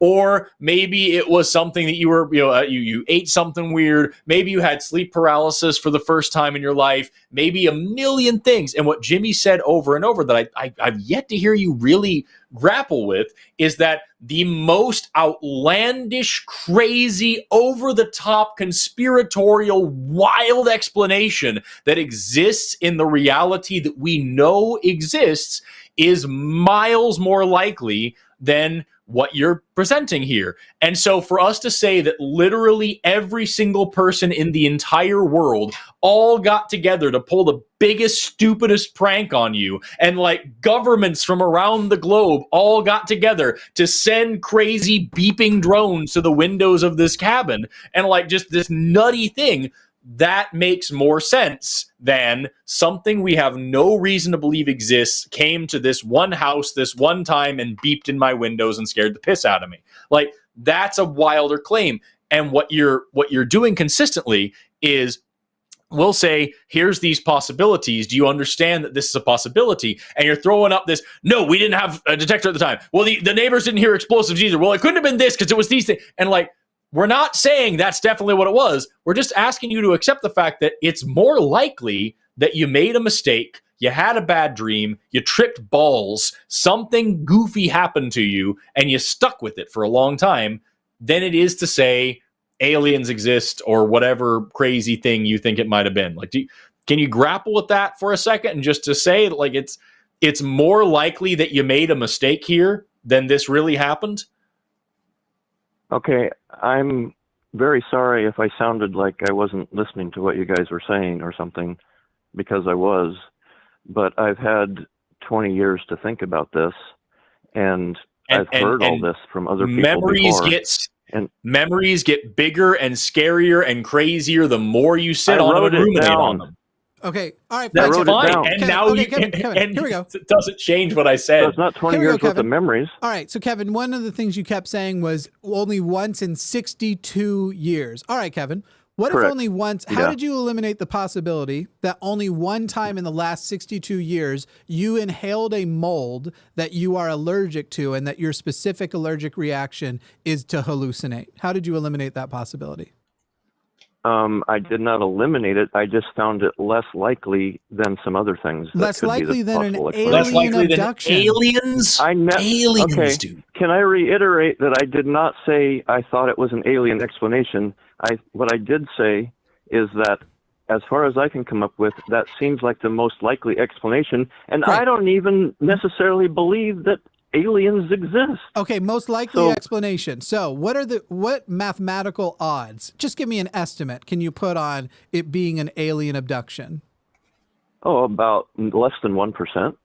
but it seems like the most likely explanation. By the way, the actual what true about answer, the missing time? The actual true answer is 0% because we have yet to establish that there is any odds that an alien interaction could even be possible. You guys, okay, that seems hypocritical since you guys say that just because we haven't established that yet, that doesn't mean we don't know it. That doesn't mean it's not a true thing. I didn't eliminate it as a possibility. You didn't say that. I said we haven't established the possibility. And until you establish the possibility, your working odds has to be 0.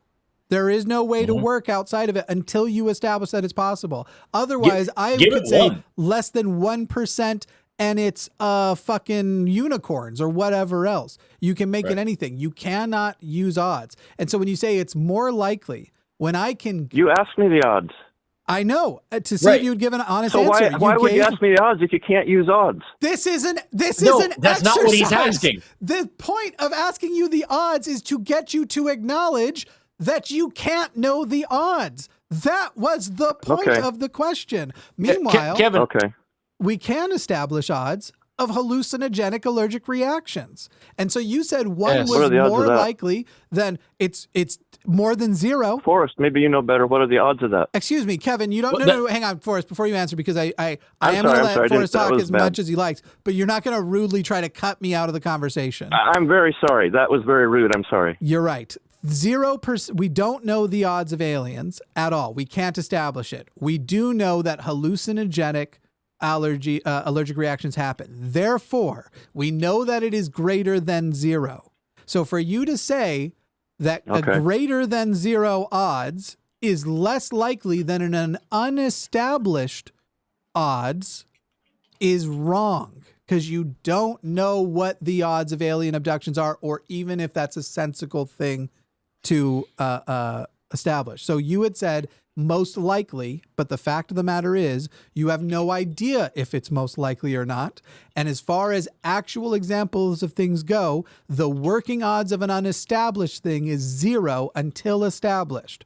So in a practical sense, it is much less likely that it was an alien abduction because it is the working odds would be 0. Forrest, now you may, I just wasn't going to let somebody cut it out. Well, what I was trying to say, and like you said, like I'll grant you 1%, 1 entire percent that it is the crazy thing that you think it is. That's a thing that's possible that happens in the world. 1% of is your probability. I just looked it up. Sleep paralysis affects 7.6% of the general population. So more than 7 times as likely is that you had a freaking bad dream and it was crazy, and it happens to like almost 8% of people. And you have this thing, even if I grant you 1%, which as Jimmy just explained, is a ridiculous thing for me to do, it's still 8 times more likely that something totally reasonable and normal and mundane happened. So like, how are you going to sit here and say it's the most likely scenario, it's the most likely explanation when inhaling a fungus that you're allergic to, eating some... We know ergot poisoning is a real thing. We've seen what happens to it. You could have eaten some bad rye and you could have had a fucking drippy dream. And that's a thing that can happen. And we know it happens and we have documentation of it happening. And the chances are more than 1%. So again, you have something that you have no reason to believe ever happened. And you're saying it's the most likely thing over all the things that you could actually calculate. Oh, shit. I think I lost you for a minute. No, he's pausing. He's letting you talk. Oh, there you are. Yeah. Are you still there? Yeah. So you can't respond. Oh, okay. I lost a little bit of the last part of what you said. I was just saying that you have all of these reasonable explanations that you could actually apply a probability to and maybe say, you know what, 8% chance, that really doesn't cut it. I don't believe that. I think I'm going to go for something that's a little bit... That's fine to do, but you're taking something that we have 0 evidence of ever happening ever and saying that's more likely than all of these things that we actually have data on. And I don't know how you can say that's like, I don't know how you can call in and like make that claim and expect us to take it seriously. And then just especially starting with all this thing, like it's been so traumatic to me that people haven't believed me. Of course they haven't believed you, because you're saying something that we have no data on ever is not only what happened to you, but you're saying it's more likely than the things that we know for sure can happen and produce the exact same effects. By the way, Kevin, you don't think I'm lying, do you? Kevin, no, Kevin. No, I think you're under a misapprehension. Actually, I don't know if you're lying, Kevin, because what we've done this entire exercise. Hang on. I wouldn't do that. I wouldn't waste your time like that. Great, Kevin. I don't know you. You don't know me. I have no idea whether what you just said is a lie or not. What we did this entire exercise on the off chance that you were telling the truth is examined it. Hang on. Examined it as though it was the truth, as though. Let me explain to you what I think you should do with an experience like this. And by the way, I even told you beforehand going in what my evaluation would be. And Forrest just told you that's what the evaluation was and what it failed. Literally gave you the before and after. But from my perspective, if you're asking me to believe your story, as far as whether you're a liar or not, I have no idea, nor do I care. The odds of you being, for whether I'm going to believe this or not, the odds of you being a liar is higher than the working odds of you were actually abducted by aliens. So even from my perspective, I absolutely hate lies. I get, Kevin, fine. Okay. But what if what you just said was a lie? I'm not accusing you of lying, Kevin. Oh, man. Kevin, what if we don't exist? Kevin, that's a stupid, okay. You were talking about condescension earlier.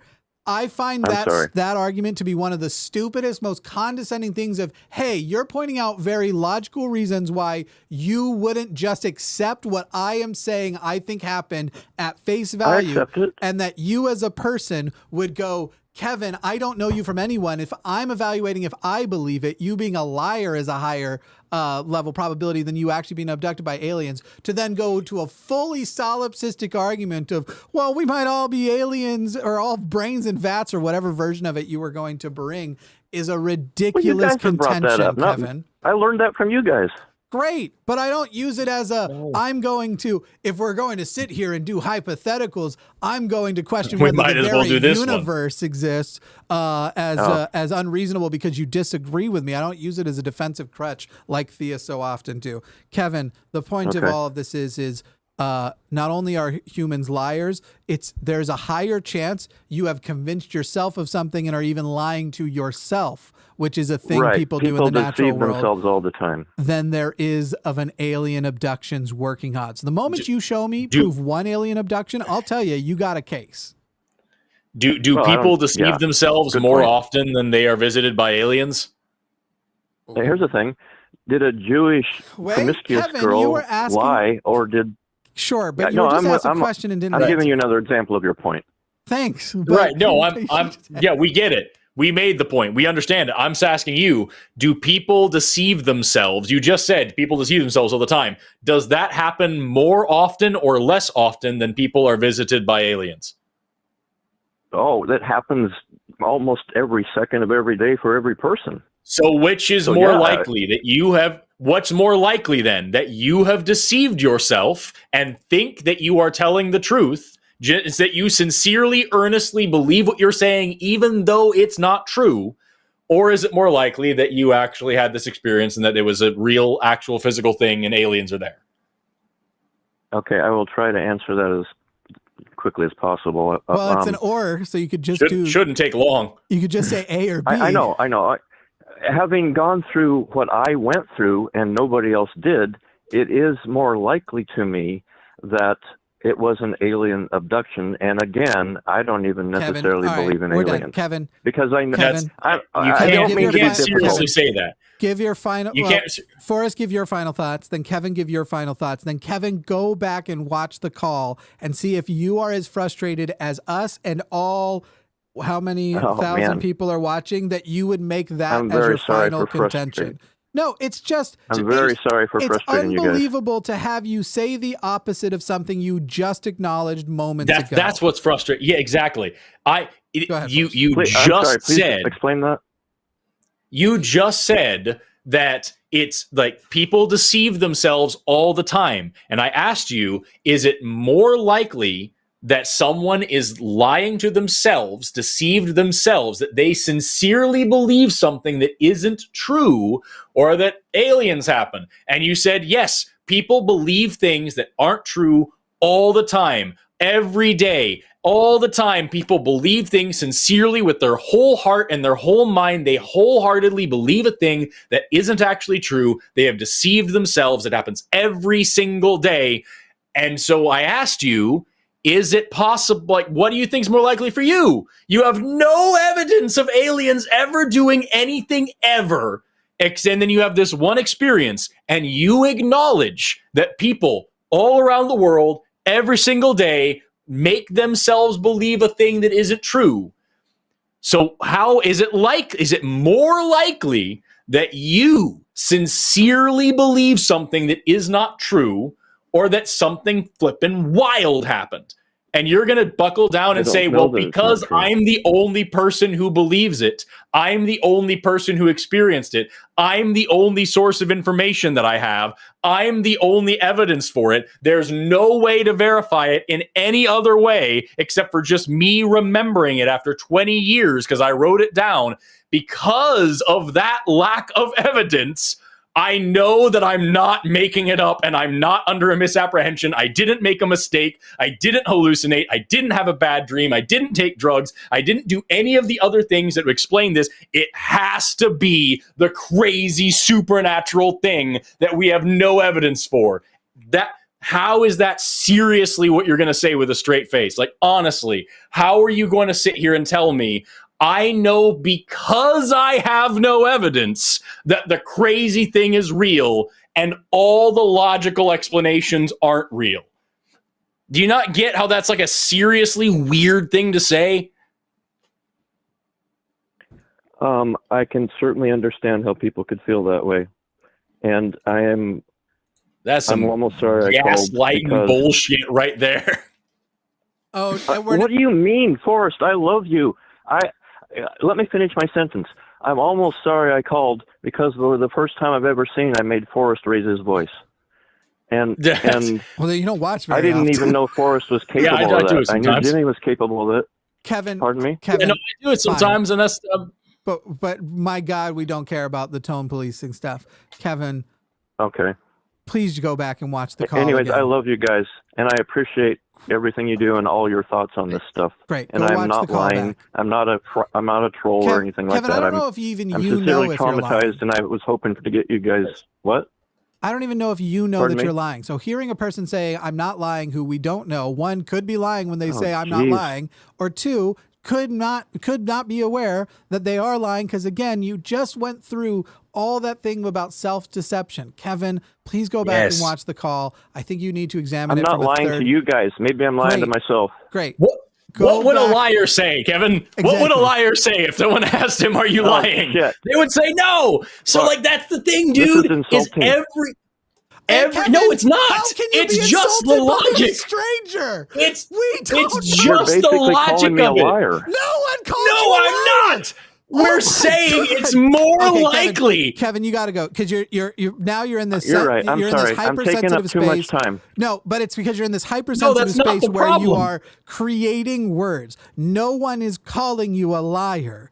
Literally, no one has done that. I have no idea if you are a liar, but you insisting you are not a liar would not be the criteria by which I would eliminate the possibility that you are a liar. You're a liar. I understand. Please have a good night. Take some time. Thank Go you. rewatch the call and understand none of us hate you. None of us are mad at you. But when you watch it, I think you will see why it was frustrating when you would often say, yes, I acknowledge that is true. And then the next statement would be contrary to those acknowledgments.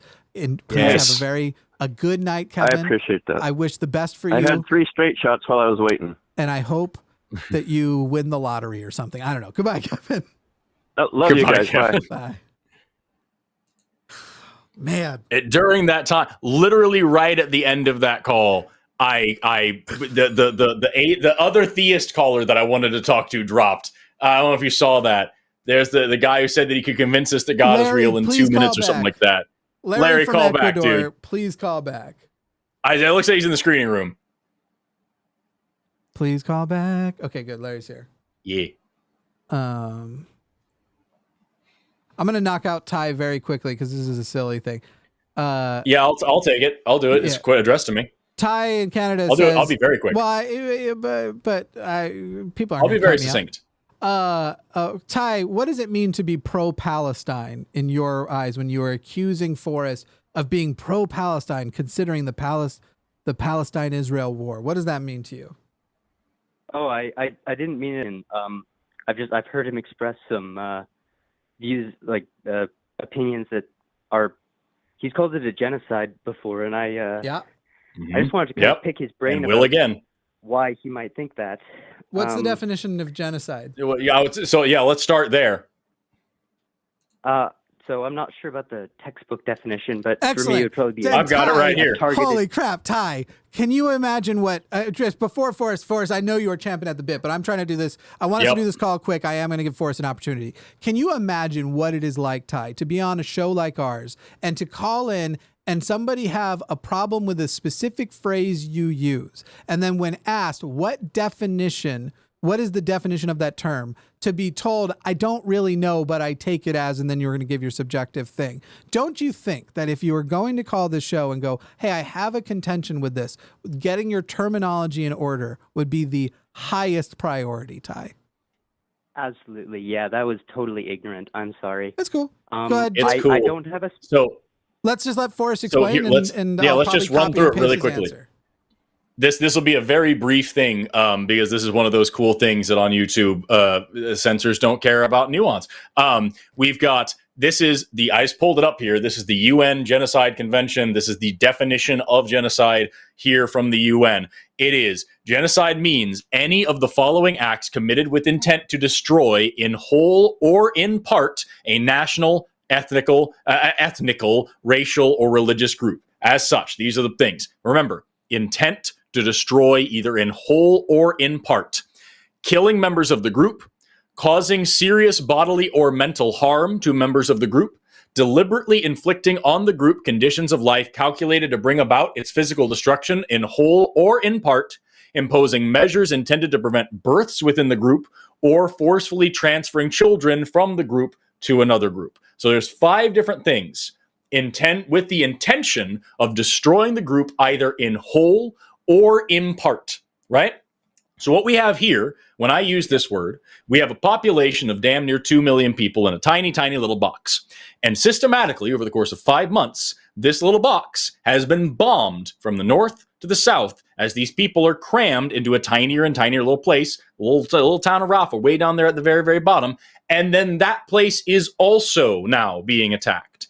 As this has happened, 30 hospitals have been destroyed, schools have been bombed, churches have been bombed, mosques have been bombed, civilian residential neighborhoods are the most bombed places. Highly densely populated places are the places where explosives are used indiscriminately.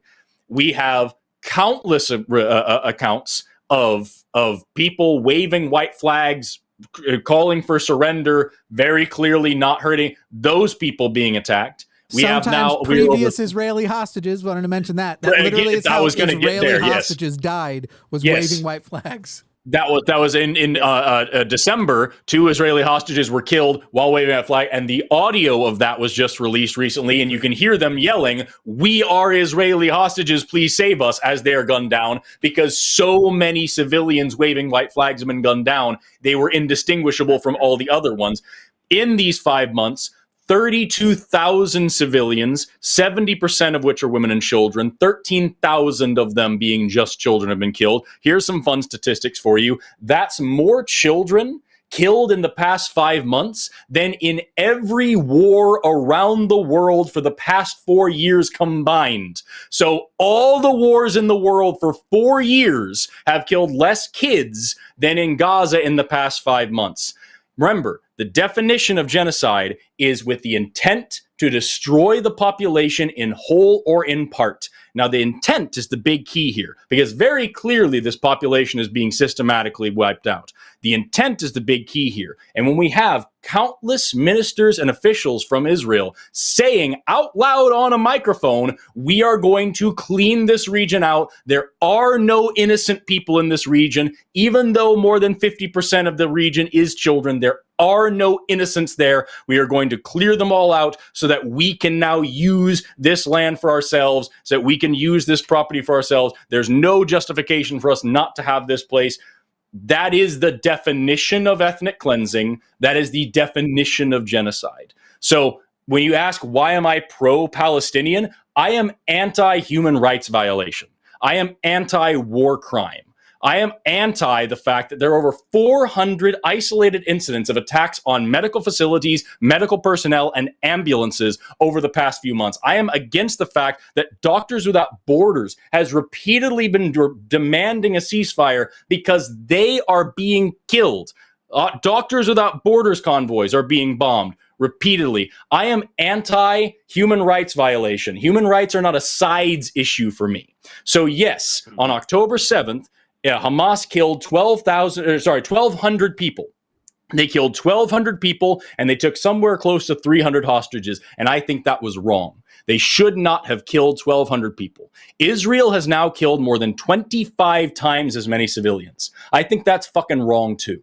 So for anybody to say, well, they did these things, or they're hiding behind human shields, or they are hiding among the civilian population, or they use whatever, any of these bullshit, not a single bit of it justifies the death of 32,000 civilians. And those are not Hamas numbers. There are no governments in the world that disagree on those numbers. Israel agrees on those numbers.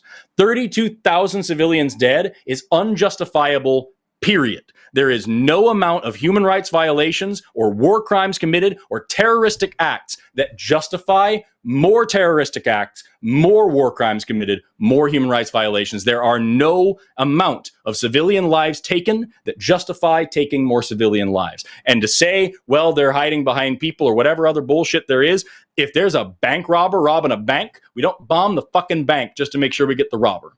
And if anybody thinks that what I'm saying is, crazy anti-Israel, because the damnable misery of it is that we live in a time, for some reason, where with this one particular thing, criticizing a government, for some reason, a lot of people think it's the same thing as criticizing a religion or an ethnic group or every member of that nation, which you would never do with anybody else. I criticize America all the time. Certainly don't criticize all Americans. But the damnable misery here is that we have a very clear problem that is being solved by logic that you would never use any other way. And if anybody thinks that anything that Israel is doing and has done over the past 5 months is in any way justifiable, ask yourself, if Hamas was hiding in your neighborhood, would you still be okay with it? If we had credible evidence today that all the worst terrorists in the whole wide world were hiding right here in the USA, in your hometown, would you be okay with carpet bombing schools, neighborhoods, hospitals, churches, mosques, killing 32,000 civilians, including 13,000 children, 32,000 civilians who have no fucking control over the hostage situation, I should add? Would you be okay with that level of civilian death in your country? Or is it just when it's Palestinians, you don't give a fuck about human life? Anybody who tries to relativize this or justify this is a fucking monster. And I cannot tolerate or accept it when people think that in this one particular instance, just this one time for just this one country, 32,000 dead civilians constitute self-defense. If you hit me, I don't get to hit you and 25 other random people. That's not how logic and that's not how justice works. That's my whole thing. Sorry. The only note I would add on top of that, Ty, and I'll actually be brief. That was a little tease at Forrest. But the only note I would add on top of that is I worry that you have fallen for what so many people have fallen for, who people in the chat I see have fallen for. The war did not start on October 7th. The genocide did not start on October 7th. The open-air prison that is comparable to some of the worst things that we talk about from the last century did not start on October 7th. And much like while 100%, I would condemn Hamas as a terrorist organization and the fact that anti-Semitism is baked into their ideology. I also acknowledge that it is not unreasonable for a population of people to violently oppose fascistic open-air prison being corralled into such a situation. And so for the people like the idiot in chat who like to be like, oh, but what about how they elected Hamas? You would elect the people who are shooting back at the people putting you in an open air prison too. I do not claim, and I recognize, sorry, real quick, I recognize the culpability of Israel on October 7th the same way that I recognize the culpability of America for 9/11. These are not things that we were not partially to blame for as well. And again, the genocide did not start on October 7th. Well before that's exactly right. And the thing is, we don't, just like that, we can't, I'm not going to sit here and say 9/11 was a good thing or that was justifiable or anything like that. But you're right. We were partially culpable because we created the political environment that caused that kind of shit. And even after 9/11, when we had our ridiculous fucking Orwellian fascistic bullshit Patriot Act spying on Muslim Americans and depriving them of their constitutional rights to privacy and treating them like every single terrorist, like as if we were that fucking close to bringing back the internment camps from World War II.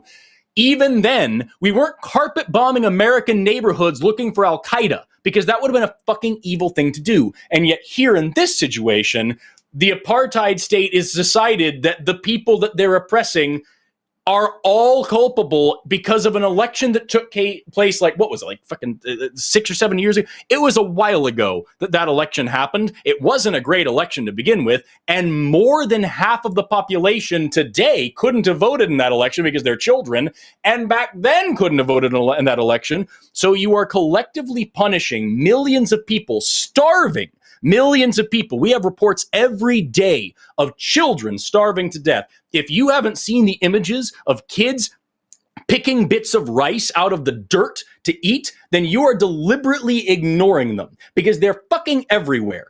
And then when you do get a convoy of aid coming in and you have a crowd of starving people trying to get food off of trucks, you fire openly into the crowd and kill over 100 people and injure 800 more. Tell me again how you're defending yourself while you fire into the crowd of starving people and kill 13,000 children. And you see the images of the hospital that was raided by the soldiers and they left the babies in the cribs to die and rot in their cribs. Tell me again how those babies were terrorists and needed and just necessary, reasonable collateral damage. If you shoot in the area, will tell you that, and they are not they're monsters. Yeah. It's disgusting. So overall, summary is that you don't get to kill 32,000 innocent people and then say, yeah, but they hit me first. That's not good enough. Yeah. That's not how a civilized society should work. And the fact that we in America here, this is slightly different, but just a point of order. The fact that we in America here can't take care of student loan debt, can't take care of medical debt, can't give medical care to everybody, can't improve roads, can't improve bridges, can't improve our healthcare system, can't improve our education system, still have thousands of homeless veterans, still have millions of homeless people, and yet we can find the $13 billion to give more bombs to kill brown people on the other side of the world. Fucking disgusts me. And any civilization that can actually have their citizens starving to death on the street, as we do, any civilization where people have to struggle and fight for food and water and shelter and medical aid while we give billions of dollars in tanks and bombs to oppress people on the other side of the world is a fucking failing society. And I'm ashamed to be a part of it. So for anybody who just joined in the last 8 minutes, the question was, Forrest, what's your favorite color? All right, Ty, go ahead. Yeah, and here we are. And if you don't agree in fucking black, fuck you. Yeah, no, absolutely. I want to clear up a potential confusion. I'm not pro-Israel, or I should have worded that differently. And given some context, I would have been exactly as furious with if you had clarified, because this is a very hot button issue for me. It's a super important issue. Yeah, I have been. Go ahead and finish, and I'll say some things, and then we'll be done. Okay, sorry. I just wanted to say I aligned myself super closely with a lot of what you say, consistently a lot of what you say, and you're very consistently on with this issue. And where I live, I get a lot of conflicting messages about this topic. And at the end of the day, it doesn't really matter because I'm a fucking kid from Canada. It doesn't matter. But I wanted to get I wanted to kind of pick your brain because you say things very meticulously and you have a very intelligent way of putting things, and I wanted to make sure that I was on the right side of this issue. So I think the things that's the most important to remember here is that, number one, as I said a minute ago, and it was kind of a throwaway thing because I realized I was on a tangent and I wanted to throw it in there. Like, for some dumbass reason, a lot of people today are conflating criticizing a government with criticizing all Jews or the Jewish religion or all Israeli people or any of this other shit. Absolutely not. There is actual, real, serious anti-Semitism that is on the rise right now because people are doing that in both directions. And it's fucked up and it's stupid. There's also real, serious Muslim phobia and Arab phobia going on right now. Notice I don't say Islamophobia because fuck Islam. But like, Muslim people and Arab people deserve to be protected. They deserve human rights just like anybody else does. And that's what's so important, is that human rights are not a sides issue. And I think people need to hear that more, is that you don't get to say this population of millions of people have lost the right to food and water and safe living and shelter because a group of terrorists did some terrorism. That is not what justice is. That is not what civilization is. That is not how we as a species should be moving forward. So I just want to be super duper clear that I would be saying every bit of this exact shit, no matter who was on what side of what. If Hamas was doing the same shit to Israel right now and saying, well, Israel hit us first, I'd be saying the same shit about Hamas. If Germany was doing it to India, I'd be saying the same shit. If China was doing it to us, I'd be doing the same shit. It doesn't matter. Human rights are human rights, and every single person deserves them. And to the asshole troll that's watching this clip right now and saying, oh, well, what about this pedophile? Name whoever the fuck you want. If they're a human being, yes, they deserve the same human rights. And I'm not gonna sit here and relativize genocide because it's politically convenient and because somebody's our ally. War crimes don't stop being war crimes when your allies commit them. And that's supposed to be the point of justice and supposed to be the point of like international law. And yet, as we've repeatedly seen over the past 5 months, it's not actually international law. It's international law as long as it's what America wants. Otherwise, we'll veto the fucking resolution. And all the other countries in the world agreeing on something doesn't matter because we didn't like it. Fuck that shit. Sorry, what was the pedophile thing? Because I completely got lost. Oh, every time I talk about how everybody deserves equal human rights, I inevitably get some fucking smooth brain who comes in the chat like, oh, you're saying that some pedophile, some rapist, some murderer should have basic human rights and dignity? Yes, dipshit. Everybody means fucking everybody. Literally, it's like there's a whole system in place of like, you don't get your rights taken away until you do the thing that deserves getting taken away. That's so weird. I don't know. Every now and human rights and dignity, not like prison is different. I'm not talking about that. I'm talking about you don't get to be like beaten and fucking starved in prison. I just zoned out. And suddenly heard pedophile. I was like, wait, where did we get on to pedophile? It happened the first time you ranted to, and you got to the point about student loan, forgiving student loan stuff, and that's where I came back. Was like, I missed something. But how did we get here? Yeah, it worked. All right, Ty. Yeah, that's the whole thing. Yeah, appreciate you for taking my call. Thank you very much. Cool. Thanks, Ty. Thank you for your question, Ty. Big fan of you. Have a good one. See ya. Take care. I obviously I could go on for a lot longer, and I'm not gonna right now. But like, yeah, that's the whole thing. One thing I will say though, very quickly, is that I've been calling my reps every single business day for the past several months. You can download the 5 Calls app and very easily find, who your reps are and who you could talk to about this issue. It's very out of date. The app, like, it adds new issues a lot, but like this one in particular, it still says that over 28,000 people have been killed. We have a lot more than that.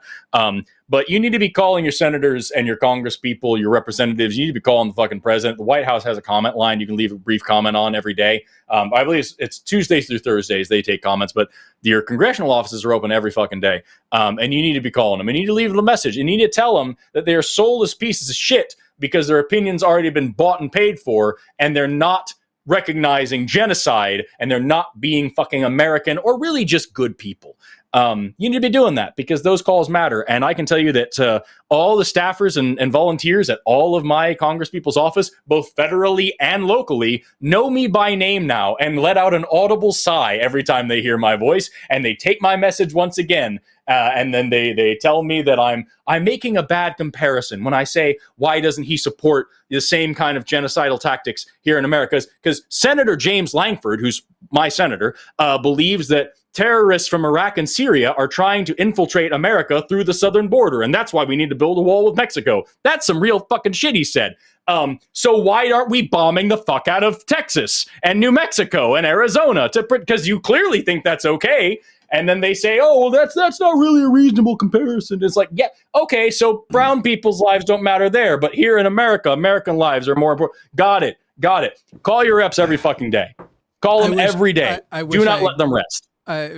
People take his advice over mine for sure. I wish I agreed with you that mattered, that was a useful no, it's certainly not great, but like it helps if enough people do it. Did you see what happened? Did you see what happened with the TikTok thing when everybody reached out on behalf of them trying to ban TikTok and they got overloaded with basically so now the right has a new thing, which is if you flood them with calls, that's proof to the contrary of what you want, essentially. And so with the TikTok one, it's now, if we get flooded with calls, this is proof that TikTok, everybody was saying, don't ban TikTok. We the people want TikTok to stick around. And so many people messaged us that that's proof that TikTok needs to be banned because that many people were able to get fired up over it. And so I'm just literally like, so now it used to be like, let them know so they know how many people oppose it. And now they're like, well, if too many people oppose something, that's actually proof that I'm right to continue. Also, something DEI. But I would say that shit with just Baltimore yesterday. Did you see that shit where they were starting to call? Baltimore has an elected mayor and an elected governor, and yet all over fucking Twitter, you have people calling both of them the DEI mayor or the DEI governor. It's literally Democratic popular vote elections, of which both of those is literally the opposite of what DEI even could be. If it's they didn't pick the one you like. So that means it's DEI and it's CRT. Critical race theory was played out. So now it's DEI. And DEI is just a governor. How can you? How could you do it? How can a popular vote elected individual possibly be a DEI hire? Anyway, let's talk to Larry in Ecuador. Whatever. Call your fucking reps is what I'm saying. Don't let them sleep. Don't let them off the hook. If you called once a day for every single person that Israel has murdered, you have 32,000 calls to make. So at least call for the 13,000 children. Call for them. They need your calls.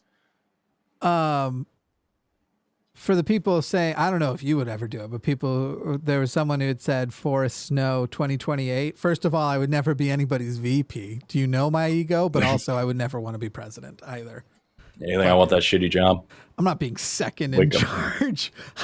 You think I would if somebody bought the line from me, I would leave the line. I would not take a VP position. It'd be too frustrating. I feel bad for Ty, who had to fucking bear the brunt of that.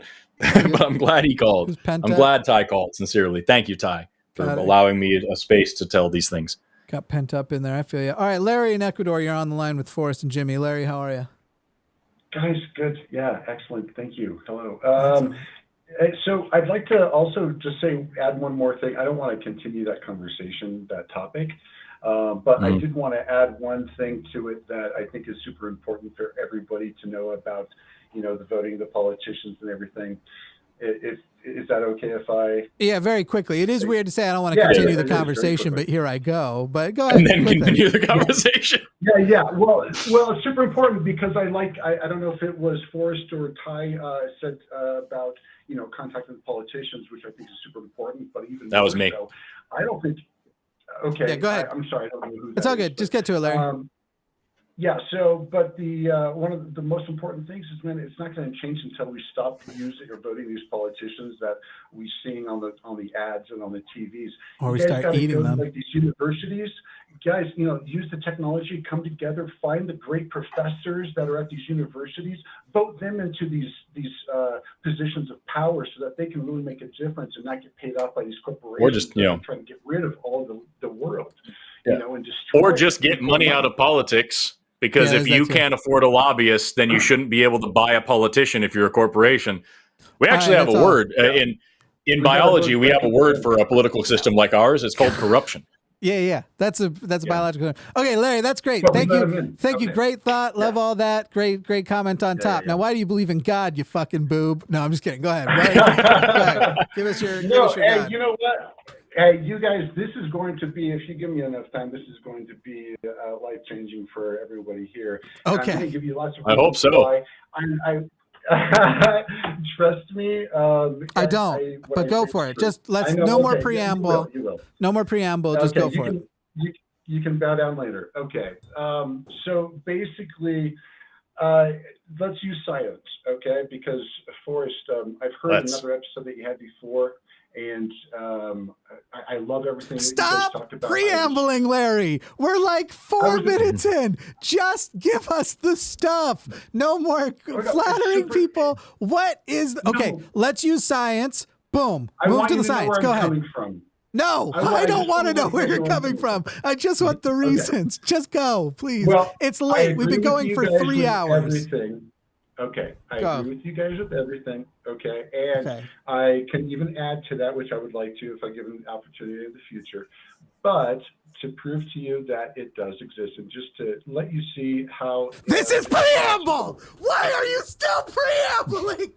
Stop! I've got to set it up. Okay, I'm asking you to stop setting it up. No more setup. Just give it to me. Okay.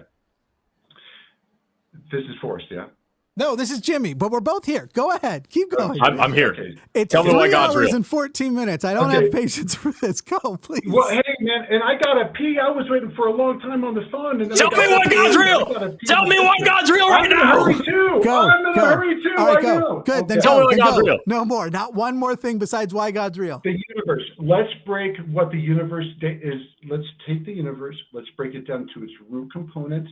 Let's do it together and scientifically. Okay, I think you guys are going to all enjoy this because it's going to lead to... This is preamble. I'll be able to... Okay. Break it down. Universe.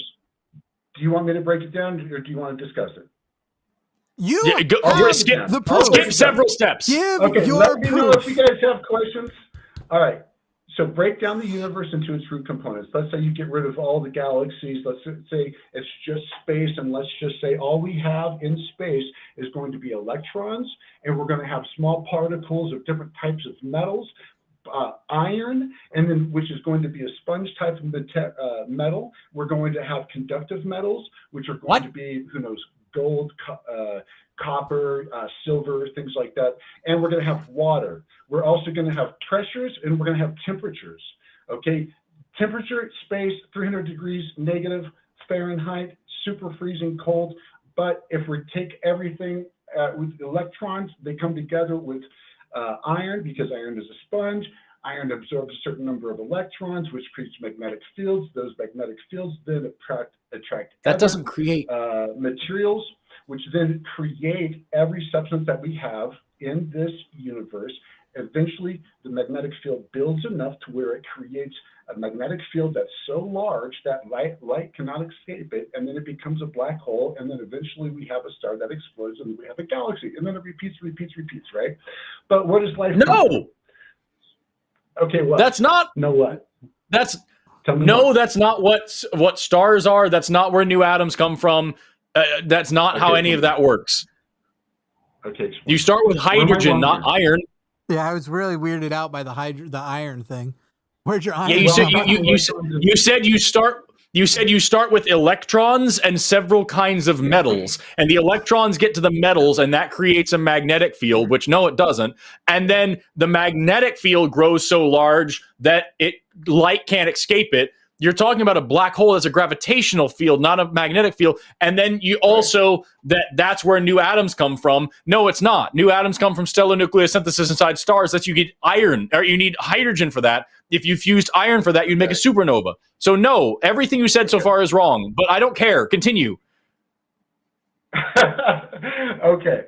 Well, and I don't know everything, all the details, all of that stuff. You don't know any of the details. Move on to the next thing. Wait, no, wait. But we can find some familiarity. We can find some common ground where some of this stuff makes sense. Okay? No, well, Larry, the problem is your foundation. You're about to prove on a foundation that's already been wrong. It started with with electrons, which also I don't think is true. I think quarks didn't come into existence until the Big Bang had to cool down first. So you have quarks to the point where quarks could exist. Right. And then electrons. And so it's just weird because you're definitely about to change our life when you've shown that you seem to think you have beliefs about physics with you're definitely not a physicist, Larry. Like I don't.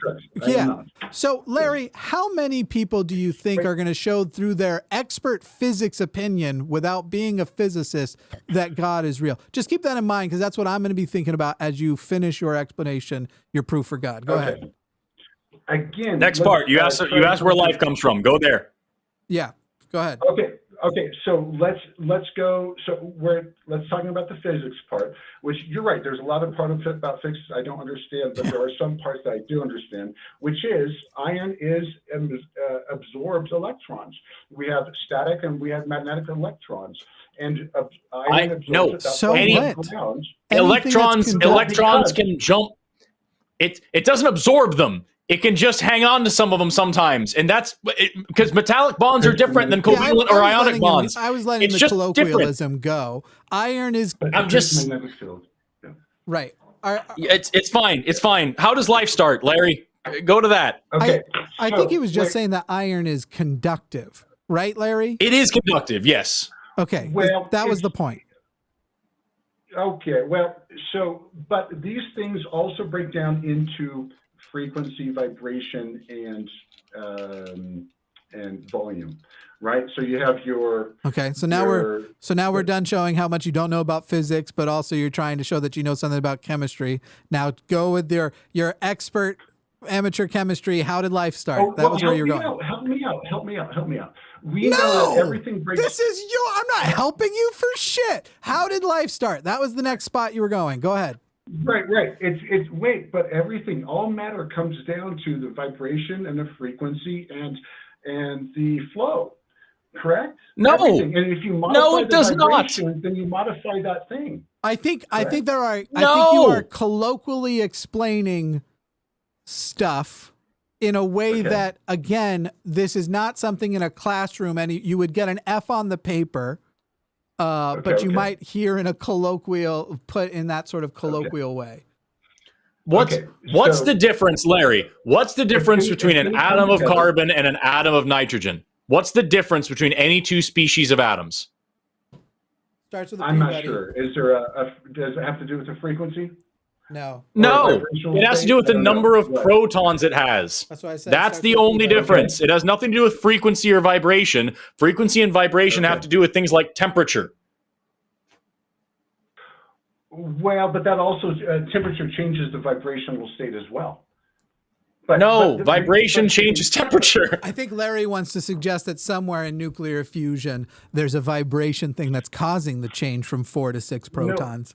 What I want that's just overcoming the strong nuclear force. Yeah, I know, Forrest. Guys, please don't get too excited yet. Please bear with me, okay? Because it's going to make more sense here. How can if your foundations are wrong? How can if you say 3 plus 3 equals 42 bananas? How can we go wait and sit to find out that it's going to all make sense, even though we know your initial premise is wrong?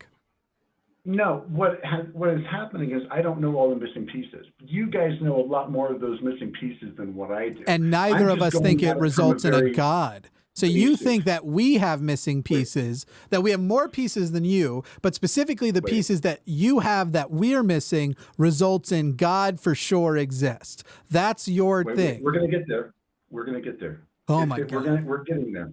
I know, man. Tell me how. It's difficult. Tell me how life started. Tell me how life started. Larry, how many seconds do you need to finish the whole thing that ends with "Therefore God exists"? If you guys would give me 2 minutes, you guys will ask better questions. No. We're not better questions. Okay. First of all, fuck you, Larry. But I'm going to give you. You're going to understand where I come from better. I will give you the full 120 seconds, even though that is a terrible idea and likely to make people leave and stop watching. It will algorithmically hurt. It will take money out of my pocket and Forrest's pocket. 120 seconds. So that's what you said you need. Go, Forrest. We're both going to mute, right? Yep. Unless you start saying slurs. Here you go. 120 seconds on the clock. Start. I love you, thank you, and I think I'm going to make you more money than you ever thought possible. Okay, here's why. Because what I'm trying to get at is there's a vibrational frequency that this universe, everything in this universe exists within a certain vibrational frequency range. Okay, all matter. If you modify the frequency or the vibrational state of anything that's matter in this universe, you're going to change that item, even from the smallest to the largest. And if you use light, which is vibrational state, which can basically change almost all matter depending upon the vibrational state of that light. But anyway, okay, you're right. You guys know more about that stuff than I do. What I'm trying to say is that there is a certain vibrational frequency that exists in this universe. Okay, and there are different dimensional planes. There's lower dimensional planes and there's higher dimensional planes. There have been books that have been that have discussed about these different dimensional planes before. 60 seconds left. We can exist in these different dimensional planes by changing our vibrational state. We can change our vibrational state in different ways. We can change our vibrational state through sounds, through frequencies, because auditory and magnetic resonance as well. We can use magnetic resonance to change our physical state currents into multidimensional states beyond our current universal frequencies or vibrational states that exist. But we can change it by also our mind, and that is what meditation is about. You can meditate, and I can teach you how to meditate to where you can take yourself into higher dimensions, and you will be able to see it for yourself. You will understand once I teach you how, because you will see a different dimensional state, and you will be shown things. Forrest, I understand you love epigenetics. I do as well. I have always loved it my entire life, and I have used these techniques. Your 2 minutes is up, and I'm going to mute you briefly, and I will bring you back. You are a liar and a charlatan, Larry. You're welcome to also unmute if you like there, Forrest. But first of all, you were asked how much time it would take that would end in the declaration, therefore God. And instead, you have given the most, I'm going to try and not be fucking rude here, cliche fucking answer that is actually old to theism. People don't call in with this argument anymore because it now embarrasses them. Mormons still kind of do because they're still decades behind everybody else. The idea is believe it first and then trust the conclusions that I tell you to make about the things that happen is just called confirmation bias, Larry. And Larry, I already meditate, and I am aware of what meditation is capable of. One of the things that meditation is capable of, and has been shown in MRIs, is that people can get into a hallucinogenic state, and it's actually easier for people who have done hallucinogenic drugs before. Everything you experience exists within your brain, and trust me, bro, I'll tell you what those experiences means, that you're actually drifting between planes. You have shown off from the onset that you don't know what the fuck you are talking about, because essentially what you have done is hallucinated from a meditative state or gone into some meditative state where you feel extra great and are feeling yourself, and then have heard these key scientific terms like dimension, like vibration. I'm surprised you didn't talk about rotation on top of it all, because that's one of the ones that people claim from your specific brand of charlatanry is another thing that you can shift, that we can internally change our polarity to be able to drift between the dimensions. You are a fucking charlatan. And I guess I hope deep down that it's a little bit of a more honest charlatanry. I almost hope that you believe your own bullshit. But this is the exact same methods that psychics get away with their bullshit, that astrologers get away with their bullshit, that charge your crystals. It's the exact same fucking shit all of them do. You are all either self-deceiving or just externally deceiving assholes. And I cannot believe, Larry, that after all of that preamble, after all of that trying to suck up and kiss ass, that apparently you haven't watched this show long enough to know that the trust me, bro, when you feel it, you'll just know it's true response would not possibly fucking work here. It's not even just one of the things that's like, a person who deconstructs has to face. It's one of the first ones. It's one of the fucking first things that you deconstruct from. This idea of you will feel the confirmation when you have the experience yourself, and I have preempted you to tell you what that experience means. When I tell you you're going to feel the Holy Ghost is the Christian version, and I've told you what the Holy Ghost is. So I've literally put you in a pattern seeking mode, but then told you what the conclusion of the pattern is. Larry, I really hope you don't do this for a living, because the amount of contempt I would have if I found out you were making money off of this bullshit would go through the fucking roof. You absolute charlatan. If you had come in here with fucking magnet bracelets, I would have the exact same fucking reaction I am now, because that is the level I think you are on. Those fucking people who are selling little rubber bracelets with magnets in, saying it's going to clear your chakras and all that bullshit. Larry, you kind of disgust me. Forrest, if you've got anything you want to do with Larry, you can. Otherwise, I'm done with him. I was going to throw in there that I took notes on everything that Larry said. The only scientifically sound thing that he said is that changing the vibrational frequency of a thing changes what it is. Yes, those are called phase changes. It's how we get from a solid to a liquid to a gas, is when something's vibrating less, it has a lower temperature, and therefore it's a solid. If it vibrates a lot more, it's in a gaseous state. It's because the atoms are bouncing off each other, molecules are bouncing off each other. And he also said that light can cause these frequency changes. Yes. That's because light has energy and it can give energy to something, make it vibrate faster. That's how a fucking microwave works, by the way. My microwave in my kitchen does a better job at the shit that you were just trying to peddle to everybody about meditation, and my microwave does it at the push of a button, and that's how I heat up breakfast. I don't have to fucking meditate about it. I just use a goddamn microwave. That's the only thing that you said that made any kind of sense at all. And I actually took in my notes here. At the end, he was talking about you can meditate into higher dimensions. And then he started talking about I'll teach you and all this stuff. I wrote in my notes, I guarantee this dude is selling something. So like, I would love to bring Larry back and ask him how much his book or DVD series costs. But if the dude isn't selling anything, I'll be genuinely like surprised that he would say that. He might lie now, but let's find out. Larry, do you make money? Are you in any way a professional person who is sharing this with people? I'm not making any money off of this at all. No, not whatsoever. And I don't believe you. I legitimately don't believe you. I legitimately don't believe you. Everybody. Yeah. What do you do for a living, Larry? I do IT and I do marketing. Marketing, I guess. So you need to get better at marketing if this is what you're selling. No, this is not selling. I don't care. Larry, I'm done. We're done. Pardon me. No, you're right. Selling is too good of a word. What you're peddling. If this is what you're peddling and this is how you're peddling it, then you need to be a better marketer. Larry, you have not said almost anything in this entire thing that is scientifically sound or accurate. And you're using that ignorance as the basis for your claims, which are absurd. So I'm sorry, dude. It's just not flying here. And it's weird that you think that it would. But Larry, as I say goodbye, I'm so sorry I didn't ask better questions. Goodbye.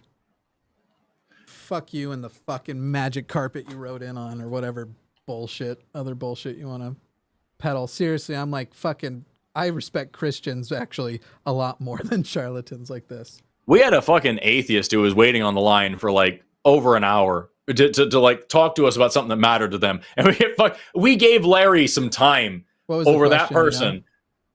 I don't know. I don't remember. I saw there was an atheist that was waiting for a long fucking time.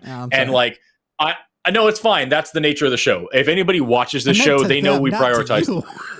No, I'm saying, I'm sorry you guys did that, but I'm not going to vocally apologize that same way because, like, you watch this show, you know you're going to wait a long ass time if you're not theist. Yeah.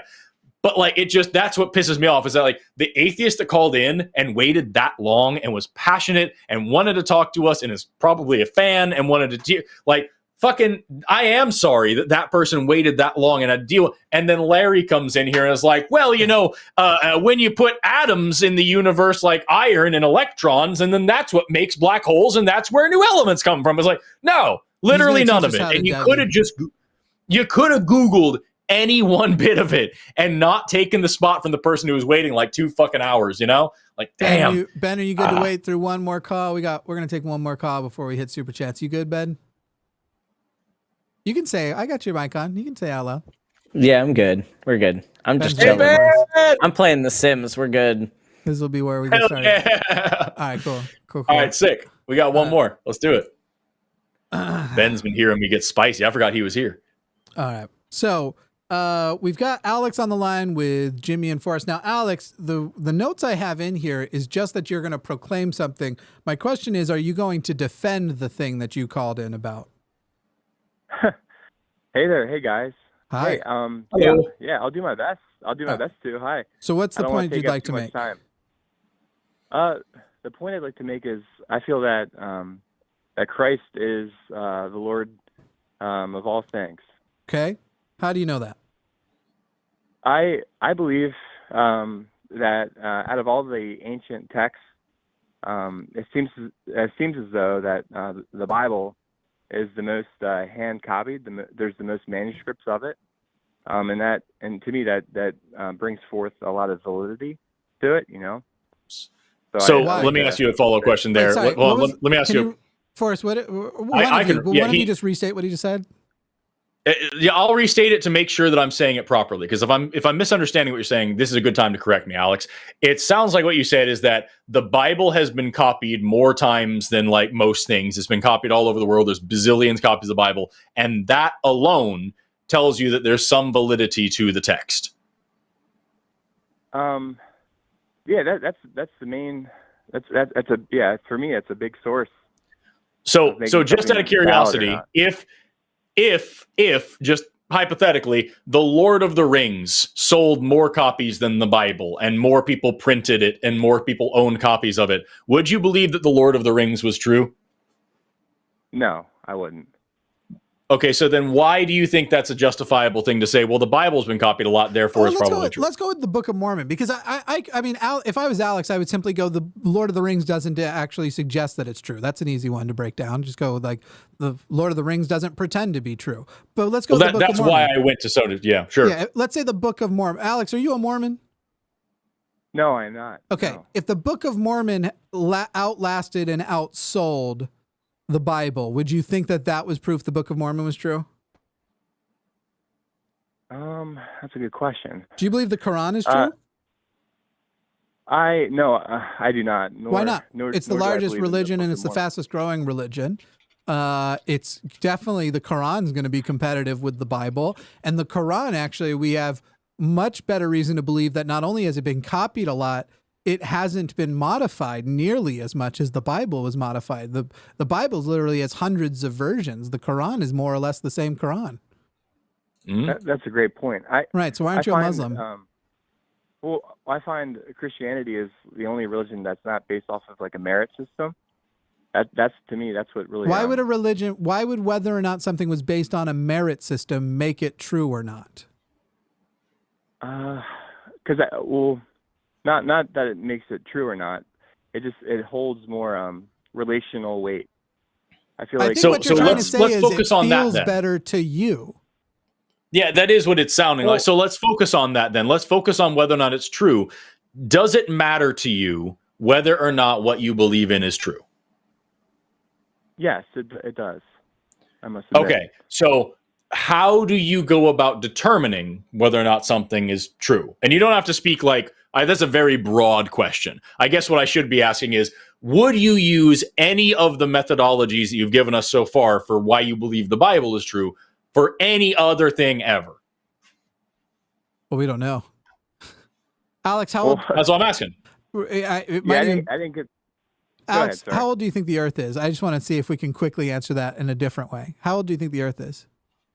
I think it's what we've discovered. My wife's a geologist. Okay. Billions of years. Great. Yeah, So what Forrest is trying to ask you is, everything else that you believe is true, it is likely the case that you use a totally different method to verify the truth of those things. You don't believe that the Earth is 13.8 or the universe 13.8 billion years old for the same reason that you believe the Bible is true. So what else besides the Bible do you believe is true using the same method that you use to believe to affirm the Bible? Oh, that's a great question. Mm-hmm.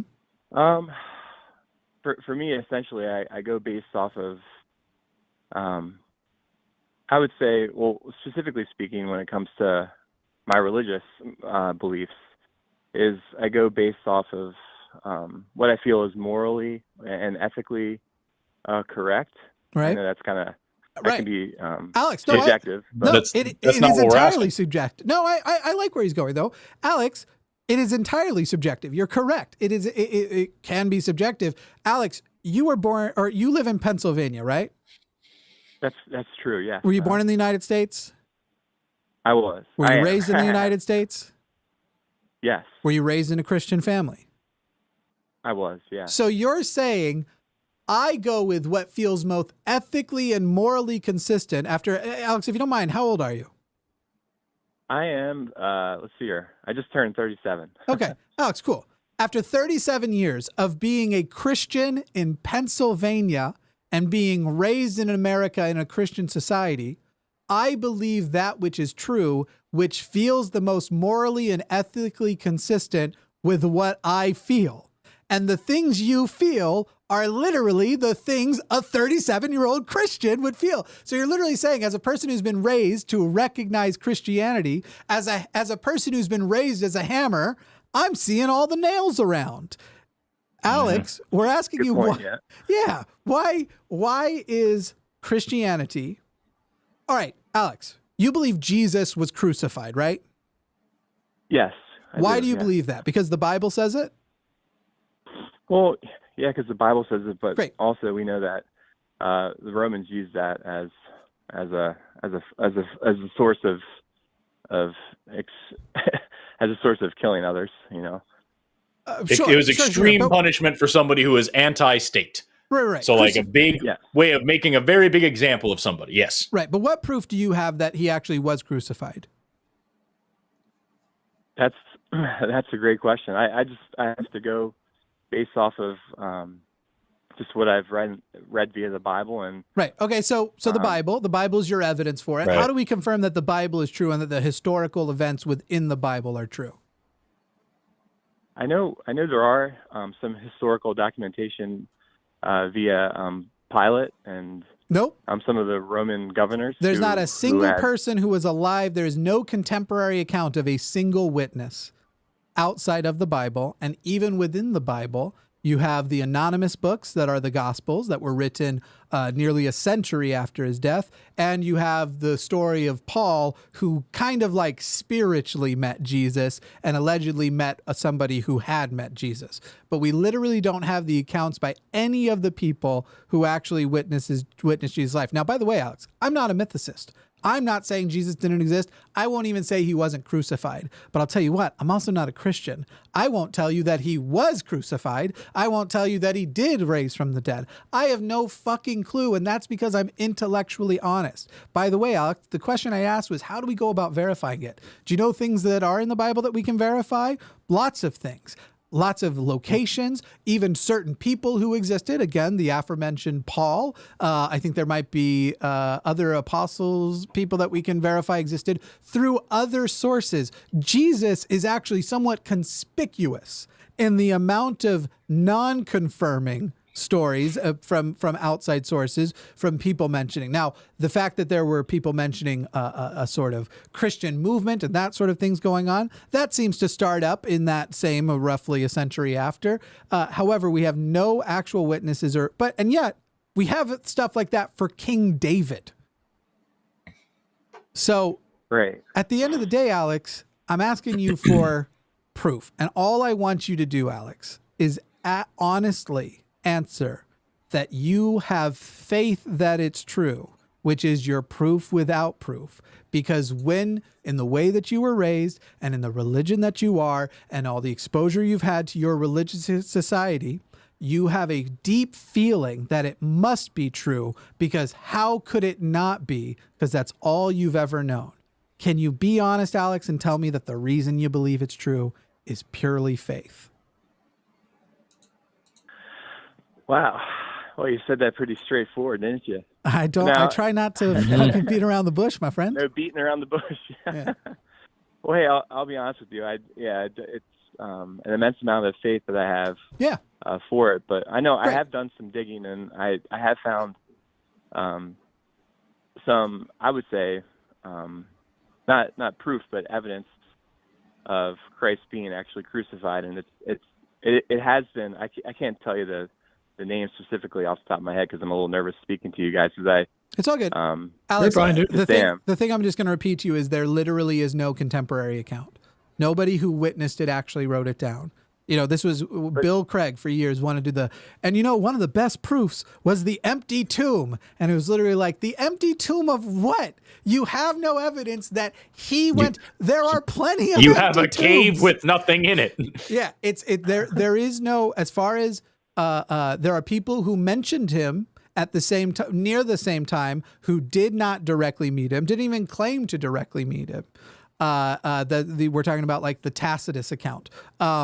And these are people who are in a totally different area that at the very least a short time period after you can say the first accounts of the story had made it places, but not a person wrote it down. The accounts that you have are Matthew, Mark, Luke, and John, anonymously written nearly a century after. And Alex, so I liked when we were getting to the truth there, that it is faith, because I have an easy question for you. And this will be the one that if you let it go, if you let your brain really take it to its conclusion, it might blow your mind and you might find that you're calling back later as an atheist. But I don't think it's going to happen today. Here's the question, Alex. You believe firmly. Faith is a great part of it, is what you said. Faith is a big part of it. Mormons believe big time on faith. Mormons believe they have literal witness from God via the Holy Ghost, not just of that he exists, but that the Book of Mormon is true and that God has revealed it to them. In fact, that's one of the things they ask you to experience before you agree to be baptized. Muslims believe they have a relationship with God, and they have such tremendous faith that in parts of the Arab world, it is more common than other parts of the world to not just be willing to die for your experience, for your belief, for your faith, but to seek out, to go and try and die for it. That's how strong their faith is. Hindus have faith, to some degree. Sikhs have faith. Buddhists have faith. Buddhism's a little bit, there is like a theological Buddhism, but there's a lot of non-theistic Buddhism. The number of people, and then within Christianity, some of the most faithful people I've ever seen are the ones that you and I probably are both disgusted by. Because to go out with a sign that says God hates bags, but they didn't say bags, that is not a faithless activity. That is an activity that takes a lot of faith. So I've got billions of people talking about this faith, this affirmation, this certainty because of the relationship they have with God and the fact that God giveth to all men liberally and withholdeth not. How do I figure out which one of them is right? Because at least all of them but one have to be wrong. Yes. I hear you. I hear you loud and clear. I just want the answer, Alex. If you have it. This is a big part of why I stopped being religious myself. When I realized that my confidence in my affirming experience of my faith was not novel. It's like the most common thing. My dad was surprised when I told him that. My dad thought literally that no other religion teaches you to have a personal relationship with God. It was a crazy thing that I found. When I found out he believed it, I was like, I lost a lot of respect for you today, just not knowing that. So Alex, My question is, if everybody can believe on faith and that can be their main motivating thing. And by the way, if I brought a Muslim in, they would also try to give me facts about the Quran that they think is scientifically, and they do it all the time and they just fucking suck at it. But they all would use the same tactics. But at the end of the day, it's faith. So Alex, what should I do to figure out if any of you are right? All of you can be wrong, but only one of you can be right and the rest wrong at the same time. The beliefs are too contradictory. How do I find out which one of you is right if all of you are wrong? And Alex, when are you going to figure out which one of them is right or if all of them are wrong? Great question. I really do. I think, like you said, it is based off of faith. That's like my big fallback. But I really do the differentiation between all other religions versus what I believe to be true is that we have a God that. I have a God that loves abundantly, and it's through sacrifice. Mormons and Muslims also believe that, as do all other Christians, even the ones that you don't agree with. I take umbrage with that. I don't think that's true even in your religion, but go on. Sure, yeah, we could, the semantics of it all. Yeah. But there's something about the no merit system here with Christianity, at least how I see it. Like, there is no winning God's approval via your good deeds. It's all about your interpretation, because you're one of the Christian interpretations that can skip over faith without works is dead. But go off, bud.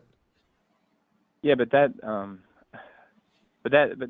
can be that I feel like that's misconstrued. I think that I know you do. I know that your interpretation.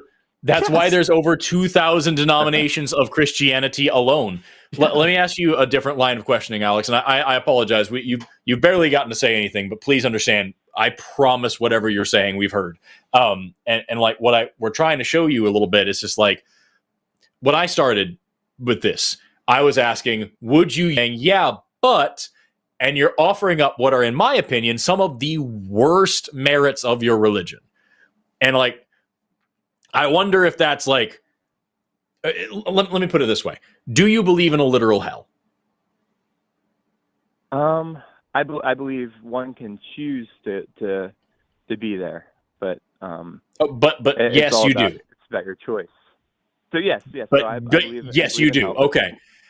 And I'm going to go ahead and extrapolate from what you've said. So tell me if I'm saying this wrong, but like, you've said that this is not a merit-based system, which means you believe that only faith will get you into heaven and a lack of faith will send you to hell. And you just said you believe that people choose to go there, which sounds an awful lot like when people say you choose to be an atheist, you choose not to believe in God, you choose to be separated from Jesus, blah, blah, blah. Therefore, your going to hell is ultimately your own fault and your own responsibility. So is that all fair to say? Is that a fair summary of your belief system, or did I misconstrue something? No, I think it's fair. Yeah, it's just when you reject God, then he's a gentleman. He honors I have rejected God. I've made part of my career is openly rejecting God and helping other people reject God as well. Do you think that I'm going to hell when I die?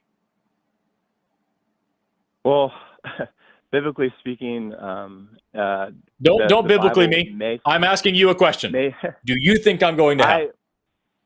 Well, my personal belief is when you die, you'll be given another shot. Like, here I am. This is me, Jesus. It's funny you would point out that biblically that it doesn't agree, because you're once again showing that you're cherry picking your beliefs here. Right, but that's neither here nor there. Alex, I have also said publicly, and I will say again now, that even if you could prove to me beyond a shadow of a doubt that the Christian God was in fact real, I would still reject him. I want nothing to do with that God. I think that God is a monstrous idiot, and I don't want anything to do with him. So here I am blaspheming, openly renouncing the Holy Spirit, and I would do so again if God was in front of me. Do you think that I'm going to go to hell? I wouldn't want you to, but I didn't ask that. I asked, do you think that's what's going to happen? Jesus says in the Bible, I believe it was Jesus who said, the only unforgivable sin is apostasy.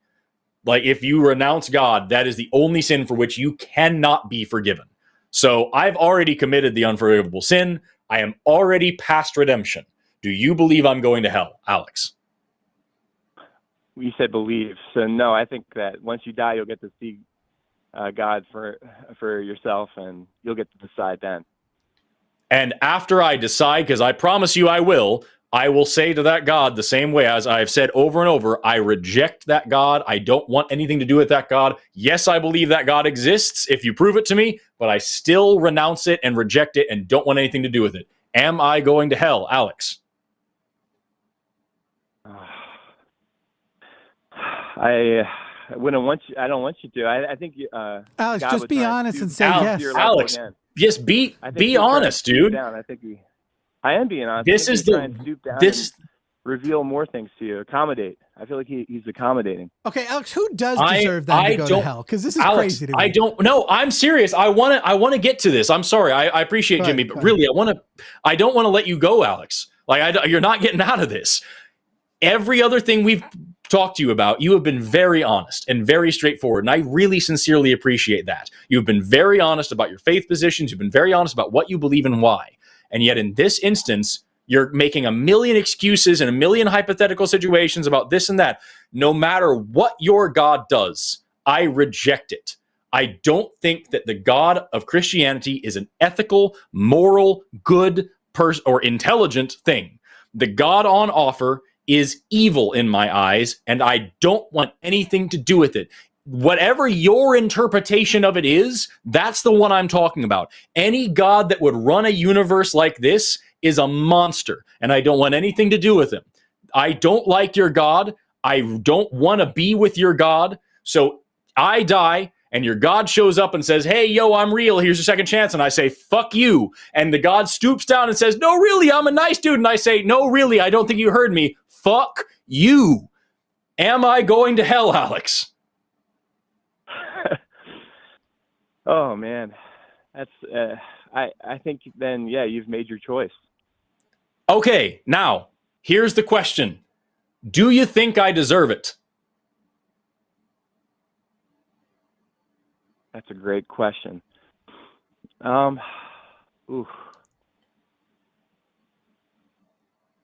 Alex, the reason it's dumb is because you're suggesting that he's choosing whether or not to go to hell.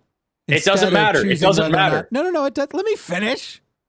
The reason why you're conflicted, I'm leading him out of these stupid feelings he's having. I'm trying not to. You're trying to get him out of the feelings. I am keeping him there on purpose. He's gone silent to try and work through his conflict. I'm just trying to put his conflict to words. All right, fine. You do your thing. No, please. No, it's your show. It's going to be very useful. It's not. It's us together. We're partnering. I think it was going to be a very helpful way to make him address his conflicting feelings. But if you want him to do it himself, want that. I'll let him do it. I don't. By the way, for the bitches in the audience, me saying it's your show, I was teasing. We're having fun here. I'm Alex, not having fun. What do you mean? He's so Alex, I don't want whatever out Jimmy was going to give you. Okay, it wasn't an out. I'm serious. I feel like it was. It was just the I'm words serious. of the conflict he was having. Fuck your words. Alex, I want to hear from you, not Jimmy. I already know Jimmy. I talk to Jimmy all the time. I want to hear from you. Do you think that I deserve to go to hell? Oh, man. No, I don't. Okay, I agree. Thank you. That actually means a lot that you would say that, because a lot of Christians tell me I do. Here's the thing, dude. Like, here's the serious, like, what, and again, tell me if I'm misconstruing here, because I'm just going to repeat back what I'm hearing from you, is that you sincerely believe that I am going to be tortured for all eternity in a literal lake of fire in an actual hell, and whatever reason you think, it doesn't matter. You think that I'm going to have that happen to me, and you don't think that I deserve it. And the only reason why it's going to happen is because I don't like your God. I just don't like him. I'm not a fan. I don't think he runs things very well. Your God is so upset by criticism and rejection that he's going to torture someone who doesn't deserve it. He's going to hurt somebody who doesn't deserve to be hurt in the most profound and extreme and eternal way possible, just because I don't like him. Does that sound like a loving, just good God to you. But, oh man, I see what you're saying, man. But it comes, see, it's so hard because it's the whole, it's choice. You chose. All right, hang on. Let me know. You can't may I now? Okay. Yes, you may now. All right, Go ahead. Alex, Go ahead. Alex, let's talk about choice. You're in Pennsylvania. I'm in Texas. I'm gonna be right back while you do this. I'm still listening though. If we both get on an airplane right now, we could probably be in the same room in 8 hours. Let's say in 8 hours from now, we're in the same room, and I meet you, Alex, and I say, Alex, give me all of your money and kiss me on the mouth, or I'm going to stab you in the face. Have I just given you a choice? Or did I give you an ultimatum? You gave me an ultimatum. You gave me a demand. Right. If God says, believe in me, worship, well, and by the way, belief wasn't the problem. Obviously, if we met God, we'd believe God existed. But would we submit?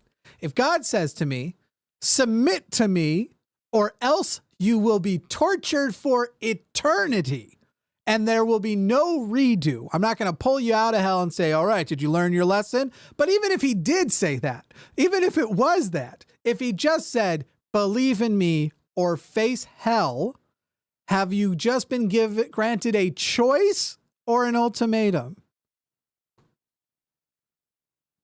Worded that way, it's an ultimatum. It is. What's the right way to word it? That's literally God's whole thing is an ultimatum. First of all, read the Bible. I've done it many times. Your God is so fucking insecure. It's the weirdest thing. God, the most supreme being, the perfect being, he has jealousy is his big problem, a temper, contempt. He never forgets. But more than anything, this you must love me or else eternity. I cannot imagine an eternity of hell, like colloquially. If we're just sitting back and we're just saying things like, yeah, Hitler, one of the worst people to ever exist, deserves to go to hell for eternity. But let's think about that. Does he? Let's take a murder, for example. If I'm a murderer and I murder one person, couldn't we all agree that, let's say I had to live through all of being murdered, the murder that I did, like you're going to transplant me into the experience, and now I'm going to experience all of that fear, all of that terrible stuff. And then I also had to experience all of the pain and sadness that every other person that I caused that murder to. Let's say I had to do that 1,000,000 times. After 1,000,000 times, wouldn't you say you've probably learned your lesson and you no longer need to go through that hell? So let's take Hitler. Let's take him and make him do that 1,000,000 times, 6,000,000 times for the Jews, plus the additional, other 2 million if you add up like black people, trans people, queer people, all the other people who were killed in the Holocaust. So now he's got his 8 million times his 1,000,000 times that we all agree that if you go through it 1,000,000 times, for sure you have at least learned your lesson and would be able to have compassion and have repented in a way of that sin. 8 million times 1,000,000 of those instances is still not eternity. That's a number that ends. So you have this hellish eternity, this extreme. Alex, when I said you have to come give me all your money and kiss me on the mouth or I'll stab you in the fucking face, you might survive being stabbed in the face. You might still have a good life after of that. I'm not offering to you that I will stab you in the face on repeat for eternity. And yet your God, who you say uniquely as a novelty, loves everybody without restraint, unlike other gods, which, by the way, you are incorrect. There are lots of other gods. The Christian God is way less loving than the Sikh God. There are Hindu gods way more loving than the Christian God. But your loving God would have the ultimatum of, hey, your version, which is not biblical, you died and now you've met me. So obviously you believe I exist, but do you love and accept me? And by the way, if you say no, I'm going to stab you in the face for eternity. Forever. That's a loving God to you, Alex?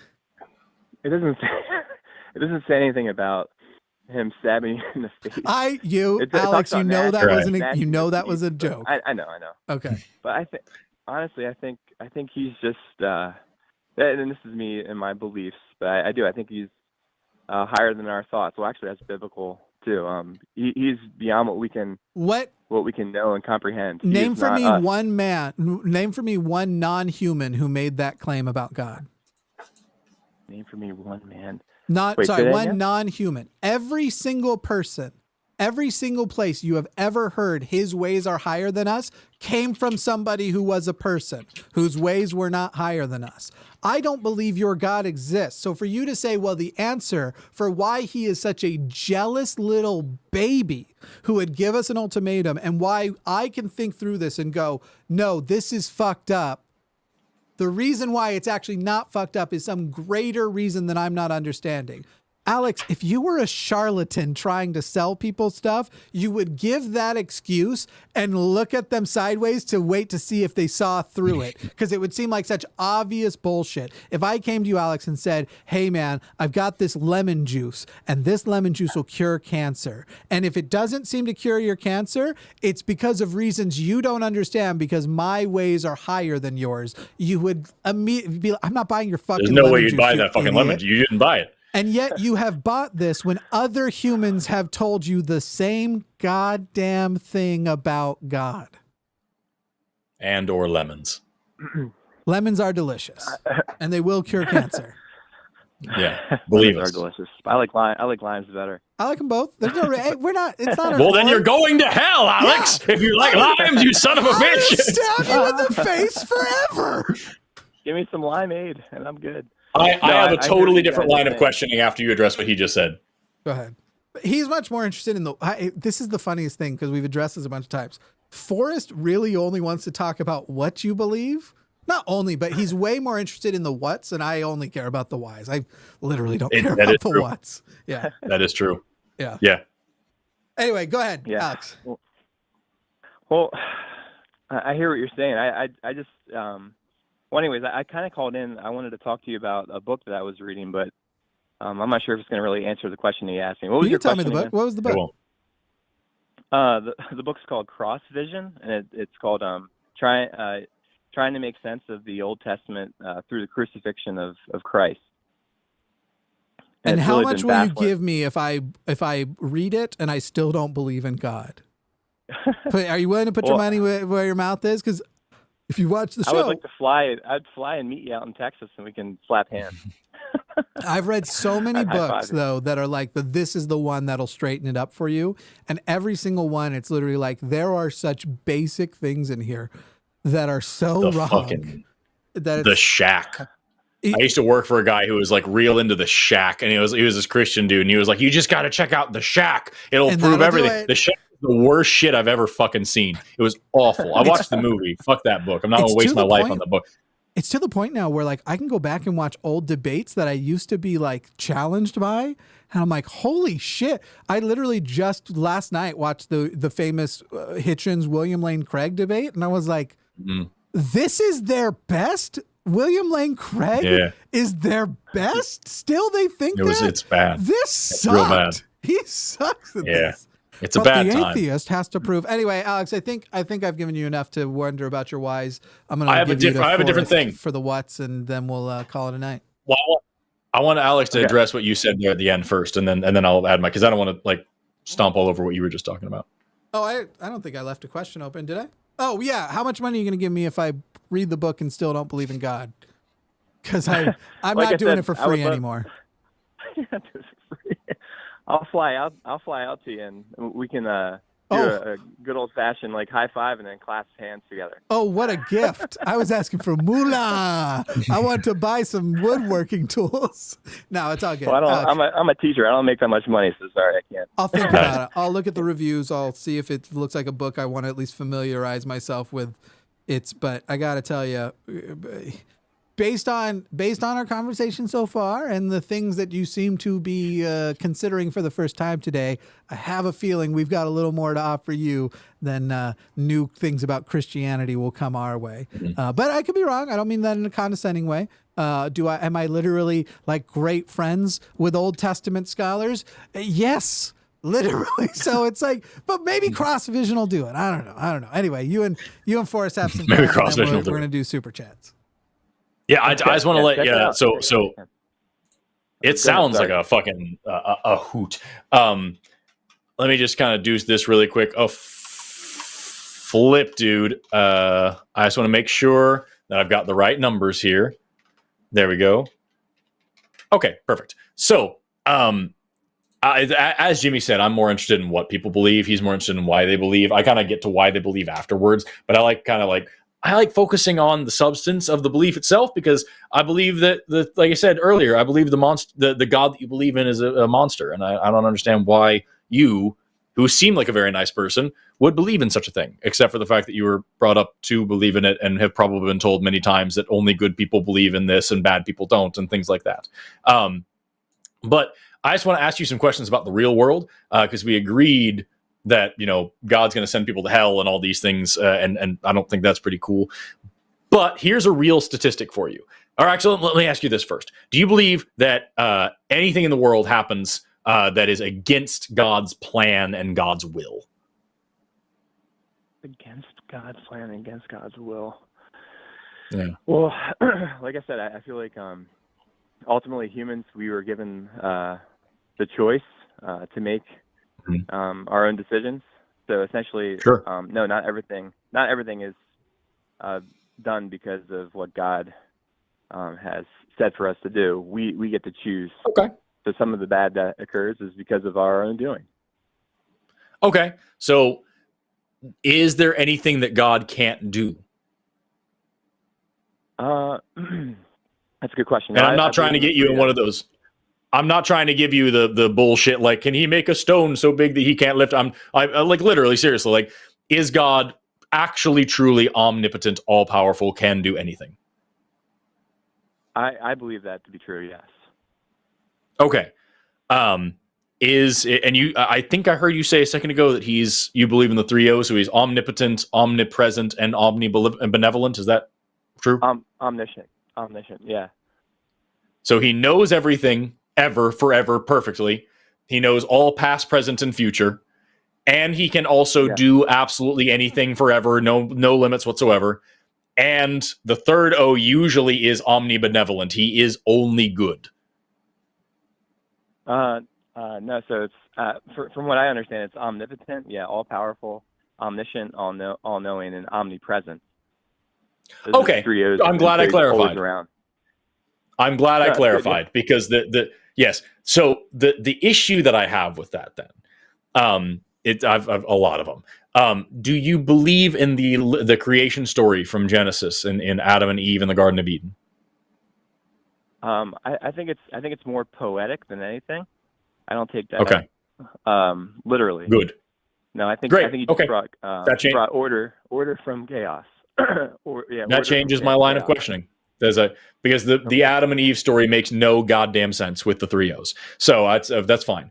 In that case, we'll stick about things that we can actually agree exist, people today.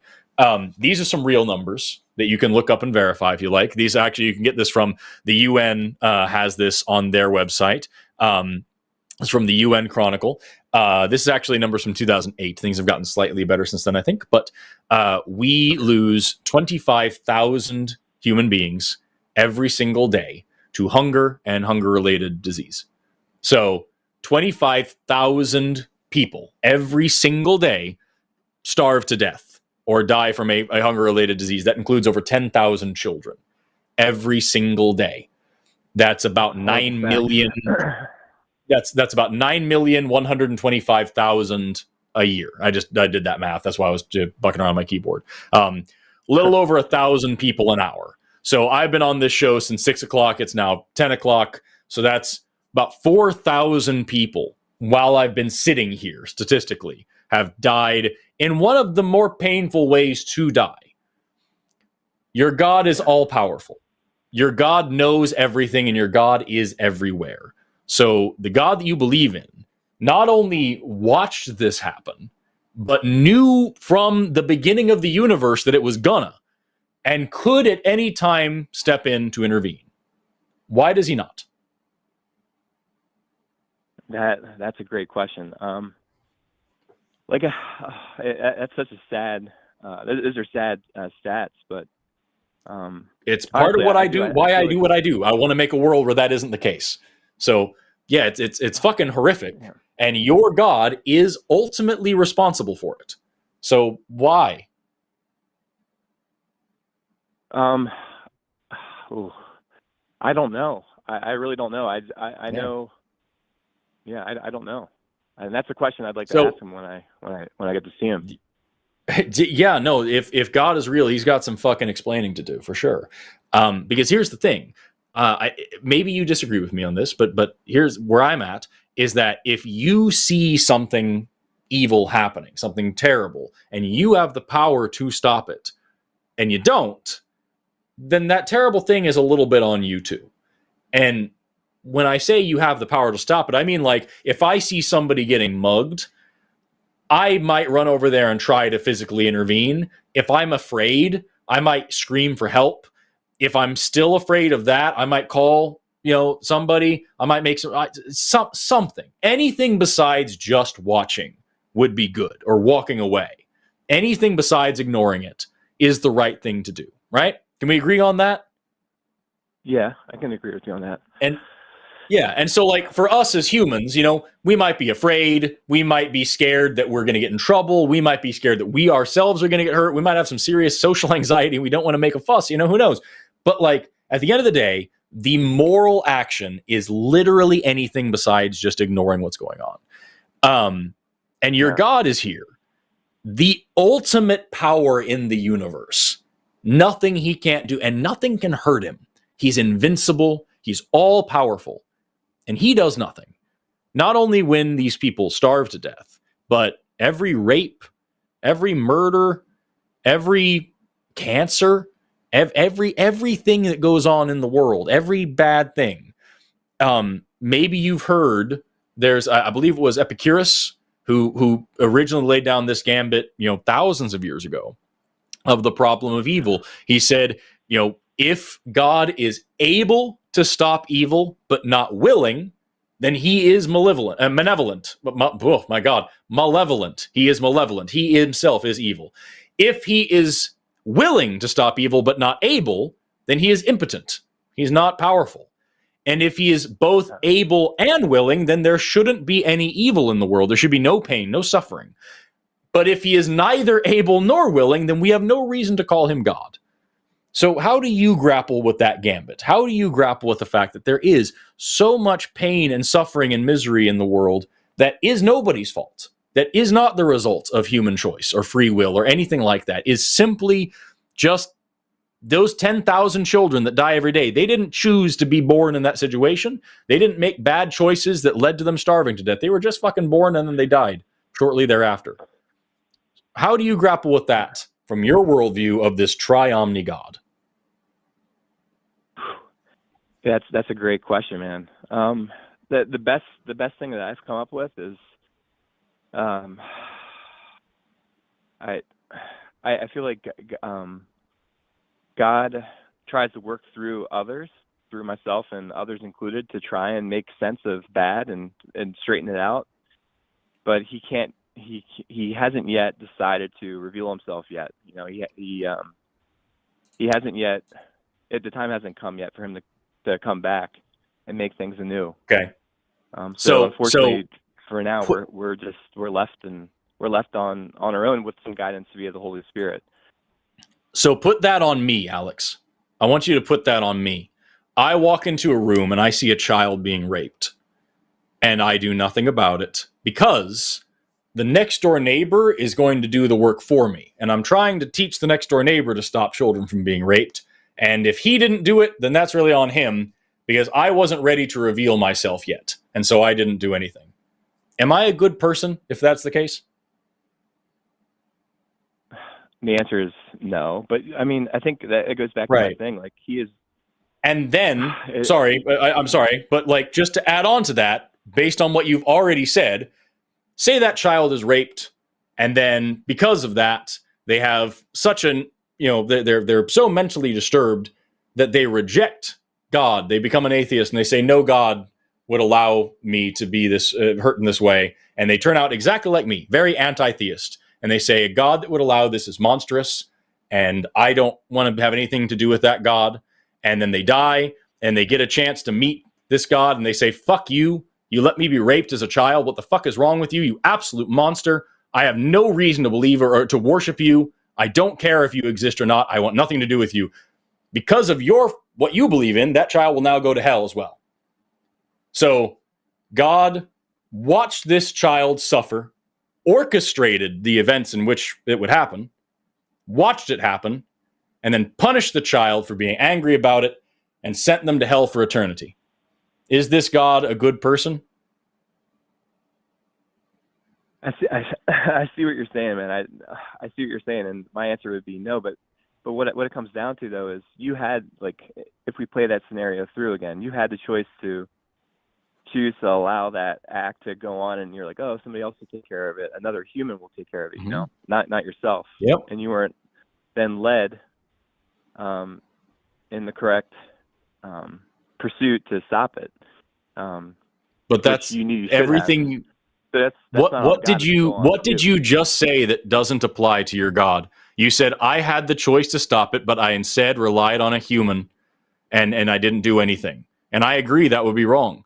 What part of that doesn't apply to God? He has the choice to stop it. He's relying on humans to do the right thing and doesn't want to reveal himself. And bad things happen as a result. What's the difference? Right.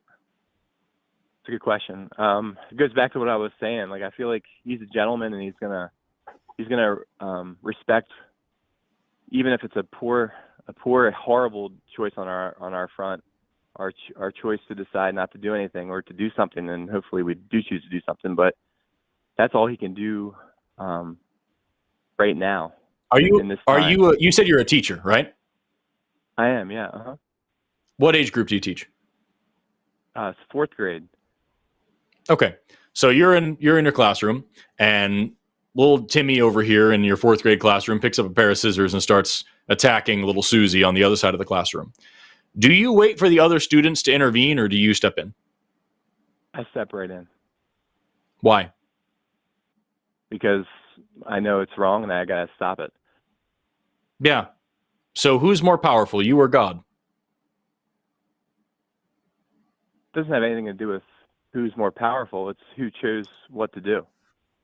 Right. Well, I think it does. I think it does. God is infinitely more powerful than you and still does nothing and says, well, they'll figure it out. You know, sure, he's probably going to stab that little girl, but, she'll figure something out about it. They'll learn eventually. Someday somebody will come along and figure it out. Maybe I'll wait for Alex to step in.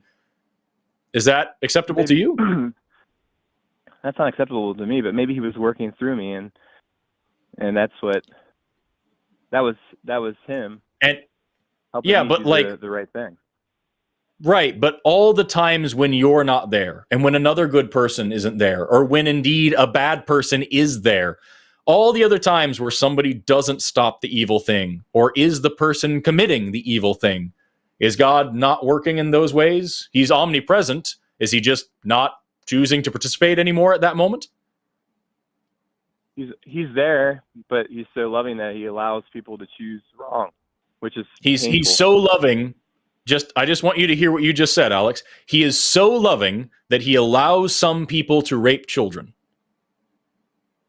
He is so loving that he allows some children to be raped. I know that sounds terrible, but we could use that analogy in a less forgive me. Degree. It does not sound terrible, Alex. It is terrible. What you just said, and again, correct me if I am misinterpreting what you're saying, or if I'm misrepresenting you in any way, stop me. What you just said is that God loves us so much, he is so loving, that he allows evil things to happen. He allows people to starve to death. He allows child predators loose on the street. He allows bombs to be dropped in Gaza because he loves us so much that he wants us to have the choice to rape and murder and torture each other. Is that love to you? Do you love your students enough to let them hurt each other in these ways? Great question, man. I know. Yeah, that's brutal. You set up the stage really well there. I think it comes back to just that I can't understand him fully yet. And I know through hard crap that I've been through, it's strengthened me. I'm not going to go ahead and say that I've been raped or anything like that, or I've been molested. I feel horrible for people who have had that experience. But can you seriously say? Strengthened me. Can you seriously say? Because what you just said, and forgive me, this is going to sound a little condescending. I apologize, but it kind of is. What you just said is a very common Christian cop out that means absolutely nothing. So I want you to actually double down on it if you can. Are you seriously going to sit here and tell me that there is some context, some deeper meaning that would justify this much pain and suffering and evil and torture and rape and murder and starvation and misery, this much cancer, this much pain? There is some context, some greater meaning that we just don't know yet that makes all of that worth it. I would say there's no justification. I'm not going to say it's justifiable. Agreed. But I am going to say that potentially, maybe, I don't know. Your God loves us so much that he let slavery happen. And you and I agree that these things are unjustifiable. There is no excuse for them. And yet here you are excusing them and saying, well, God knows more than me, so he just had to watch us have slaves. Hold on. At Going back to my book. Are you good if I go back to the book or no? So for cross. I mean, I prefer you didn't. I prefer we stay where we're at, but go for it. Well, it's gonna piggyback on what we're talking about. Sure. He was talking. This author, Greg Boyd, he's talking about how God essentially he stoops to our level. He doesn't. He accommodates. And essentially, he gave this analogy. He gave this story where there was these missionaries who went to this remote place, and I forget where it was, but they knew that this tribe of people were mutilating female genitalia, and they went into that scenario knowing that that's something that they might not be able to like just go in there and say, hey, like this is messed up, you need to stop right now, like what are you doing? Because if they did that, it was gonna cause like an upheaval of their society, and it's gonna probably create more chaos and more hate, and it's not going to bring forth any resolve. So they actually went in and they were just like, this sucks, but they were going in to console the people who were being mutilated. They were actually just like holding their hands when they were going through the procedure. When they were going through the procedures, they were helping give like anesthesia to them, to the kids who were going under this mutilation. And they were giving them like better like surgical tools to actually perform the procedure more sanitary, with more sanitation, to do it more like with ease, and well, it's not ease, but it's more sanitary, and essentially going in and essentially accommodating to it and not just abruptly telling them like, no, you got to stop doing this. They were able to like kind of slowly tell them, hey, what you're doing is totally messed up and needs to stop. But they did it. Alex, they I'm going to cut you off here for a second. 3 years. Okay, yeah, go ahead. 3 years. Wow. You said they were missionaries? Yes, they were. Yeah. So I'm just going to repeat back what you just said to me and see if you hear how disgusting it is when someone else says it. You're saying these people, missionaries, wanted to go spread their religion, and so they went into a place where people were performing female genital mutilation, cutting the clitorises off of little girls and sewing their vaginas closed. And they didn't want to cause a cultural stir because they knew that they wouldn't be able to spread their religion if they did that. So they helped these people. No. They're missionaries. That's what they're there for. And they didn't want to cause a problem. So they helped these people mutilate these little girls' genitals in just a nicer way. They helped these people mutilate these little girls in order to build a relationship with them so that they could culturally assimilate them later. Is that what you're telling me is an example of something good? Well, what I'm saying is they were working with what they were dealt.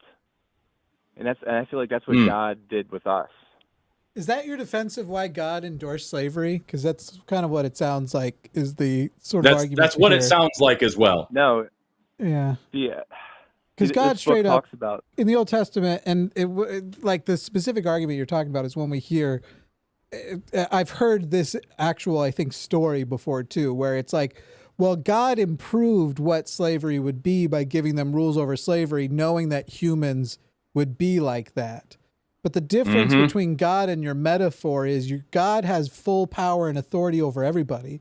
If your missionaries were metaphorically like God, they could have come in and literally stopped or killed anybody who was still doing that practice and didn't. Yeah, but we're not God. And yeah, no he shit. can only work through us. I've got morals. Yeah, that's I'm a better person than your God. And why so did your are God you. not choose to work through the people who were? Why did your God not? So you're saying God works through people. That's like where he gets some of his redeeming stuff on. So why didn't he choose the people from your example to work through them and to change their hearts and get them to stop cutting little girls' clits off? Well, that's what ended up happening. They saw their. But to the expense of how many before God just directly went to the source instead of a missionary? Why did he need to make the missionaries do it and not the dudes? That's the thing. It's with any type of relationship. There's often time that needs to take place. There needs you to weren't be talking evidence, about time. You were talking about an entirely different set of people. He you were talking about chose months. to influence people who would not most efficiently and quickly stop the suffering. If he had gone directly and softened the hearts and all the other things that Christians believe God does and yet say that God extends to people free will, despite the fact he's apparently interfering all the fucking time. So the people he decided to, but this is actually I actually like this as an illustration of why I focus on the why, because I think it's very useful. I think the what conversation was very useful. If the end of the what conversation is, think about everything you've just said and that you believe it, and now go contemplate if you can actually justify not that you believe those things, but why you believe those things.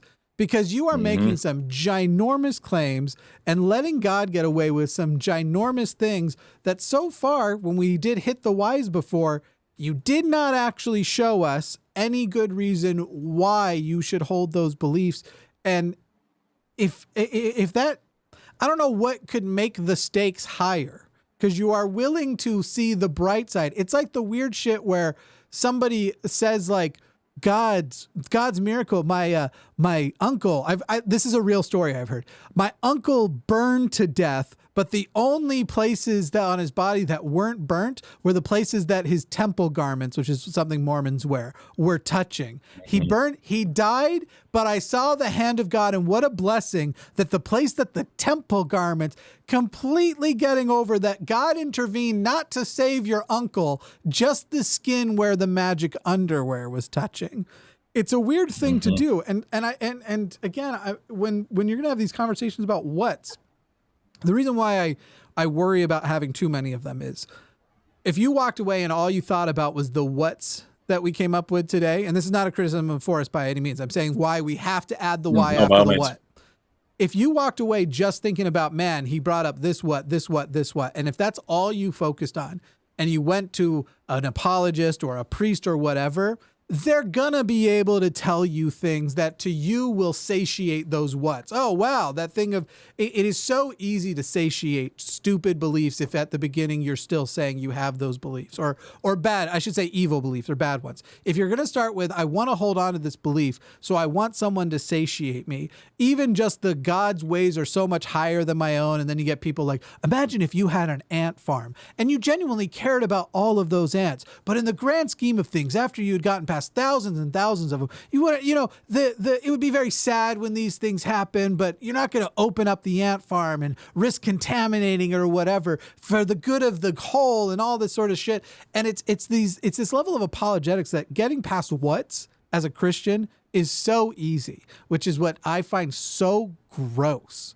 And so when we're sitting here and you're telling us these gross things you believe, I hope you acknowledge that if you didn't believe what you believe, Alex, that if you were on our side, it would be appropriate for the things that you're defending to be met with some level of contempt or disgust.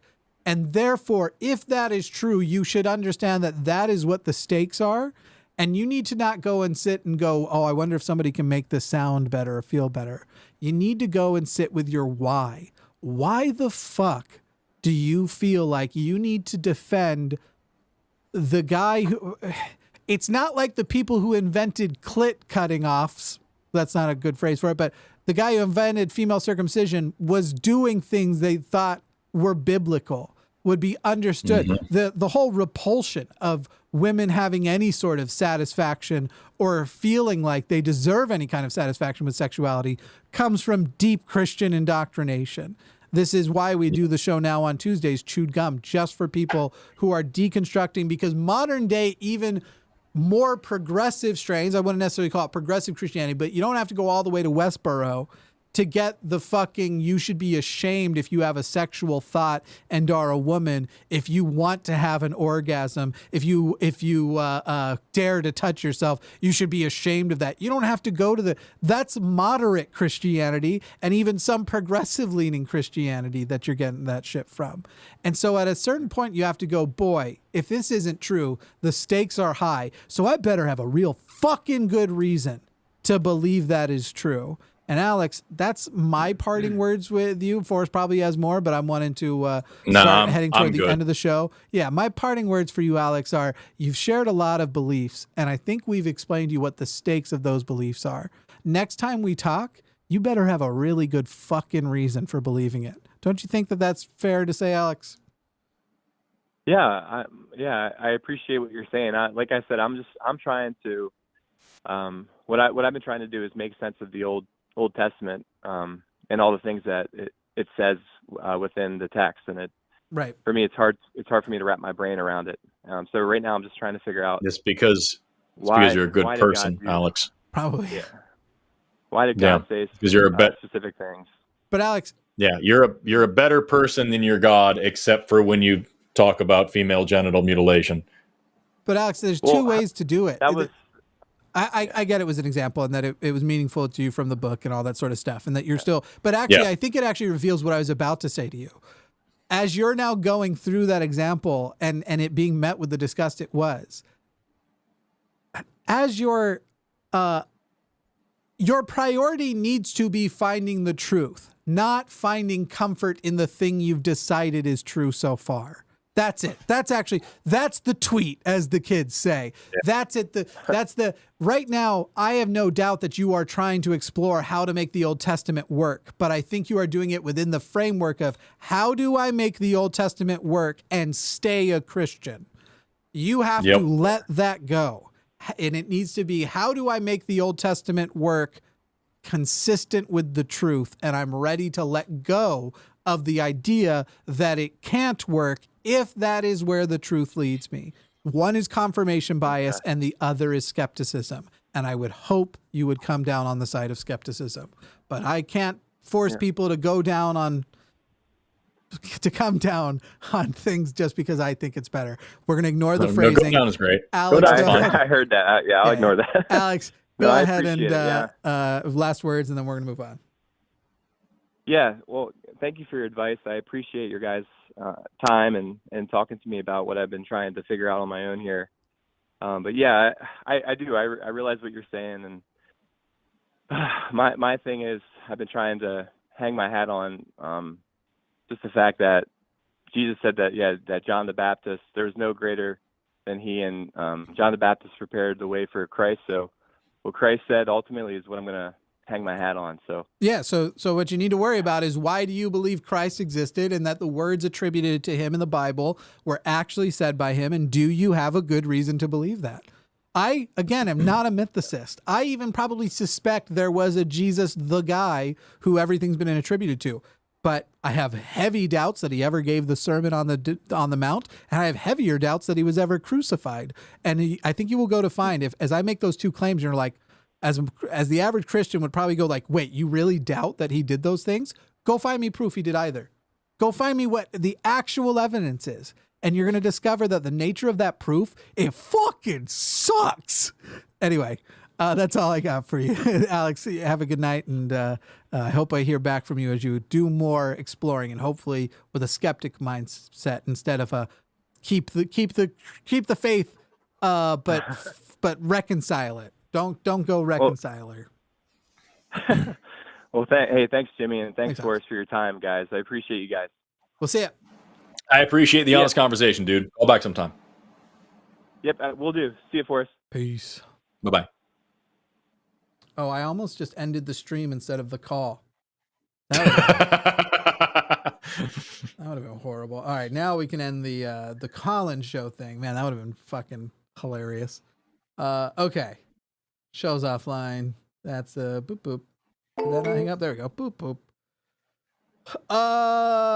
The boys are back in town. I don't know why every time I hang out with Ben, that song gets in my head. Da, da, da, da, da. Actually, it's mostly if I'm with Ben and Eric at the same time, because the three of us sometimes play video games together. But Forrest is too busy getting more degrees to play video games with anybody. Yeah, it's actually a problem. Sorry, guys, I can't. I got to get my 90th degree tonight. So yeah, it's difficult. It's very difficult. I'm gonna wrap up whenever we're done with this. I think we're doing super chats next. Yeah. I'm gonna go cram a bunch of food in my face, and then I'm gonna be up all night editing. I will have my first. I had these like fiber crackers to eat with meds I took earlier, but that's the only thing I've had since like noon, I think. And I'm also getting overdue for meds, which. So we're not going to spend all super chats are not going to be I guarantee you, if anybody tries to go over 30 seconds per super chat, they will be getting flat with the error messages. Okay, we should be back. I don't know why that happened because I had that fixed, but hopefully we're just good to go now. Hopefully that was totally unrelated. If you guys in the chat didn't hear us, Ben's measuring children, and I'm making a video about poop. That's true. So check that out. That's so wild, man. It's so annoying to have the network issues and then have I think it was a different one because it didn't do the same thing as before. We just randomly had a dip out on the stream.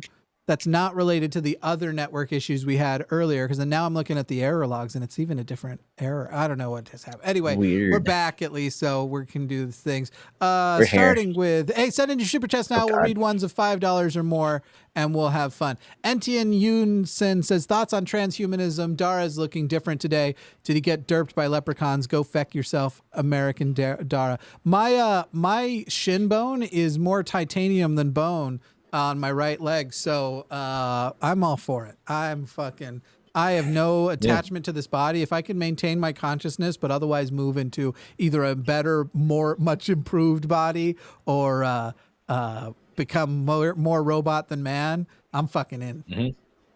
Upgrade me, daddy. Fuck yeah. This fucking meat prison, is that what you're talking about? Do I want to stay in my meat prison? What do you got, Ben? You got any ideas? Good. Any comments? Nah, I got nothing. All right. I got nothing. He loves it. I can speak for him. Anna said, let Forrest cook, was at the beginning when Forrest was going off on a monologue about some shit or another, so I just let him go. Yeah, that's pretty much what it is, yeah. Next time we all hang out, I'll make some food, and then we can all scream, let Forrest cook, and then you can have some delicious jambalaya. $10 from Fate of Silver. Love the show for Forrest. I'm a layman trying to better understand evolution. I've been having trouble understanding how single-celled organisms make the jump to multicellular. Or should I go to Google Scholar and look up evolution of multicellularity? It's been done in laboratory settings several times, and it's usually in response to predation. You can even look up multicellular protists now, like seaweed. Seaweed isn't the plant; it's a protist colony. It's a bunch of single-celled organisms that are all glommed together into a big-ass multicellular colony with different jobs and different stuff. So yeah, check that out. I wonder if what I said is true, that it's more titanium than bone. Because while bone, it depends on what you define as bone, obviously, and I assume you would say it's the whole structure, but it's certainly going to be a titanium alloy, right? It's not going to be actual titanium. It's going to be some sort of hardened titanium, or like something that titanium is used to harden. Like it'll probably be, I don't know, it's non-ferric. I think the screws are a higher concentration. I just Ben. wonder. Ben probably knows. By mass, if you have a rod and screws in your shin, Mhm. is it more, is your shin specifically, percentage-wise, more titanium or more I would say bone? that even if you have a big bone there, bone's very porous and the metal very isn't. That's so true, like yeah. probably Yeah. You'd be more metal. But the question is more metal. That's why I brought up titanium. What percentage of those titanium bars are actually titanium? I don't know. Yeah. And I don't know. And you were going to say, and I don't care, weren't you? Yeah, no, that's exactly where it's going. Like I don't see the utility of figuring that out. Because I said a phrase and I wanted to know if it was accurate. Tired Ben is best Ben. Did someone read Fate of Silver? Yeah. We're talking about multicellularity. Yeah. Cool. Ben, do you want to do this one? Let's go up, down the... Yeah, $10 from Will B. Friend. It's hard for me to express how much I've learned and grown by watching the different shows on the line. I'm a better person for it, and I'm a better father to my daughters because you're empowering women. You watch all the shows on the line and become a better person, then watch this one and get exponentially worse and balance it out. Forrest, I'm not going to lie. I think this might be one of the best shows this year, though. It was a very productive episode. Like, I'm not trying to toot my own horn, but usually after a show, I'm like, that was the same fucking show I've done a million times. No one probably gives a shit. This one was really productive. I don't know if you're flexible enough to toot your own horn. I've seen your back. It's not good. Yeah. But I've been using that inversion table, so it's probably getting better. It's probably getting better. Just flop down like a necktie upside down. I rarely am like, boy, I'm glad I was in this episode, but this one was good. And I think everyone will note, I did a way better job of sharing the mic this week. You did. You did. And that's probably my only regret. People ask me about that. It's like, oh my God, this person, I see in the comments, like, this person's talking over that. Like, yo, we have different styles. I'm long-winded as fuck. Jimmy likes to shut people down because he's been doing this forever and he's heard every fucking thing before. Matt has his own style of yelling at people when they say dumb shit. Different styles, y'all. We chose to work with each other on purpose. No, it's fine. When I host, how much I remember my co-host is there and am courteous enough to let them talk more is directly related to how long it's been since I hosted last. Because I remember the last time afterwards when we hosted, I was like, I stand by all the actual interactions I had, but I probably could have given him a little bit more room. But if you remember, I think I hadn't been on anything in like 2 months.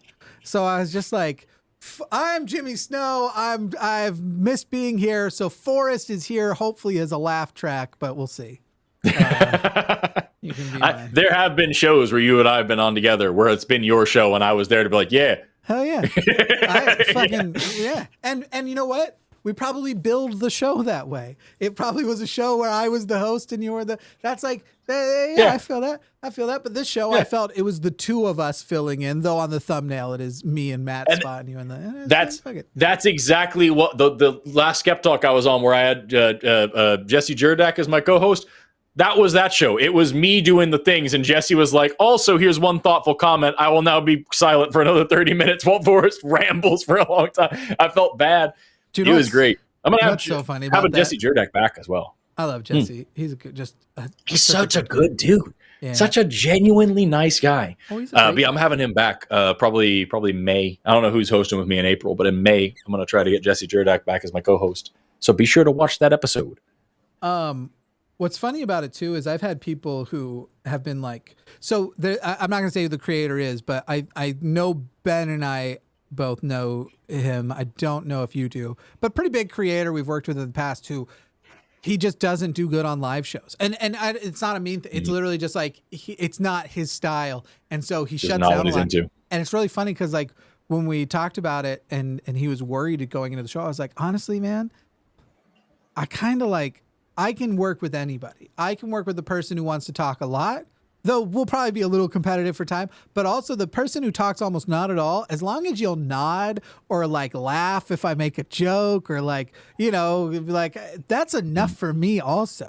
As long as you, and what's funny is his was probably the one that was the most that was like, shut up, Jimmy, let him talk. And it was literally, he thought he should say something because it was there are tons of instances in the episode where I'm like, anyway, what do you have to say to that? He's like, nothing really. Just, I guess what you said sounded great. And he just didn't, he just couldn't. It just wasn't his thing. Just wasn't into it. And lives aren't his thing. And that's the one I get the most shit about and want to be like, that's the episode I am the least guilty. He wouldn't talk. It wasn't my fault. Anyway. I love that shit. Is this this is the one we already had up. I'll send the next one. That's the one we just read. Whose turn is this? Me? Mm-hmm. PT Con, if evolution is real, how come my fish hasn't turned into a whale yet? Checkmate, liberals. Well, Forrest, are you going to answer? The problem is that a lot of people actually say that fucking shit to me. So like, I don't know what you want from me. This one's yours. I don't know if you've seen Dade stuff. Oh, we talked about Dade. Yeah. We've talked about Dade before. And you sent me something, recently. I think he was dubbing over something that I was talking about. Yeah. But also, I don't remember what it was, Dade, and I'm sorry I'm bad at remembering. I probably commented on it. Something you posted this week made me belly laugh, like really hard. So I just wanted you to know that. Anyway, go ahead. Hell yeah. Dade Murphy said, I love me some brachiopods with lemon juice and Tabasco. Likewise. I'm all about that horseradish life. Some good stuff. We're talking clams again? Clams or oysters, and Yeah. Do you know octopus oysters would be mollusks? brachiopods? Yeah. So weird. Yeah, it freaks a lot of people out to think about the fact that octopuses are more closely related to snails than they are to like any fish, any person. It's just wild. Ben, if your Sims family can wait, this one's for you to read. Yeah, you son of a bitch.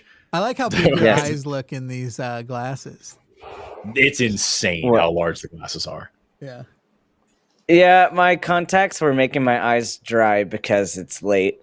Oh, I feel that. My man can read a book across the fucking room. My man's wearing and a book. they are very thick because I have really shitty eyes, so it's great. Me too. What's your script? Yo, dude. Give me your points. Do you know it? These are a -9. Oh, you're one of the few people I know who are worse than me. Mine's like a -6.5. It's really bad. Yeah, that's terrible. Dude, mine was -6. Mine was -6.5, and then I got LASIK done. Dude, LASIK is freaking awesome. I encourage everybody. Even if you don't need it, go get it. It's literally like always on the top of the list too of like, what's something you spent a lot of money on that you have zero regrets? And it's like, anyone who's had LASIK that's usually the number one. I would do it again if I could. It was a ton of fun. It genuinely was a good time. Shut up. Yeah, dude, it was wild. It was actually awesome. Go ahead and read this. $10 from Will Be Friend. Again, now the sappy shit is out of the way. Forrest, can you give me book recs on evolution and your top 3 despicable Bible verses? Jimmy, I don't know enough wrestling refs, so respectfully, go fuck yourself, Jimmy. Is the fact that I keep having to read Raven's wrestling references, has that been absorbed to people as that I care about wrestling? Wrestling is not a hobby of mine. I watched a little when I was younger, but I don't give a fuck.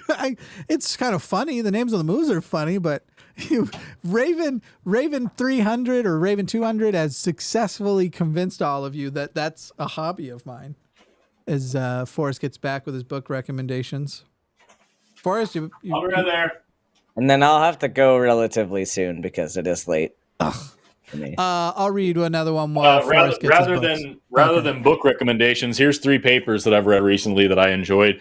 This one's called "Systematics of Miocene Apes: State of the Art and a Never-Ending State of the Art of a Never-Ending Controversy." This one was a lot of fun. It's just this thorough breakdown of like the history of like our understanding of ape evolution over the Miocene. Because like there's a lot of shit that's still controversial. We don't know where the fuck gibbons came from, and like it's a lot of weird things in there. But this is really cool. I really like their explanations. It's a lot of jargon, but like this one is bone breaking bite force. This one's about a whale that was just discovered, a new proto whale, and this one's about a new oviraptor that was just discovered. And both of these papers came out of the department that I am currently studying and working in at Oklahoma State University. So, like, check these out. I know the people who wrote them and got to talk to them, and they're really fucking cool. So, new fossil whale, new fossil dinosaur, and really cool thing about ape evolution. Check those out. Who's this? Is this Ben? Yeah. Oh, no, it's you. I just read one. Okay. 10 Australian from PhD Tony. Either Forrest camera skipping or Forrest is so hyperactive he randomly jumps positions. I know which option seems more plausible to me.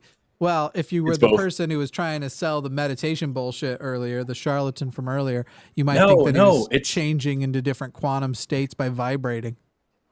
It's definitely that I'm so hyperactive I'm jumping around. I have no evidence for that. That's how I know it's real. It couldn't have been drugs or a dream.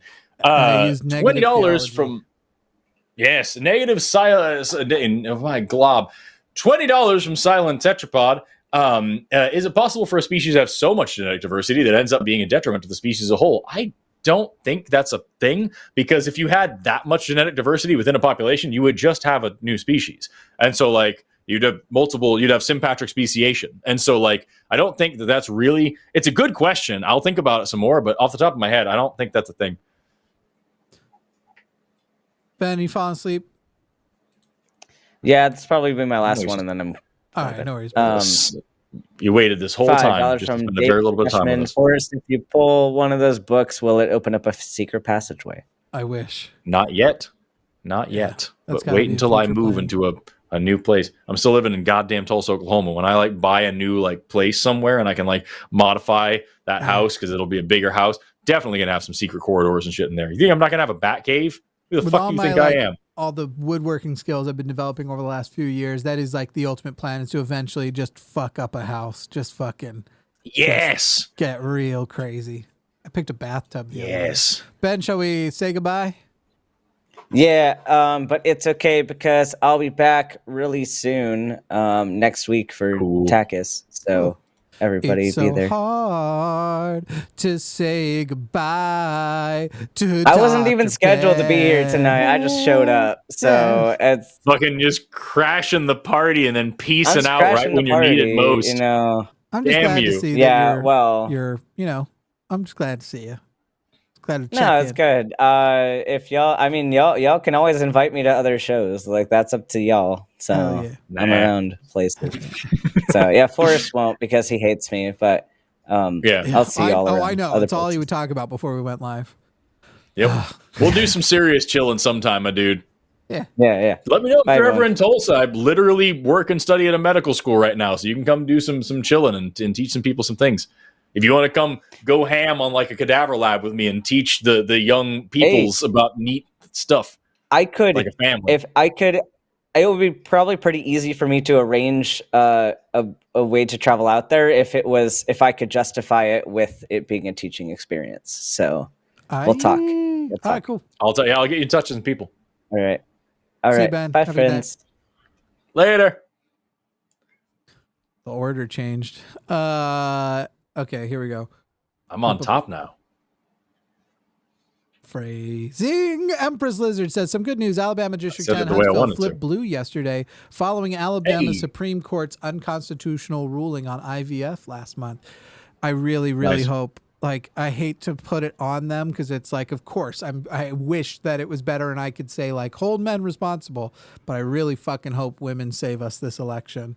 I really fucking hope so. I'm like, I hope that it's a wake up call where some people will say like, oh shit, there actually is a logical conclusion to what I'm purporting here, and it's fucking awful. Therefore, maybe I need to change my fucking straight party voting habits. Maybe we, save us, ladies. Is that a deep? $5 said from Boys to Men deep cut. I feel like that'd be in their top if they ever released like a best of Boys to Men. Wouldn't that song be in the top like 2?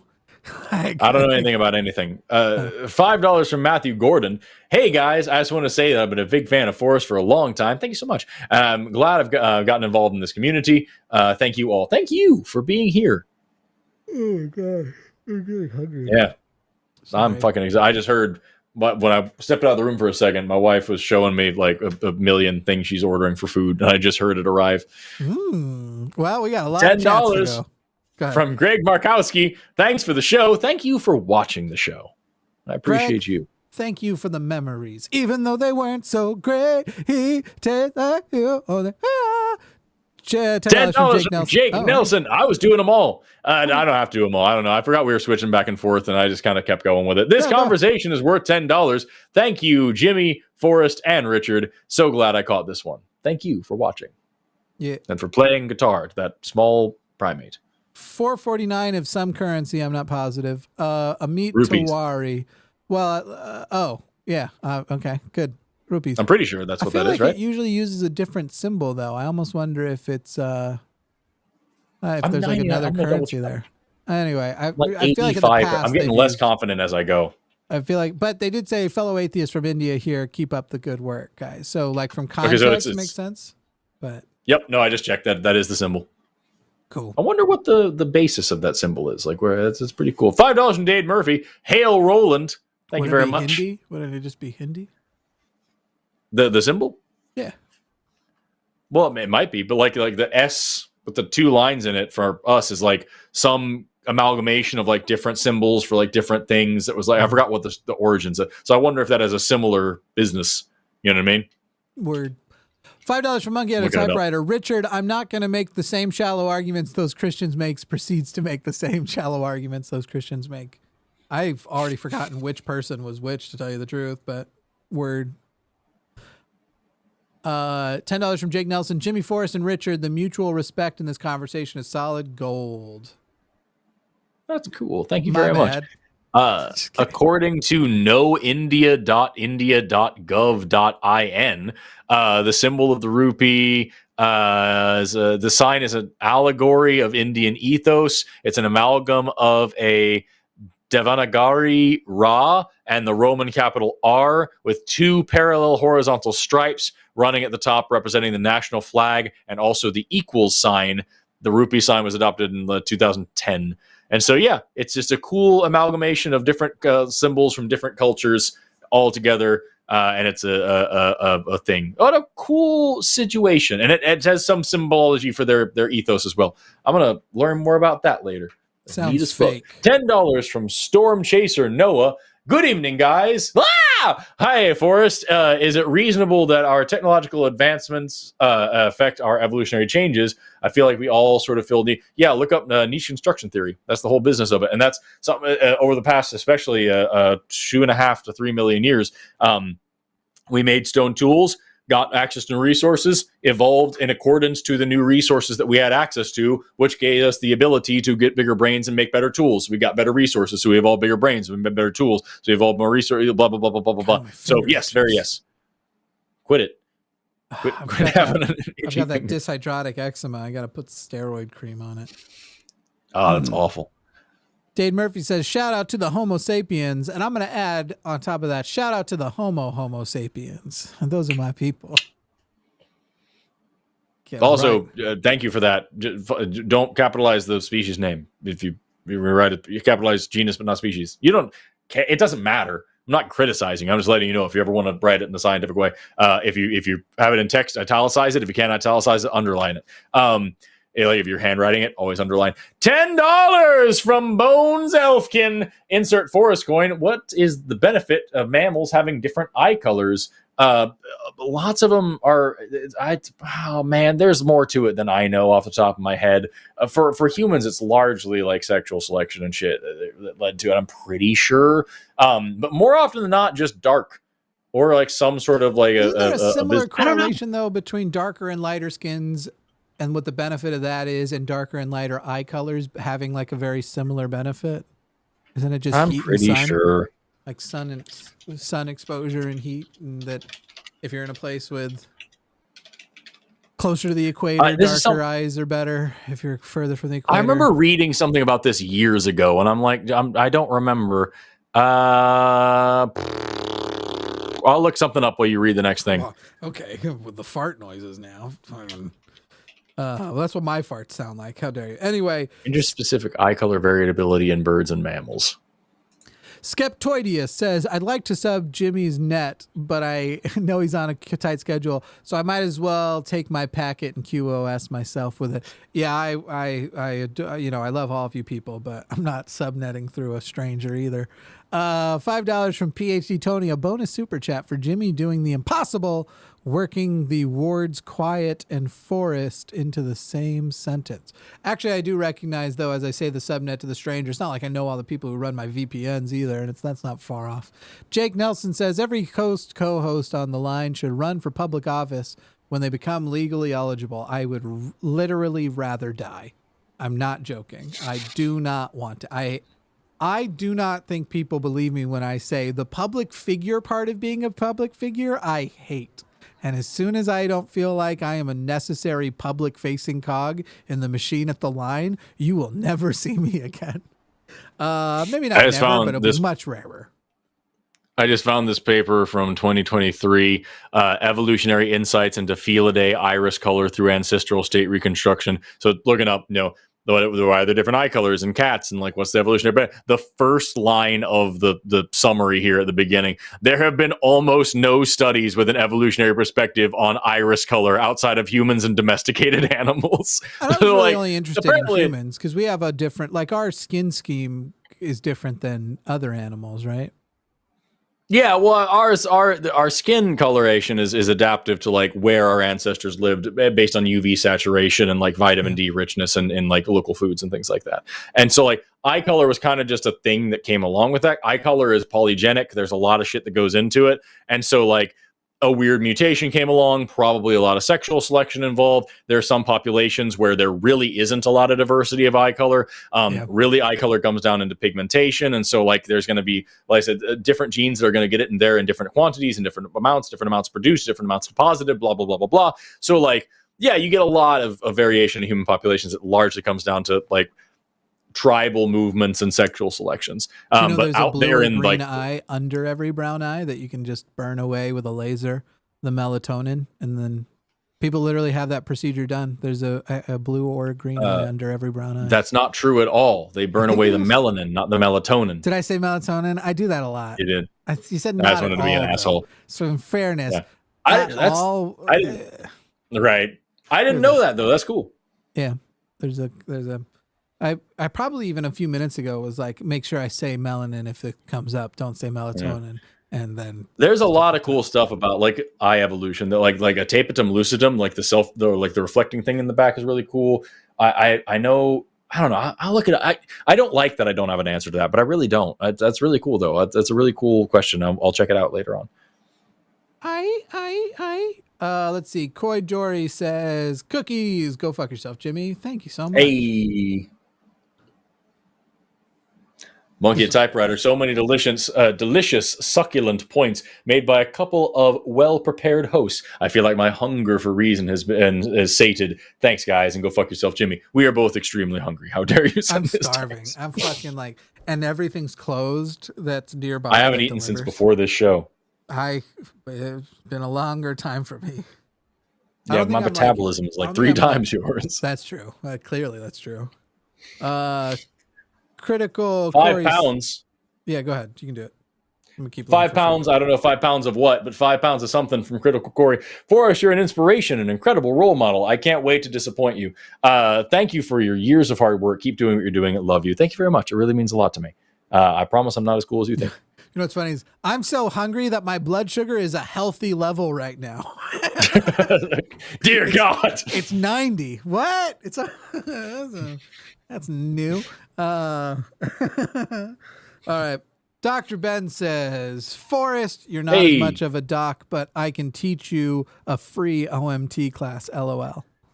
We were having a conversation in the side chat when he sent this. Like, yeah, dude, it's gonna be cool. I'm gonna try to take a course in Evo Devo and a course in OMM tomorrow next semester, so I can get a little bit better at Evo Devo, and I can get a lot better at like manipulating someone's fucking arm to make their arm better. I don't know. Whatever they do, whatever these fucking doctors do. Someone said you should make a eye color evolution video. Why do you want that from Forrest? He didn't even know there was melatonin in your eyes. €5 from Sedgel? Yeah, that's my guess. I want to say Sedgel. Love you all so much. Jimmy, go Somerville yourself. You keep reading. I'll keep sending. You keep reading. I'm gonna keep seeing if I can. Oh no! I just accidentally removed one from the queue that I didn't mean to. Shit. Let me. All right. I'll send you another one while I locate the one I accidentally removed. $20 from Chris Carrillo. Do you know if there are any evolutionary reasons for relating to homosexuality? Calvinism says it's unnatural, but we see it in other animals. I want to learn more about how to respond to bigotry. By the way, I am gay. There's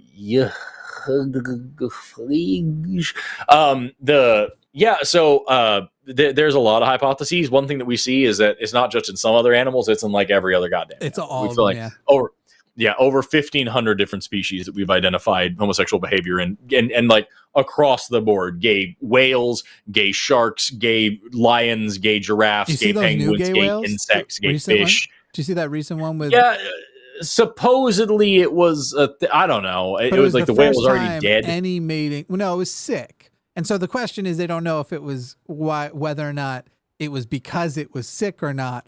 And even if it was because it was sick, does that mean that it's like a dominating behavior, or it's possible because of other mammals that it's trying actually to resuscitate it?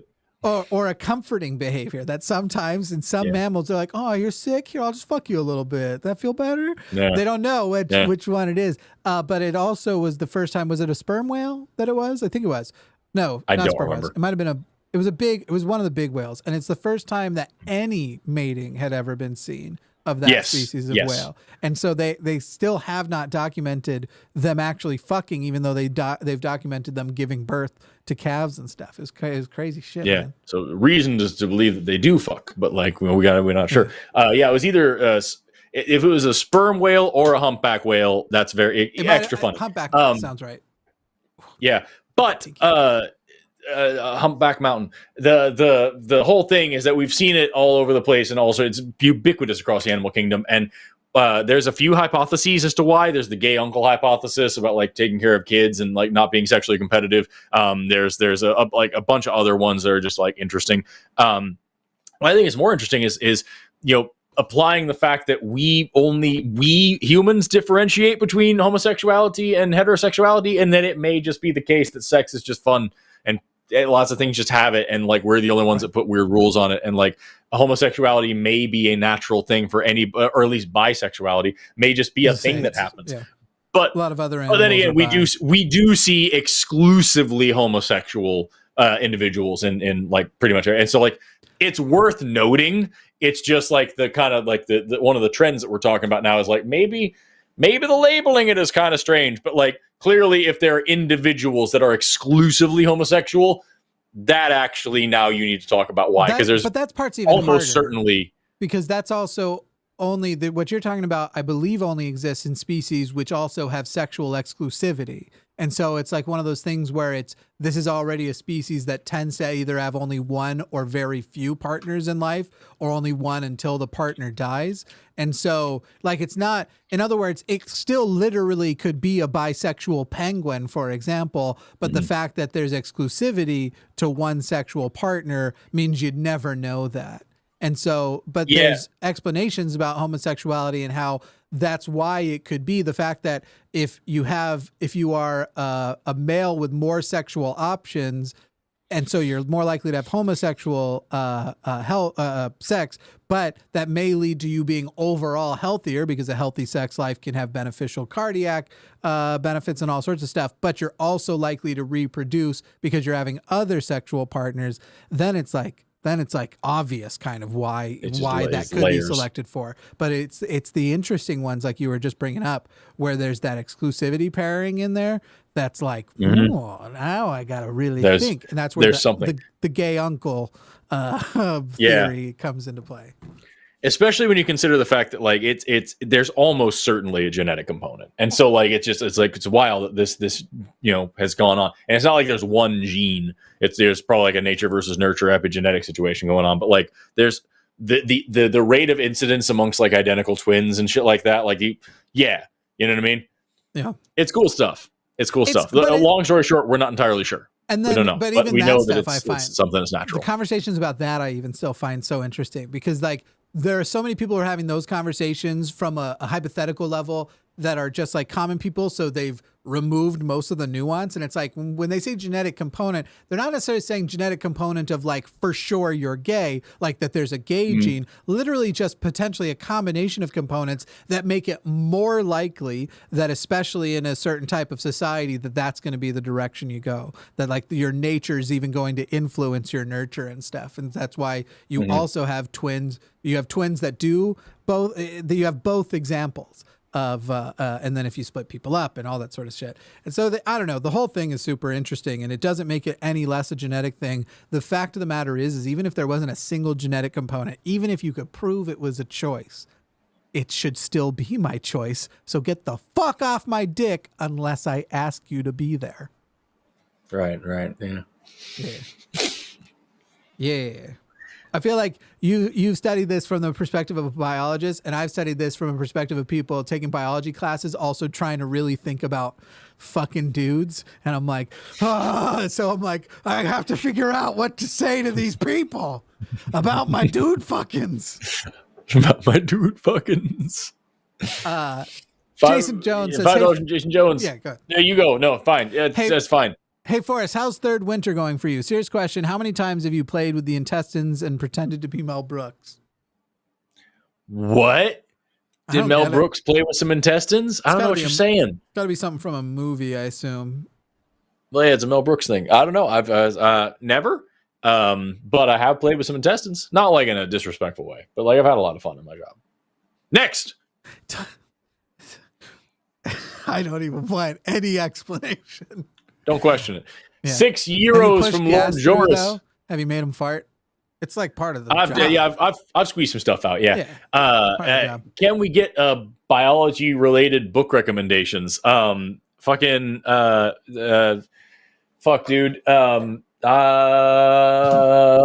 Maybe. Yeah, maybe. I liked Monkey Love Essays on Our Lives as Animals by Robert Sapolsky. That was pretty fun. Little guy talking about just weird shit that we do and why it relates to us as animals. That's pretty neat. Check that one out. Made me smile. And they called it Monkey Love. I'm gonna let you keep reading. I finally found there finally is a person running on Postmates in my area, so I'm gonna order food while you keep reading. Nice. $5 from Troy Martin. Bacteria versus fungi. Burpish. Who is the hegemony on human skin? Fungi in the damp and bacteria in the dry is my guess. I would, if I had to hazard a guess, I would say bacteria by a mile. But I'm not entirely sure. But I'm 99% sure that, like, if I had to, kind of summarize the total, species richness, the different taxa on your skins, definitely domain wise, bacteria win. They just fucking win. Next.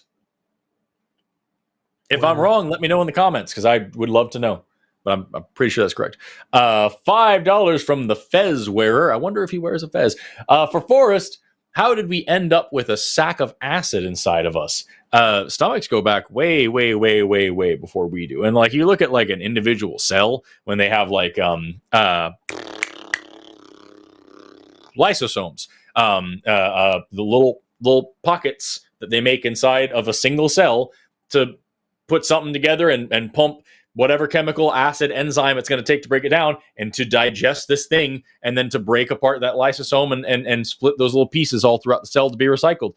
Literal individual cells do basically the same thing that you and I do. And if you're talking about like development and stuff like that, humans are deuterostomes. When you're a little blastocyst, a little cluster of undifferentiated cells, the first thing that develops on you is an asshole, and then that dives down and becomes a tube, and it remains a tube through your body to this day. Your digestive system is the outside of your body. It's a hollow tube that runs through the middle of you. And just like you think about like a straw, like does a straw have one hole or two?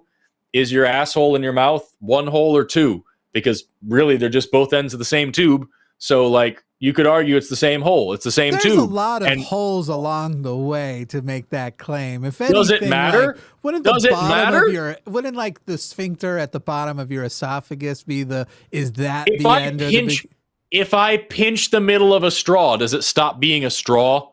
But it's if a you fucking put two straw. straws together, there's definitely two distinct straws. It's not two straws. It's one solid straw. If you take two straws and you go blue, and they even have a different color stripe, clearly there's two different. Yeah, but that's not what happens. We're talking about that's not how we develop.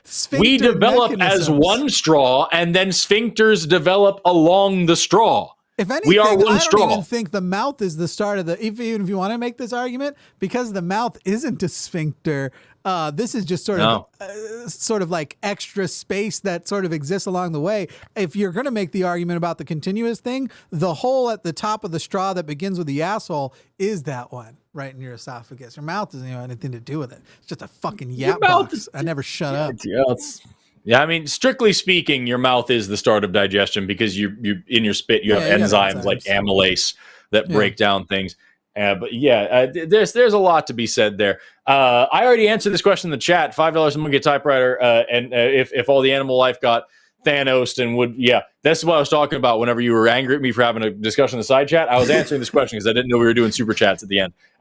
Is that if you that's what punctuated equilibrium is all about. Is that you have a mass extinction and then a new type of thing fills in all those same niches. The niches are still there. So high energy animal life is still a functional niche for something to take on. And there's lots of things that are like rets to go to take on that kind of thing. I'd be interested in seeing cool plants doing shit. If plants had a less stupid fucking, how stupid the Calvin Benson cycle is. If it was like more efficient, plants would be walking around doing all sorts of shit.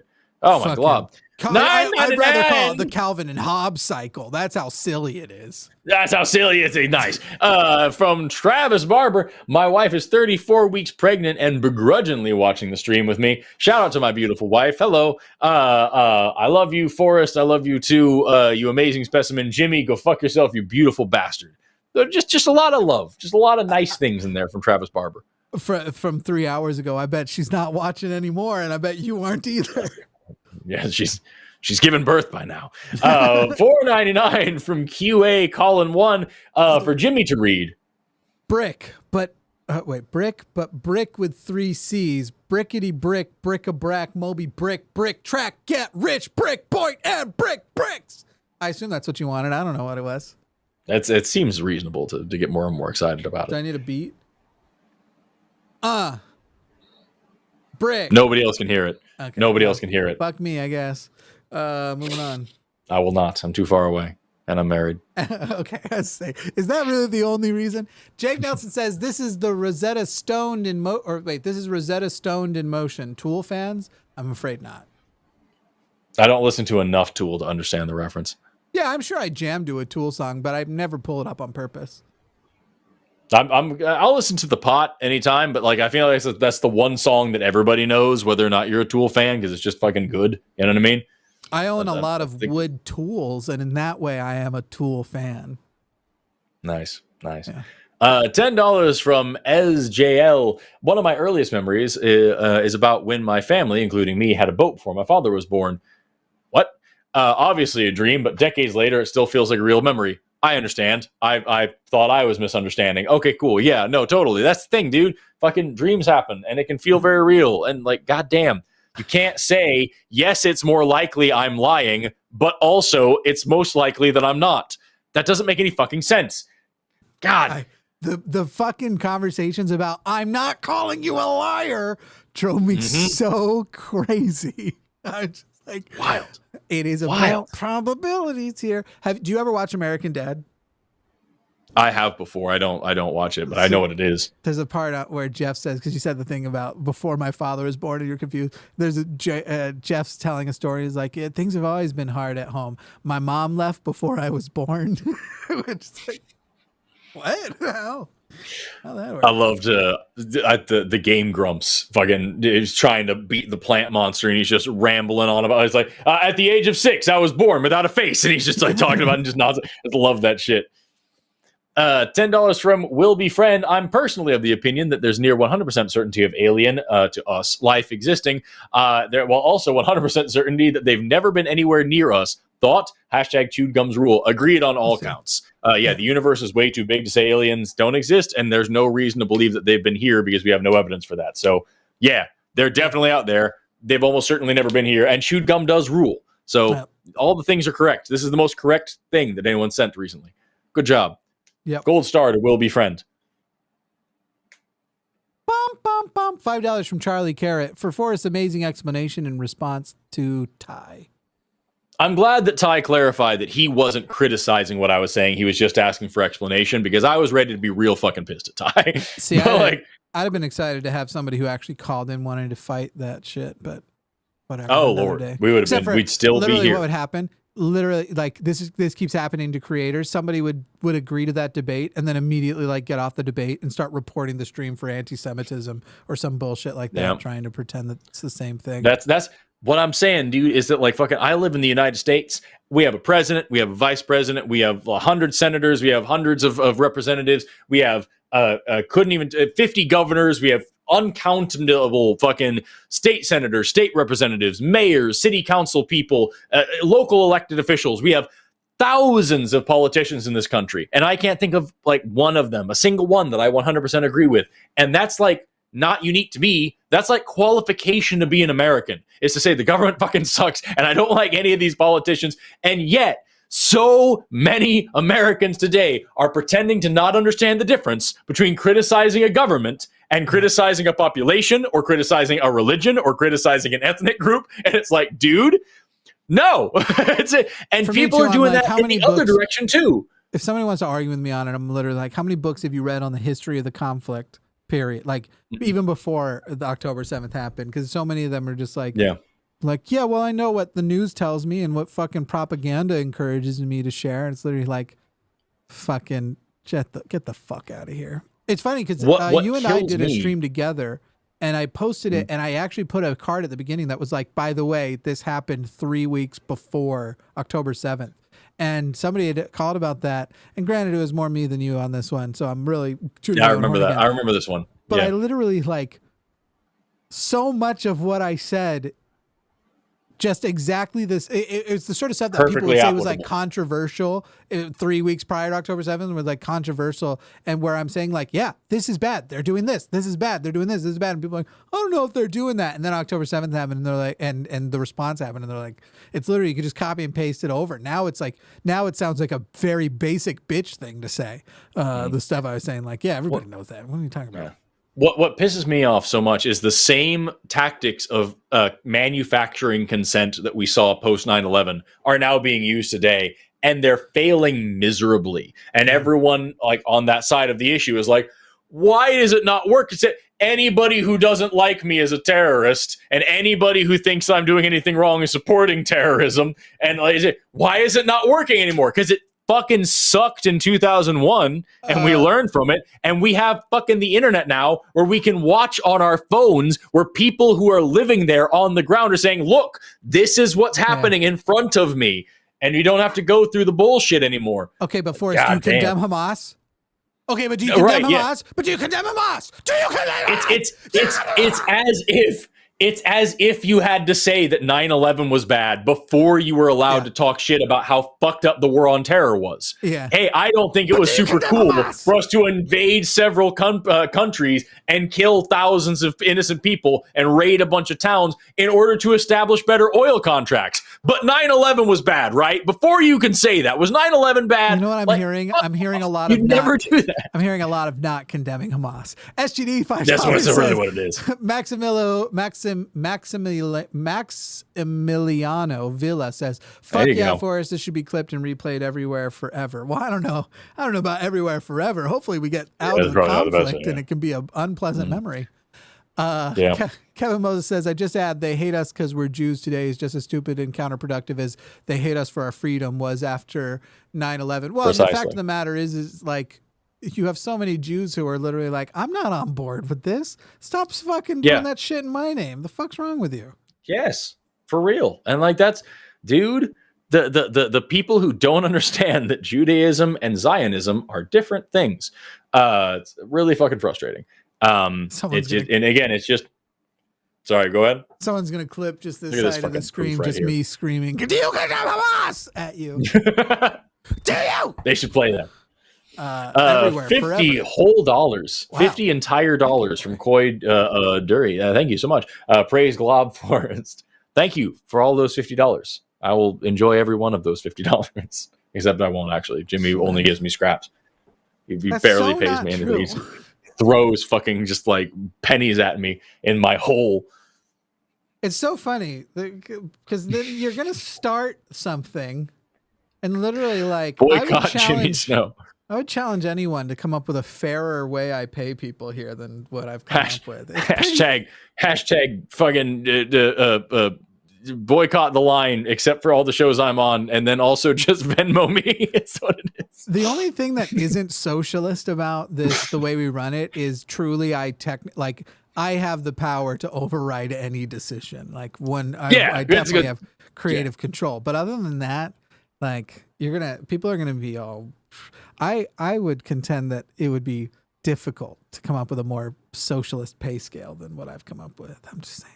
It's pretty fair. It's pretty fair. Mm-hmm. By the way, go buy our stuff, our merch. Go buy Unafraid to Disappoint Daddy, magical or otherwise, linemerch.com. By the way, if I don't think anybody is in the last, I said if in the last 7 days no one has bought the Forrest merch, the one with the science thing on it, never have a bad day, I mean, that I would take it down. I think we're at 7 days with 0. I thought it had to be at least 10 sales. So y'all need to buy 10 of those. Otherwise that's shit's coming off the store.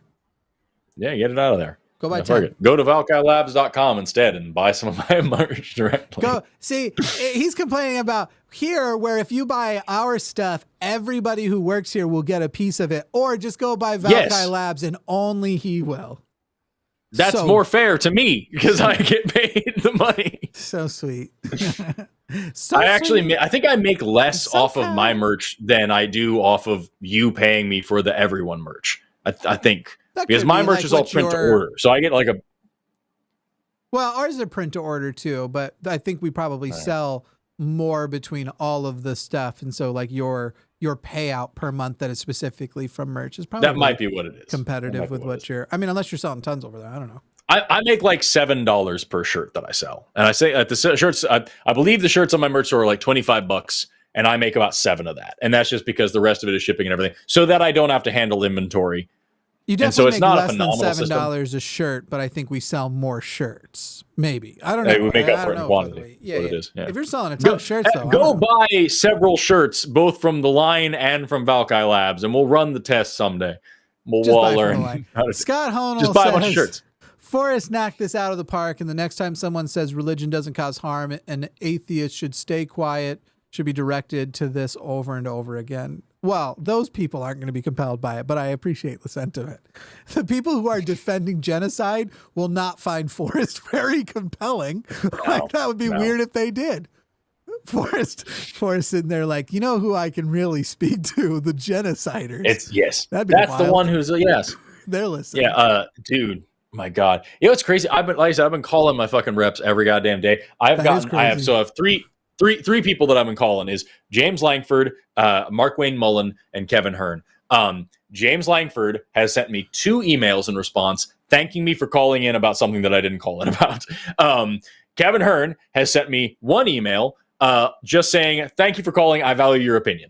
And that's it. And nothing. James Langford's email was thanking me for calling about my concern about the October 7th attacks.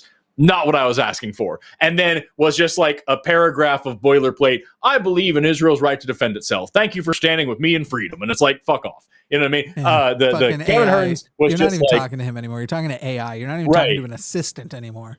It's awful. Kevin Hearns was fucking just like, just boilerplate, like, I value everyone's opinion. Thanks for leaving me one. Bye. I'll keep taking your money and free healthcare that I won't give to you because I'm an elected official, so I get taken care of way better than any person in my country or my district. That's just totally fine. And the only person who has not given me a fucking word is Mark Wayne Mullen, which fuck me, right? I'm not that important. I don't care if he gives me a response. It's just crazy that Mark Wayne Mullen literally tried to start a fist fight with a union rep, at his job, because a union rep was like, stand your butt up if you're such a man. And fucking Mark Wayne Mullen had to be almost physically restrained by Bernie Sanders because he was going to go fucking fight a man. And so he is willing to stand up and start a fist fight and act like a toddler because somebody challenged his masculinity in public. But he can't be like, yo, 13,000 dead children's bad. I'm very pro-life. Fucking, I can't wait. Yeah, well, it kills me. James Langford has like on his he's got like the news section on his page. Just posted something a little while ago about like, I got this A+ rating. I'm so pro-life. I'm the most A+ pro-life on his YouTube channel. He's got this thing. It's terrifying to me that I get called a bigot and a lunatic and all these hateful things just because I believe in the precious life of every child. Meanwhile, 13,000 dead children in Gaza, and they're like, yeah, that's self-defense. What? Put your head on the monitor right here. What? Put your head against right the where monitor, right where my fingers, the circle is. What? On the You asking me to come down here? No, put your head against the monitor, on your monitor. On my monitor? I was going to kiss you on the forehead to try and calm you down. That's all. Like, I am so... I don't know how you want this to happen. I was going to say, like, it's just against just against your monitor. I was just going to kiss you on the forehead. No, keep doing what you're doing. I'll bring this in too. There we go. Put yours back. Put yours back. This is the rest of the show. This is the rest of the show for everyone. Just do this like this. 5 pounds from Les Watts. Yes, that was brilliant for us. Thank you. Thank you for watching. Hell yeah. Bring on the next one. $9.99 from Ukulele Carnage. Forrest, thank you. Thank you. I appreciate you being here. People liked your rant. $5 from Monkey at Typewriter. I sign on the dotted line under what Forrest said. Not on our watch is turned to not without getting a cut. USA is a fascist cesspit. The USA is a fascist police state. We have fucking military bases all over the world just to hold a gun to the world's head, and we fucking abuse the shit. If you heard of any other country doing half the shit the United States does to its own citizens, you would absolutely call it out. And it's only because it's America that you don't. It's a damn miserable shame of what this country is and has been for a long time. Do you like this face? I like that face. Anyway, there's your thumbnail right there. I hate this.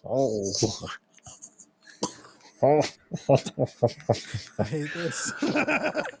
Send more. Smash that subscribe button. Don't forget to hit like and share. Really see how fat I am this close. Nathan Biffy says, I'll like give money for Forrest. If I turn my head, I can get... Everyone deserves equal freedoms. That's true. Yeah. It's true. It's very true. You shouldn't be able to buy a better life. You should just have... that's not true. You shouldn't be able to buy basic dignity. Nobody should fucking have it. $5 Canadian from Terry DeWispelary. Yep. Terry DeWispelary. You got it. That's a cool name. I probably got it wrong. I don't know. Forrest, bro, I know you don't like the praise, but you sure fucking deserve it. It's really going to suck when you get Epstein. Well, he'd have to first look at these scars. Kids, so I think that's not going to happen. I've had these things cut off my face, and now I've just got scars that are there. And you know what's crazy? I've got bleaching cream for the scars because I need to be fucking whiter and shit. But like, this is just hypermelanation. It's hyperpigmentation from the scarring. And I've got bleaching cream. It makes them more red, and it irritates all the skin around it. So I'll have these giant, like quarter-sized, like red scaly patches, making it even worse. It's just obnoxious. $10 from Ben 9 Lives. Ben 10 is dead. Thank you, Forrest. It's probably an emoji or something that didn't read through the. Probably. Larry Fishman $5 from Larry says, Fishman. Forrest is right. We should get rid of Texas, except the parts where hosts from the line live. They can move to Tulsa. The urban parts of Texas are amazing. It's everywhere else that sucks. Kind of like the U.S. Like a lot of the urban centers of the U.S. are amazing, and all that land in between is a bunch of assholes. Not all of it, just all of it. I'm still coming down. I'm going to drive. I was trying to get a flight and I was trying to get a hotel, but I'm still coming down for the eclipse. I've got a solar telescope over here that I'm really excited to try out with you guys, and I've got a bunch of like eclipse goggles for you and Matt and Arden and whoever else is hanging around that time. I'm Look at that. very excited. Look how dry the side of my thumb is. It's coming apart. That's awful. Need some lotion. $5 from Charlotte. First time watching the show. Can y'all please break down the main components of the universe and everything for me? No preamble, please. Well, you see, what you have is iron and some electrons. And iron's like a sponge. And then you got life. That's how it works. He nailed it. Fucking, and it's a soft metal. You can sleep on it. Yeah, it's exactly. Yeah. God, that was such a. Yeah, just like, it's crazy. Funny. Just you were funny. I was laughing at what you said, but I feel like half of my laughter was also just being pushed back into that call and wanting to die. No! Dude, how do you start a sentence with "Let's start with the science" and then say like 10 minutes of nonsense? Well, you see, and then the leprechauns, and you got your cotton candy blood, and it turns everybody into goo, and it's like, what the fuck? By the way, there's a new cotton candy that's been hitting stores that's Starburst flavored. Awful. Oh, nice. No, it's terrible. Don't waste your money. It's so bad. It's like really, I won't. No, like I make my own. Hard. Well, I like fresh, but there's some brands of cotton candy that are just. So I feel like I can make this a little bit bright. Oh no, I make great cotton candy. I've got a cotton candy machine, and because why the fuck wouldn't I? You know. I assumed you said you made your own, that you weren't hand spooling it somehow. like Dragon's beard candy. Or you've got like two tweezers. You're just pulling sugar apart. Over a fucking stove. I've got a cotton candy machine, and like what's really cool is you can just drop a fucking Jolly Rancher or a Skittle or something, and it'll melt it and it'll turn it into cotton candy, and like it's fucking dope. So like, yeah, my favorite thing to do is I'll make this for you sometime. In fact, I'll try to bring this. I'll bring the machine down. Remind me when we do the eclipse. I drop a fucking a green apple Jolly Rancher and a Werther's Original Caramel in there at the same time, and you get caramel apple cotton candy. It's the best shit. It's so good, dude. Man. I brought it to my organic chemistry class in undergrad. I fucking brought the cotton candy machine, and I was like, yo, everybody, we just learned about fucking like the different reaction mechanisms. Let's do cotton candy. And it was just great. And I'm sitting there like explaining the mechanisms, like, so here's the process, and here it hits this hot plate, and then it gets extruded to these things, and then you get a phase shift, and I'm explaining this, and the professor's like, are you sure you're not taking OChem too? Because like you're explaining this really well, and I feel like you'd be good at like more complex reactions. I'm like, fuck you. Let's make this. And it's so great, dude. OChem too, though. I want to bring up the there we go. I was super dark from the compensation while I was zoomed in this way. I felt like that's a little bit more true to form. I turned my volume. You really saw that. People are saying my eyes are like blue gray in this light. I like it. Thanks, man. I'm kind of close to it. Yours too. No, I was talking. We both have blue eyes going on right now. It's nice. Mine are blue, and then there's a yellow hazelish ring right around the pupil, which makes the center portion. Me too. Yeah. I've got the same similar business going on, and it's different and different. Like it's either looks very green or very blue or like steely gray, depending on the lighting and like where I'm at and everything like that. It's very much like my dad. My dad had the same kind of eyes going on. People who lie about that their eye colors change. Yeah, it's like everybody's look a little different depending on what you're wearing and where you're standing and what the lighting's like in the background. But it's not like they fucking morph like a lizard. To red. It's bizarre. By the way, I'm also a fucking vampire. Who? Someone's gonna say what I just said was ableist. You want to read this one? Oh, I didn't see that we would change it. $4.99 from Swamp Woman Making Oreos. What a great name. This episode has many quotable lines in it. Pardon me. This episode has more quotable lines in it than Hamlet, my favorite combination of human beings. Hope we both find a cool rock next time you're out. I hope that too. Thank you very much. I like rocks. Yeah. Godfrey $25 from Godfrey N. Good. Aloha. Do women of different races differ more in phenotype than men of different races? I don't believe so. What pressures, food, temp, altitude, cause humans, particularly women of Africa, Asia, etc., to have such vastly different statures? The same thing as it did for men. We're moderately sexually dimorphic species, and so like you get based on ethnic lines. You have differences in height, differences in fat deposition, differences in the shape of facial features. Like it's the exact same thing that caused those differences in the first place. It's not just women that do this. And this you want to read this one? Is the ideal one. I call this MODOK. I look like MODOK. Fucking tonight has been this from M68. Tonight has been so thoroughly entertaining. You guys had me in stitches against these frustrating callers. Thank you for making my night a little better. You're welcome.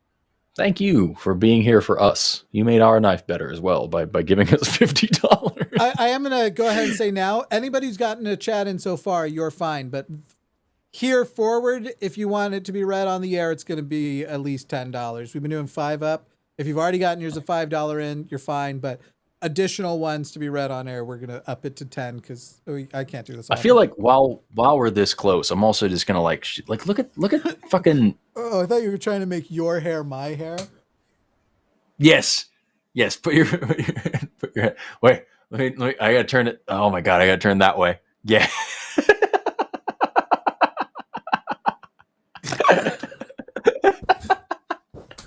I love you, man.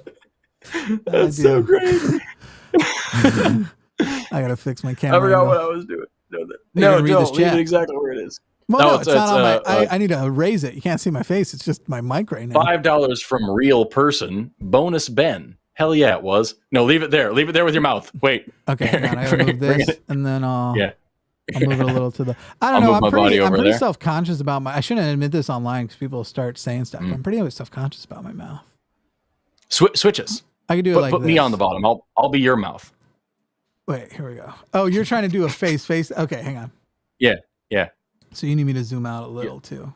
You need a little more nose in there. Right there is good. And then I'll wait. I gotta turn my body like it looks like I'm wearing eyeliner. I'll tilt. I'm gonna tilt so I'm looking directly into the camera. So that should, if you match that. Okay. Yeah, that helps. Yeah, right there. That's where it is. Yeah. It's so good. That's can we sustain it is the question for the rest of the show. Can we do a half thing? I was gonna say, can you get us like right down the middle? We can try it. Yeah. Okay, I'll stay right here. There we go. This is it. This is the rest of the show. Send $10. 10 Australian from Alice and the Animal. As someone with multiple chronic health conditions, you fucking make it so creepy with the eyebrows. I can't tell you how many times I've been played on by arseholes like Larry. Thank you for going off on him. Fucking those spiritual charlatans and that shit really fucked me up. Hang on, I'm making the nose smaller. Look how crazy it looks right now.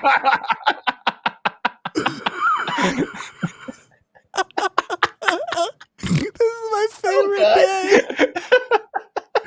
I'm just gonna tilt my. I'm trying. Oh my god! Let me get. Yeah, that's excellent. All right. $10 from Skeptoidius. Oh, go ahead. Oh, I didn't know. $10 in Skeptoidius. The origin of every element can be traced back to stardust. So essentially, our origins are out of this world. But kind of like Forrest. What is that? Kuwabara hair? What does Kuwabara mean? I don't know what that is. I like whatever. Yes, my hair is very strange. It's the tint in here. It really looks like I'm wearing blue eyeshadow. Are you seeing that? It's crazy. I look beautiful. Did you see me moving your mouth for you? Yes, I did. I liked it. It was great. And I liked it. We just have different proportions faces, so it keeps lining great. up really funnily. I'm trying to figure out where to put my dome. There we go. That's perfect. That's great right there. We look like Brian Peppers. I was trying to get the mouth is close. The tiny nose. It still looks like that. Yeah, bring your nose down into the thing a little bit further. Yeah, there we go. And then let me just. And then like turn my head that way. And then. That's where it is. That's where it is. Oh. Charlotte says team doctor, hashtag team Dr. Ben. Team Dr. Ben. All right, this one's yours. $20 from Ben. I still can't get over how much the church controls adults, even after it took centuries of people to get out from under the church rule. And now it looks like we're going back. It's legitimately scary, y'all. It's a bad time. It's a bad time. All right, we got to try the reverse. Hang on. I got it. Yeah. We got to trade. This is so dumb. I'll just stay right here. Okay. There I am. Layers, and then 23 and 32 need to swap. So this becomes 32, and this becomes, I hate this. Oh, not 22. It needs to become 23. Okay, so now there we go. I need to adjust. All right, let me. Yeah, you're gonna have to figure out something with your microphone. Over there's probably, and then okay. Bring it down with you. The problem is it has very little cable clearance, but now I need to go into my camera settings. Bum, bum, bum, bum, bum, bum, bum, bum. Oh yeah, you have a moving camera. You don't have to squat the way I was crouching. Yeah. No, yeah, I can do the. Oh god damn you and your fucking cameras that cost a house. Yes. All right, I'll sit up a little bit more here. Let me get all up in my business. Okay, right there. Is that good? I think so. It feels weird. Hang on, I feel like I need different. To match the bridge of my nose to yours more. I'll try not to move. And then that's pretty solid. It's hard with headphones. Yes, too, but I can't. The headphones they add to it. There we go. If I go up higher, I can get rid of my ears, and then you can have the headphones still. Yeah, here. Let me. Oh god damn it! I need to sit on something. Hold on a second. Let me put a thing under my butt. Okay. He needs to sit on something, everybody. All right, hang on. Let me. Yeah. There you go. It's about as high as I can sustainably. That's perfect. That's perfect right there. Yes. If anybody wondered what I look like without a beard, all right, go ahead and read this one. $20. I already read this one. Do it again. Okay. Me trying to not move while trying to also move. You know what I mean? $10 from Skeptoidius. Forrest, I feel like you and I would have some amazing conversations. That's awful right there. That's awful right there. I feel like you and I would have some amazing conversations. The questions you're asking Alex are the exact questions I ask Thea in real life with zero variation. It's uncanny.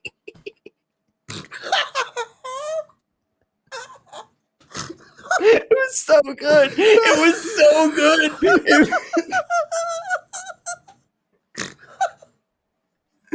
Oh my god, dude. We can do this for the rest of the night. We should run the whole show this way. If I wasn't getting so hungry. All right, we gotta do the show. We gotta do the show. Yeah, we gotta do it. Let's get back to our jobs. That last one was so funny. It was so perfect. It was so perfect for so long. There's gonna be some weird YouTube shorts out of this episode. Man. Tell you that much. Oh, that's so good, dude. I hurt my shoulders laughing. Next one. Skeptoidia or M68 says, I find it strange that theists have the lowest expectations for their god. He's supposed to be perfect. We already read that one? No, that was a new one. You just read that one for the first time. Cool. And then, oh shit. No, okay. We need to go back to this one. That's the one we just did. Okay, good. We're on our last page of them.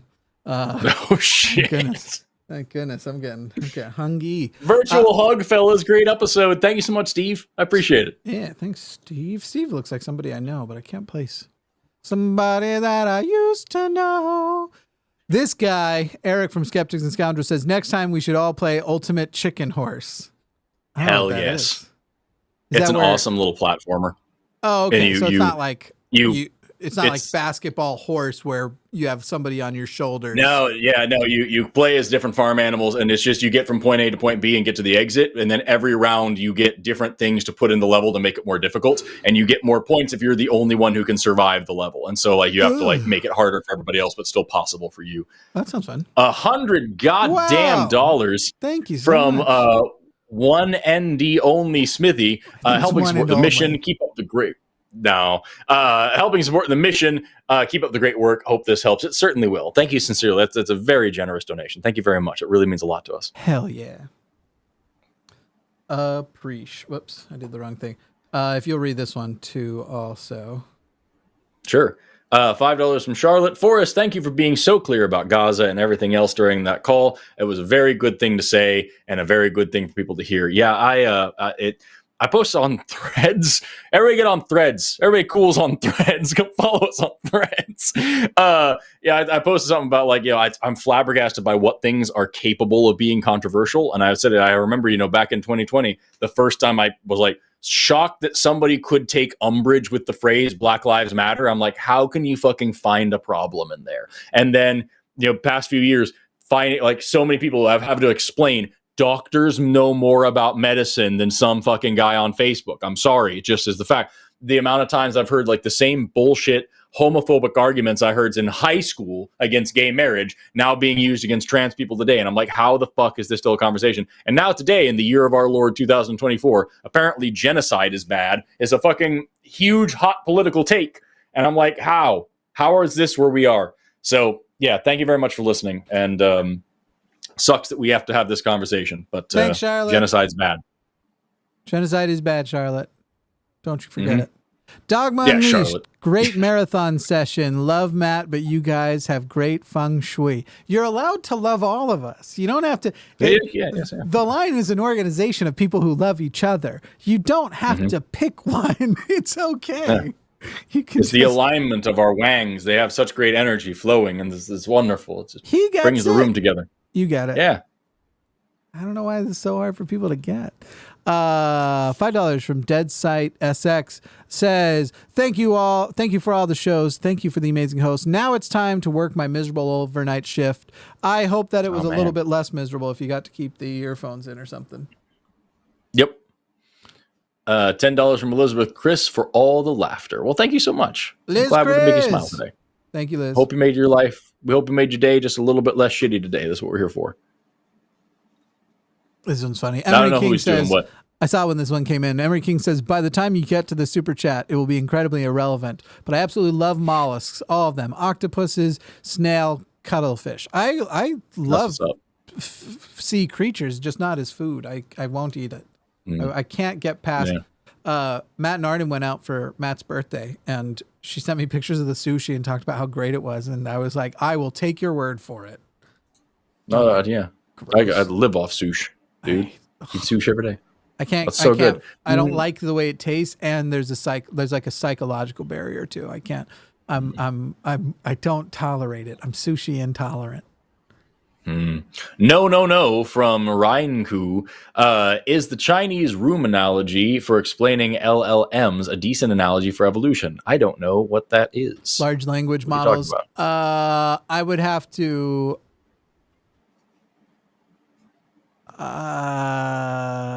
There's overlap, but I wouldn't probably use that myself. But maybe, I don't know. I'm going to think about that. Pay more money another time and ask again, and I'll tell you what I think. I don't know anything about. I see problems with it. Explain it to me later. Explain it to me later.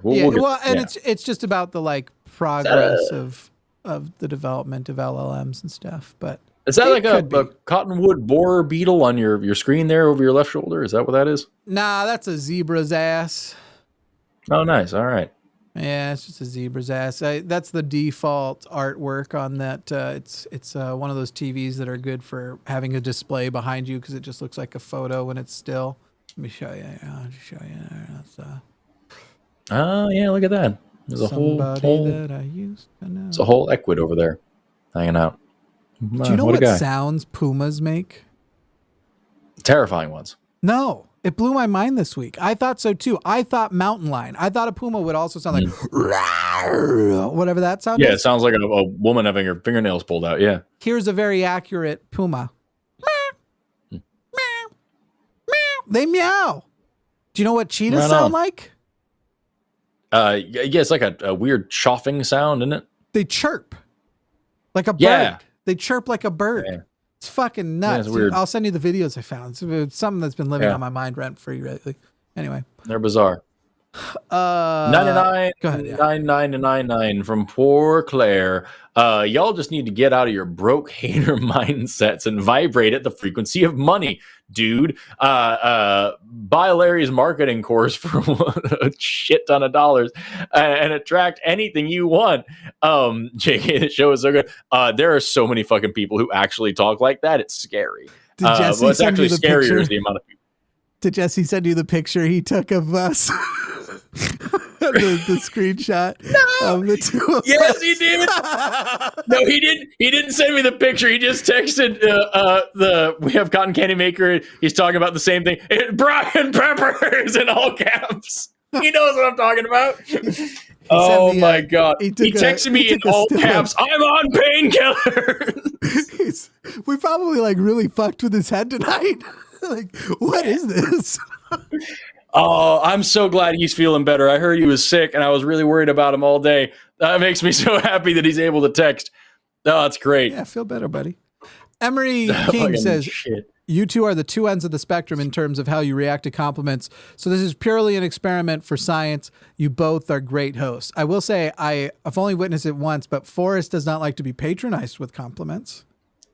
I have a hard time with compliments, and I'm working on getting better at them. I usually deflect, and I usually say something like offhand, like "I can't wait to disappoint you" or something like that, because to try to temper expectations. Because I have it in my head that I know that I'm a person, and I'm going to. But I am trying to get better because I know that means something for somebody to go out on to speak up and to say something kind is an action that they're taking, and I don't want to diminish their feelings, but I have a really hard time with imposter syndrome and with accepting that you actually mean that. And so I usually would say something like, that means a lot to me. I have a hard time believing that sometimes, so it means a lot to hear you say that, but that's a bit too personal to say on a stream, so I usually just make a joke. But no, it really does mean a lot, and I'm trying to work on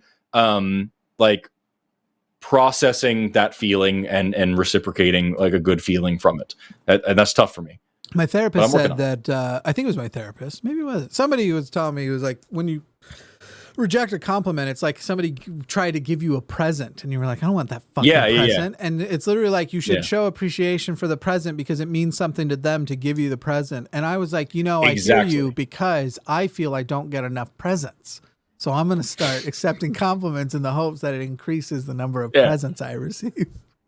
But no, that is exactly, it means something to them to have said it. And your job in that moment is to receive that good feeling. And that's all you're supposed to be doing. And I struggle with that a lot because I have a hard time with, feeling good about what I'm with myself. And so like, it's weird because it's like a cognitive dissonance where I'm like, okay, you're saying something very nice about me. You must not know me very well yet. And you just pretty soon you'll see, you know what I mean? I've got you fooled and I feel bad about it. But that's I'm trying to get it's always downhill from here. Whenever someone's like, oh my God, it's nice to meet you. And I'm like, you say that now. Yeah, just wait.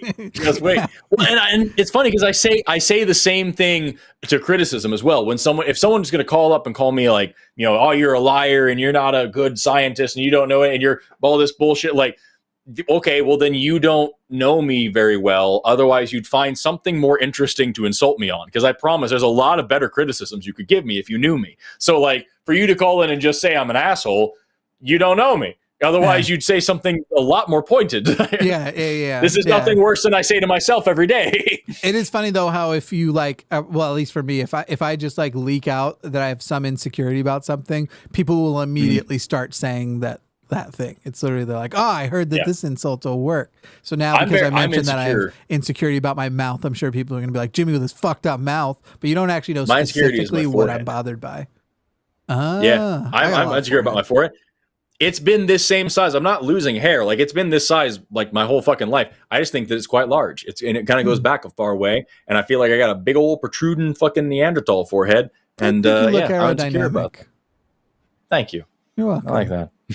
Allegedly Human says, I know Forrest is proud of snails, but how about turtles? I found out 80% of turtle species at the time face tanked. I found out 80% of turtle species at the time face tanked the KT impactor. I don't understand the second sentence. I think what they're saying is that 80% of turtle species at the time of the KT, the Cretaceous tertiary extinction, which killed the dinosaurs, that meteor impact, that they fucking face tanked it. They died in that meteor impact. So 80% of turtle species died during the extinction at the end of the Mesozoic. I don't know if that's probably. It would make sense that would be the case.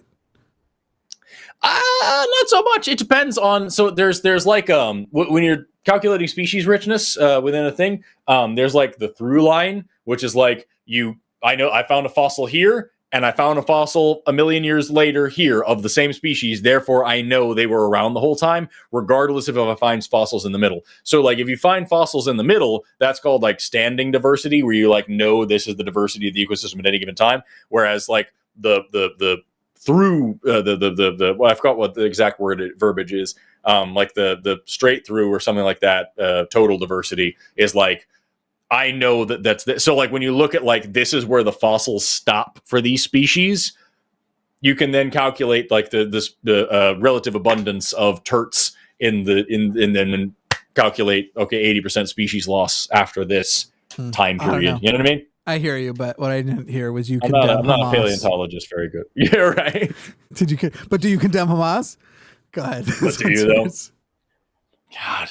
$9. God, I can't even fucking read. I'm so tired. 5 euros from Segel. It's still Segel, and I feel like I'm gonna say something weird by reading. I feel like it's gonna come out strangely. Go get some sleep, boys. Love you all. Don't tell me what to do. No, I will. Neither of us are sleeping after this. Yeah, I've got class at like 9:30. Oh, I guess you will. $10 from Philip Leitch. 5 hours in, here's $10 for coffee, instant coffee due to inflammation in exchange. Oh, nice. You must have said that instead of inflation. 1 I love hour that. ago. 5 right. hours. But we're closing in. $10 from Climon. Woo wee! This is an interesting call. I don't know what call you're talking. 37 minutes ago, I don't think we were in calls anymore. I think it's just us making the face. Like it made the ooh wee. We look like Mr. Poopy Butthole with the long head. Ooh, what a good call. $10 from Liz Criz for our capitalist hellscape. You got that right. You want this one? 50 whole fucking dollars. God damn, from Godfrey and Good. Here's another $50. Buy a pizza and stream for 2 more hours. Also, besides being my 8th favorite producer on the line, you're also the 3rd best executive producer. There's only 1 executive producer, and there's only 3 producers. So 8. Wow, that sucks. That's pretty good. That fucking sucks. You're climbing the ranks, bud. I'm getting Be employee of the month someday soon. I just hope corporate doesn't fire me, you know. $10 from Raven Lunatic. Can we bring back the beard for us? Did you have a beard?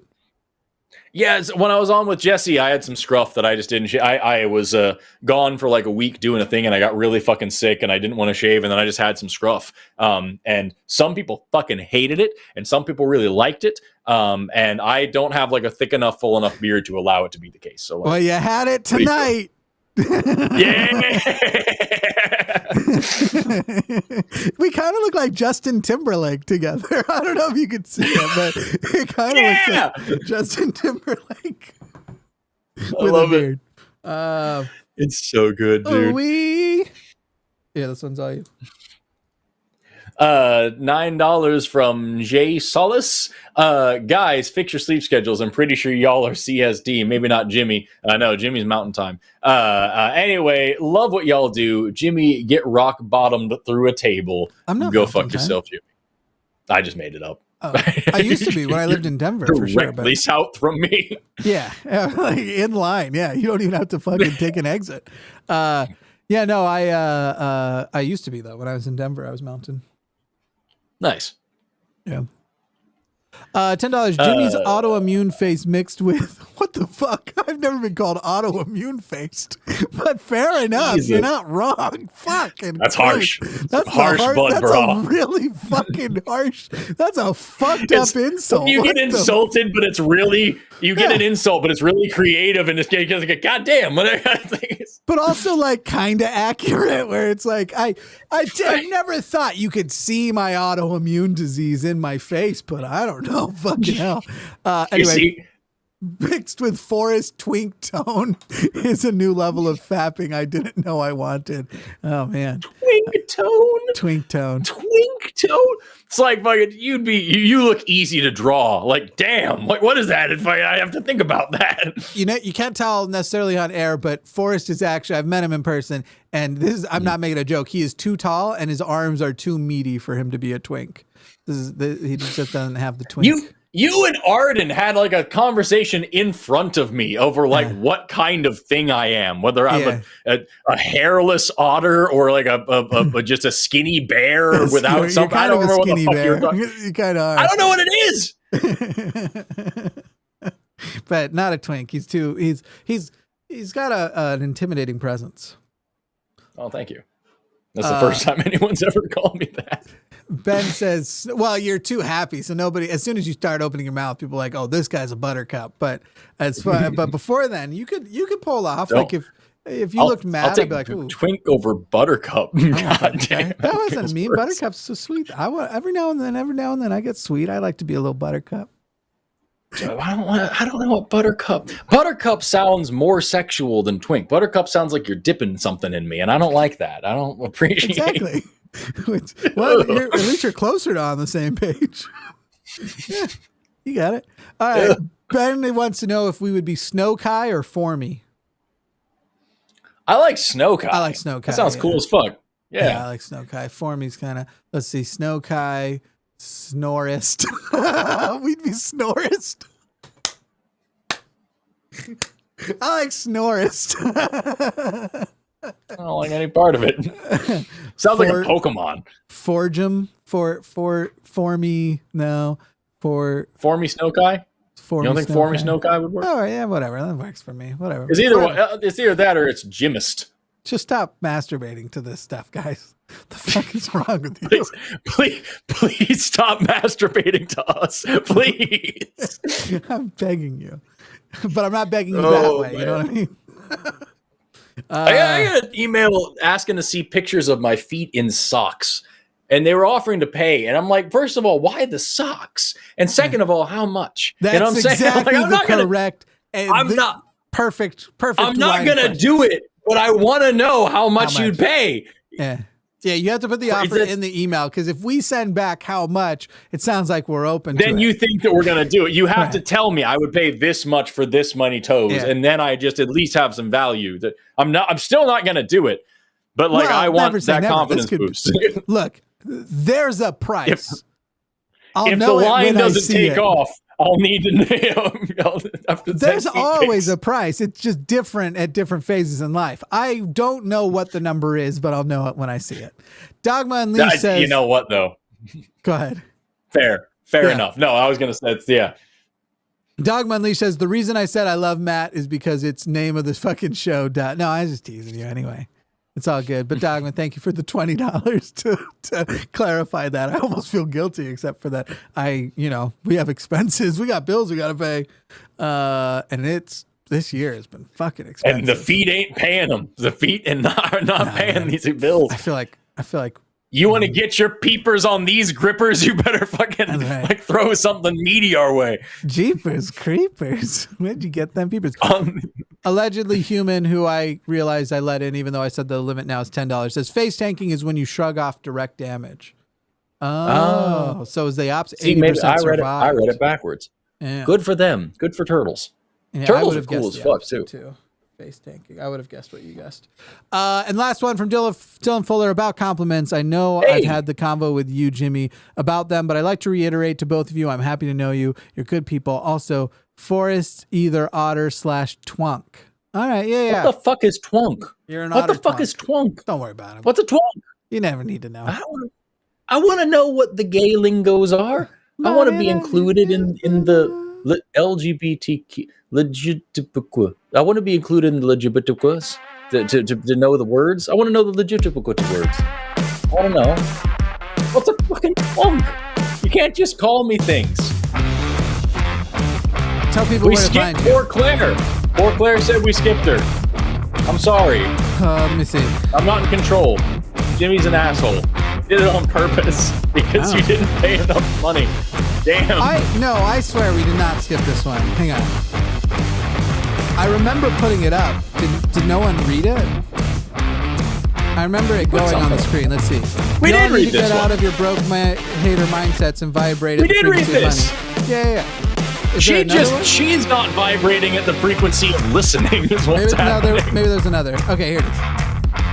Jimmy on top with Forrest on bottom is great, but the other way around is good too. Forrest is right about USA, but I still have to scream Toby Keith's courtesy of the red, white, and blue when it comes on because America. Well, he died because he was a fascist, so. I mean, it was cancer, but it was fascist cancer. Dylan Fooler is also a mod on my channel. Dude gets around, supporting all the cool people. Thank you, Dylan, for being here.